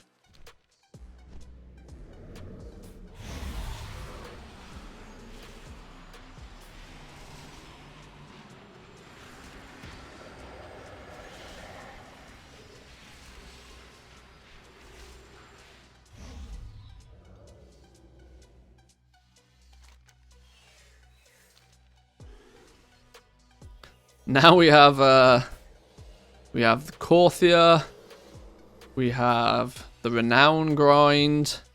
That's something that I hadn't really thought about. We might need to piss about doing silly things like callings and all sorts of crazy things just to get our Renown in order. Which is also kind of annoying because, you know, 9.1.5 will make it basically free. But it's you only get those freebies once you've done it at least once. This is the thing I need to keep reminding myself. A few times I've thought of I'll just leave this NA series until we get 915 and I'll just take the skip. But the point is I can't take the skip until I've done it at least once. So all will be judged fairly.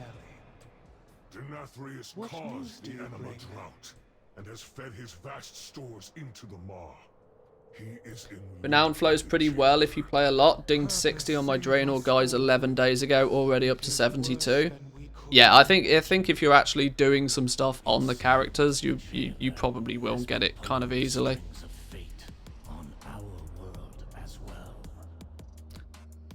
Oh, you're getting really up to speed now on Draenor then. That's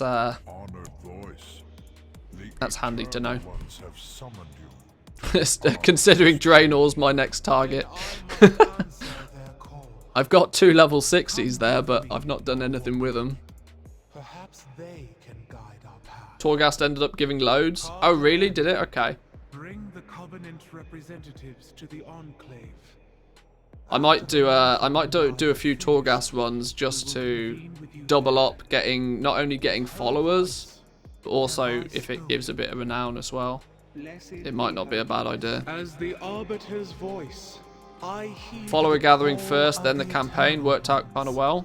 How may That's I handy. serve? Trust in the purpose. Speak to the Covenants to decide your fate. Something to report? Do not forsake your allies. What is our next target? Against my best wishes, we will be going with Night Fae. What can I do for you? Never a dull moment with you. Never a dull moment. You have questions. Wisdom guide your path. Right. Time to pick Night Fae. Yay! Hear the words of the Arbiter.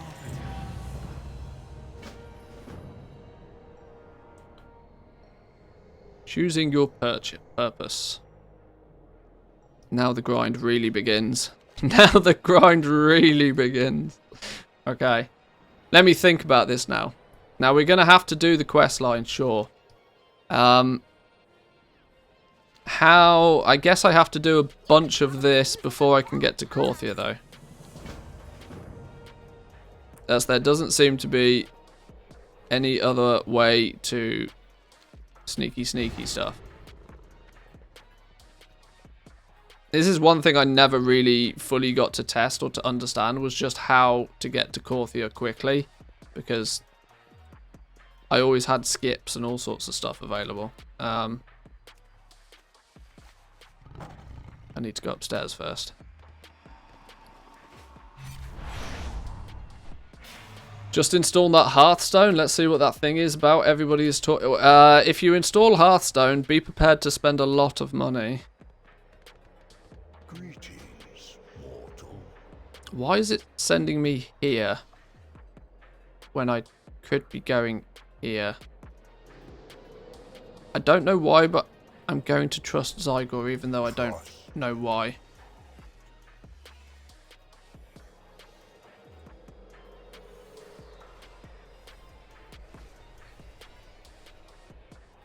You're going to have to do the Torghast rescue quest. I got to do everything. I got to do everything. No skips for me. We got to do everything. First character privileges. Got to do everything once. Yeah, Hearthstone can get very expensive very quickly. Very expensive very quickly.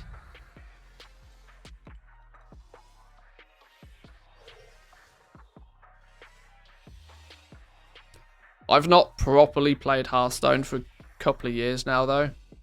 But I'm sure it's just as... It basically used to be the way that you couldn't be competitive unless you had a complete deck.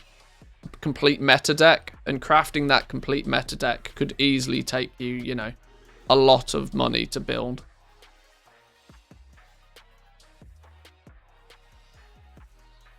But there's been lots of new stuff to Hearthstone since I've last played, so maybe it's a little bit more forgiving, I don't know. But hey, this is why we make a load of gold, because it means if we want to buy 50 Hearthstone packs, we just, you know, cash in some gold. Easy game. Right, I still don't understand why it took me here, because we're now still miles away from where we should be, which makes no sense considering we do have a flight point like right here. So maybe Zygor just doesn't realise we have that flight point. I don't know. You watch, I'll eat my words now. There'll have been a good reason why we ended up there, but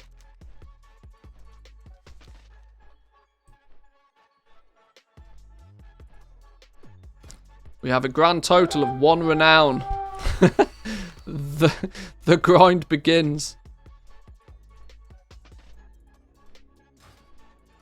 Got to start somewhere though, right? Got to start somewhere. Oh,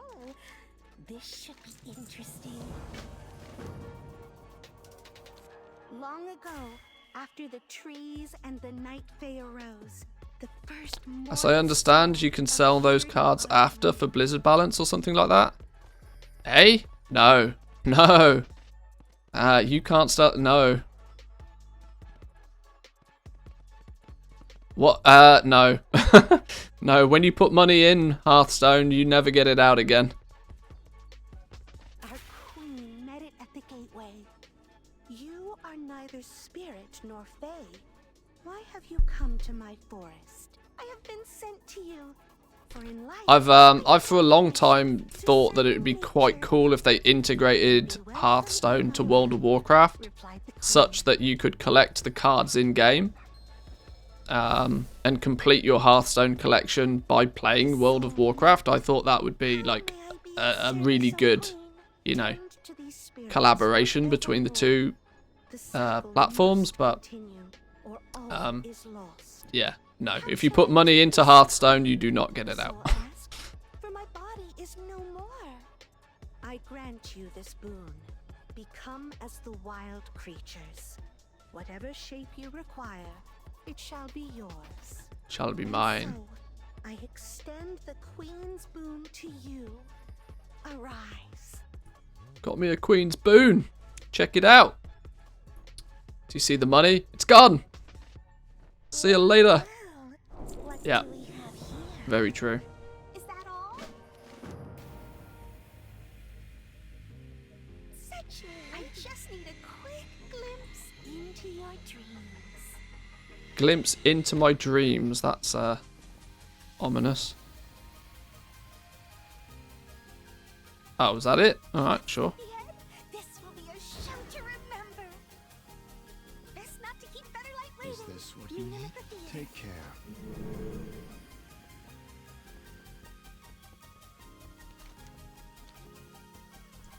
Oh, I've also remembered we're probably going to get, you know, that really gross quest. It's like, oh yes, now you can't do anything until you go and complete 3 world quests or callings or something. Oh, now we're going to get the really gross stuff. Speak plainly. I forgot that this was a thing. My heart for Ardenweald. Follow the path. Where are we going? Up there. Flipping Hearthstone cards on the auction house, that would be next level goal making. I'm amazed that they haven't integrated the two more so. Because for the longest of time I've thought that collecting things in WoW, it's getting a bit stale. People are bored of toys, pets, mounts and transmog. We need something else. Why not make a way, I mean, Hearthstone is based on the World of Warcraft. So why not make it, you know, so that you can it just seems totally sensible to do, right? You gather Hearthstone cards in some way, shape or form through WoW. Make it even so that you can buy them with gold. Can anybody else say gold sync? Gold sync for the mega rich goblins? You know, how about you collect your Hearthstone, you know, cards? Really link the two together. Oh no, it's this quest. I remember this one. This one was cool doing it the first time, but not the 12th time. Ah, there you are. We're about to start. Carry on. Places, everyone.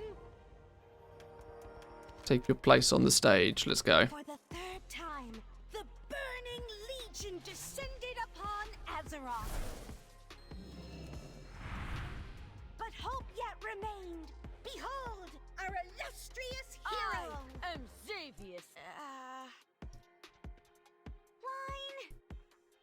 Lord of Nightmares. See you later, Xavius. Or Xavius, as I used to call it. Azeroth's champions confronted Xavius deep within the Emerald Dream. And You dead. so the nightmare was brought to an end. It gladdens me to know the dream is Heroes safe. took up arms against the evil warlock Gul'dan. Greetings. How may I aid you? But Can't go down. No time for messing about now. And another world in an alternate timeline. I think that's how it went.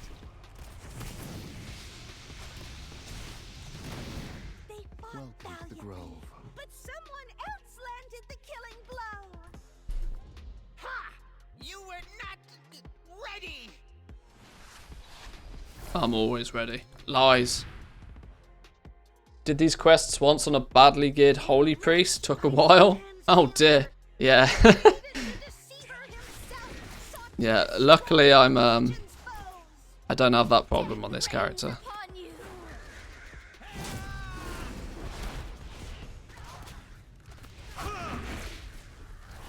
It still baffles me that no offense in any way, shape or form, but it still baffles me that people try and level in healer spec.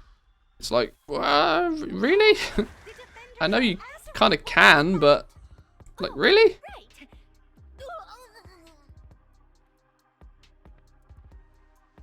I never believed that Sargeras could be stopped.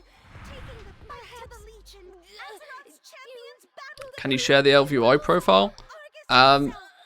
Yeah, but not right now. I need a target. To be honest, my LVI profile is pretty. This isn't part of LVI either, by the way. This is often the bit that people want, but it's not part of it.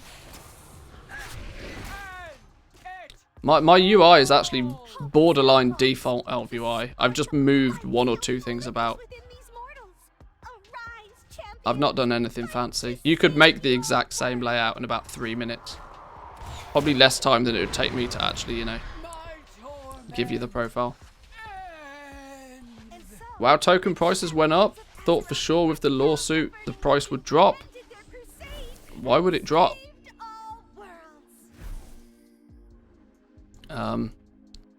The only thing that will cause the token to drop is more people wanting gold in game and buying more tokens with their credit card.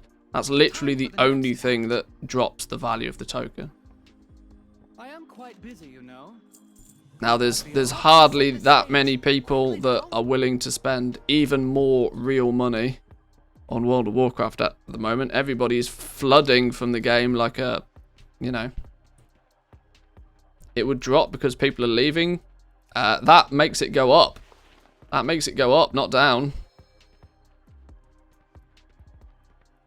The less people playing the game, the less people buying tokens with gold, in turn meaning that you get more gold for your token.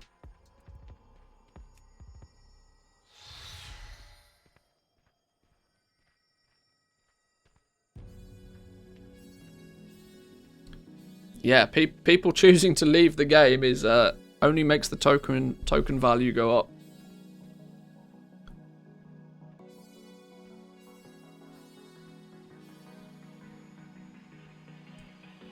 Doesn't look like Azeroth, does it really?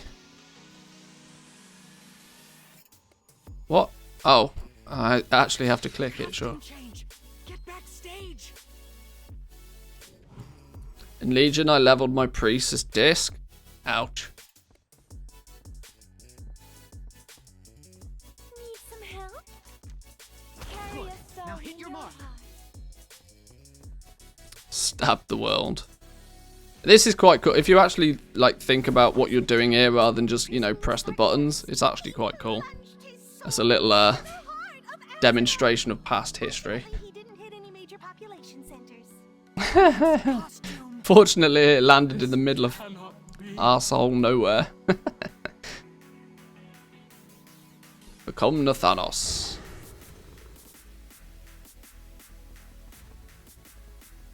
Greetings, friend. Not long after, Sylvanas Windrunner besieged. It's actually pretty fun. The disc artifact is super strong. Oh, I genuinely can't remember. I'll have to trust you on that one. I've never really played a priest in too much detail. I mean, I have one. I have one of every class, but I can't really remember in too much detail. No, That was shortly after they had a revamp, though, wasn't it? Meaning that they were probably overpowered for a while. Usually tends to be the case if any class gets a, you know, like a full revamp, they end up being quite overpowered for a while.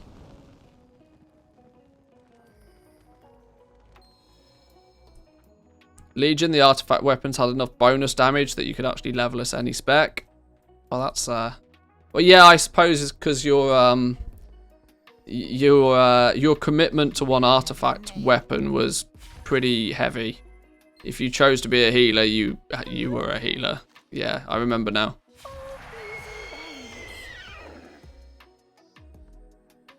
Forward ho, my noble steed! Stormwind assailed the undead city of Lordaeron. You are a terrible leader, King Rin. Apparently, I'm a terrible leader. You're a terrible person, Warchief. She blighted the land and made her escape. How dare you! Everyone very unhappy. What are you doing on my shoulder? Do you want to get off? Leeching onto my shoulder. Welcome to the Weald. There we go. You've earned the title Manthius Asked Themselves. Okay, that was a title I didn't even know was a thing.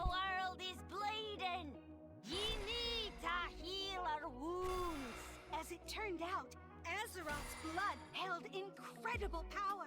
It erupted from the earth for anyone to coveting this. This is quite a clever quest, though. As much as it's a bit boring by the time you've done it 12 times, it's actually quite a clever quest. It's certainly one of the better quests in Shadowlands. And what is it The fact that it's actually got proper storyline to it. Another war? That's rough, friend.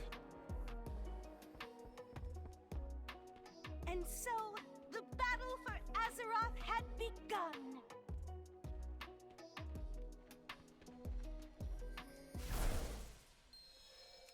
Deep in the jungles of Nazgûl, Let's go. the champions of Azeroth vanquished the blood god Gahun.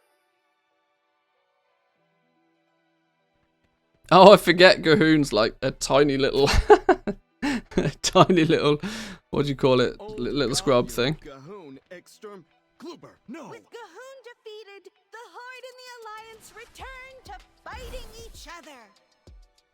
To bring a swift end to the war, the Alliance invaded Dazar'alor and killed Get wrecked, Jaina. Restocking. The Horde ships pursued the Alliance fleet, but were blockaded by Lord Admiral Jaina Proudmoore. Hey, Mon! Horde vessels onto Horizon, Mon! It's kind of ironic that they go into so much detail telling us the backstory from BFA after on your first character forcing you to play through BFA. Because out here, you have no hope of escape.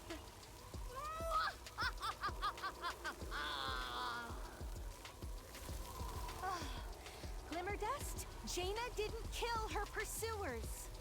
Oh, come on, really? What story in BFA? Just listen. BFA is my favourite expansion pack. That's a hot take. That's a hot take. How are we doing, Gertie? Welcome in.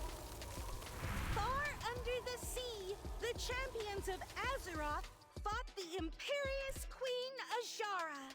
Bow before your queen. I mean, if you started playing in BFA and your only purpose of comparison is Shadowlands, I can maybe understand.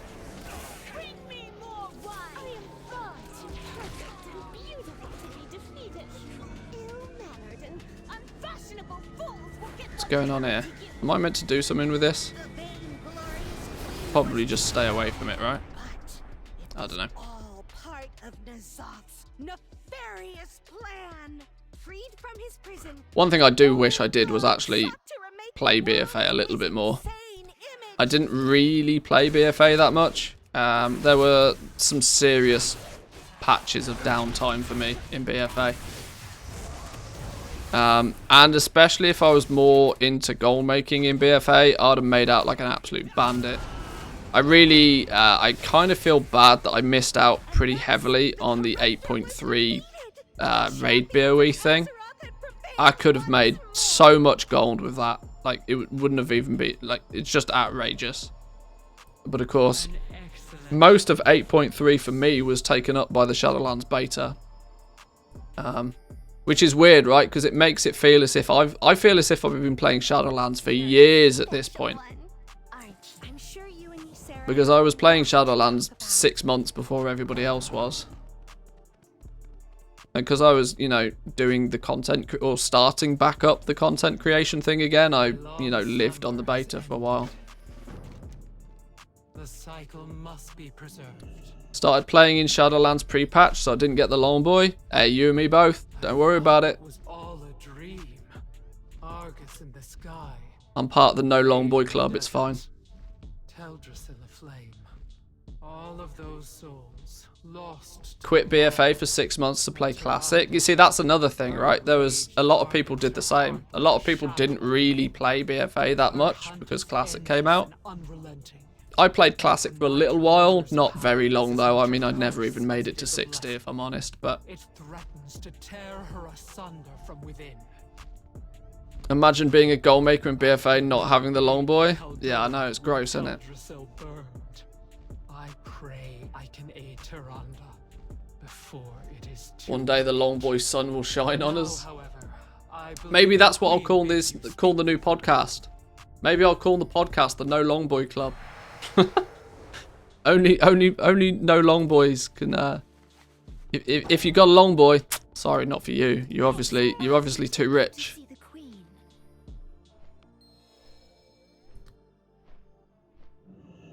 Step forward and receive my favor.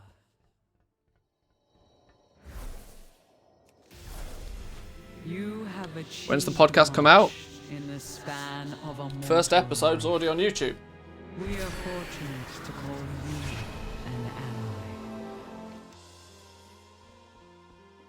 The stars turn. World quests, covenant callings, wild spirits. Beautiful. Your hunt begins. When can we go to Korthia? That's all I care about. Give me the chance to go to Korthia.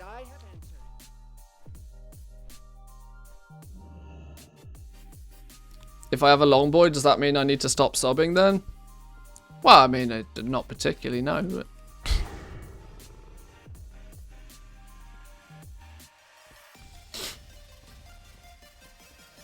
Could I lend a hand? No, go have some fun.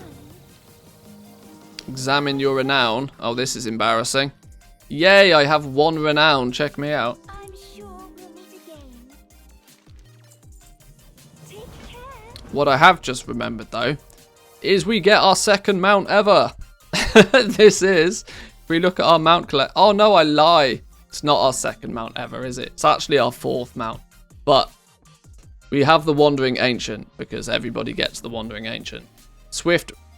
This is our first flying mount. We obviously had the Goblin Trike as well to begin with. We now have Dreamlight Runestag. Boom. We're going up in the world. We are going up in the world.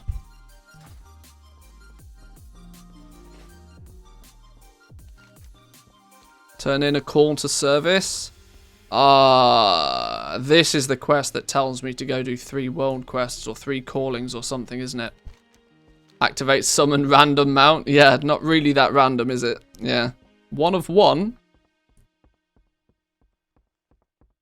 Is this the one where we have to do 3 something or others? Yeah, complete 3 world quests. Great. Excellent. Where did I put that? Is it time to go already? At what point can we can all of this off?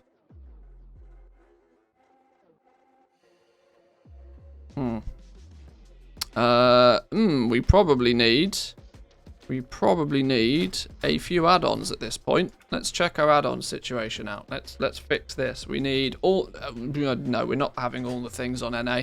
Not doing that. That's very dangerous. What we do need though is... What do we need? What do we need? Extra missions for venture plan. Yes. What's the dependency? Oh, having venture plan, of course. Gather, make sure. We don't really need handy notes. Although no, we are going to need handy notes and then Shadowlands treasures. That will do us for Korthia. That's imminent. We need not legendary stock tracker yet.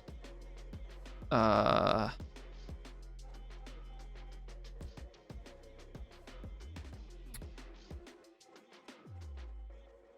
scanner, yes. There's something else I definitely need and I can't work out what it is.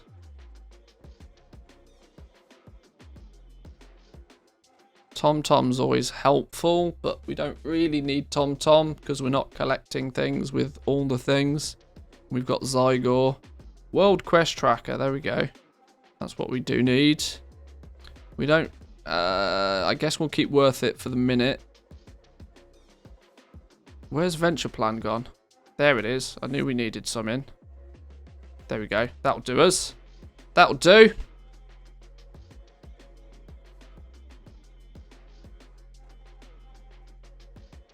By the way, just me jumping shit on LST when TSM get their updates rolling. I'm not even sure how much Stroh's playing World of Warcraft at the moment, so I'm not even entirely sure how how many updates LST is gonna get. But nobody seems to be supporting legendaries or doing much about it at the moment.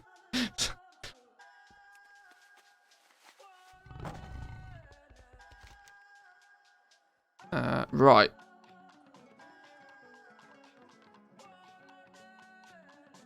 Appears that we don't know, we can't get to Korthia yet. What are the, how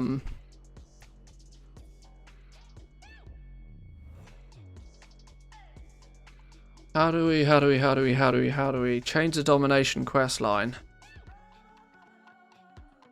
Complete the Jailer's Grasp quest. Use the Torghast quest line leveling guide to complete this.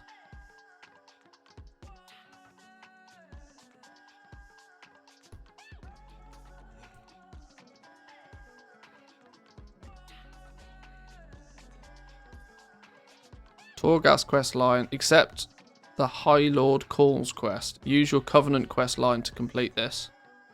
Oh dear.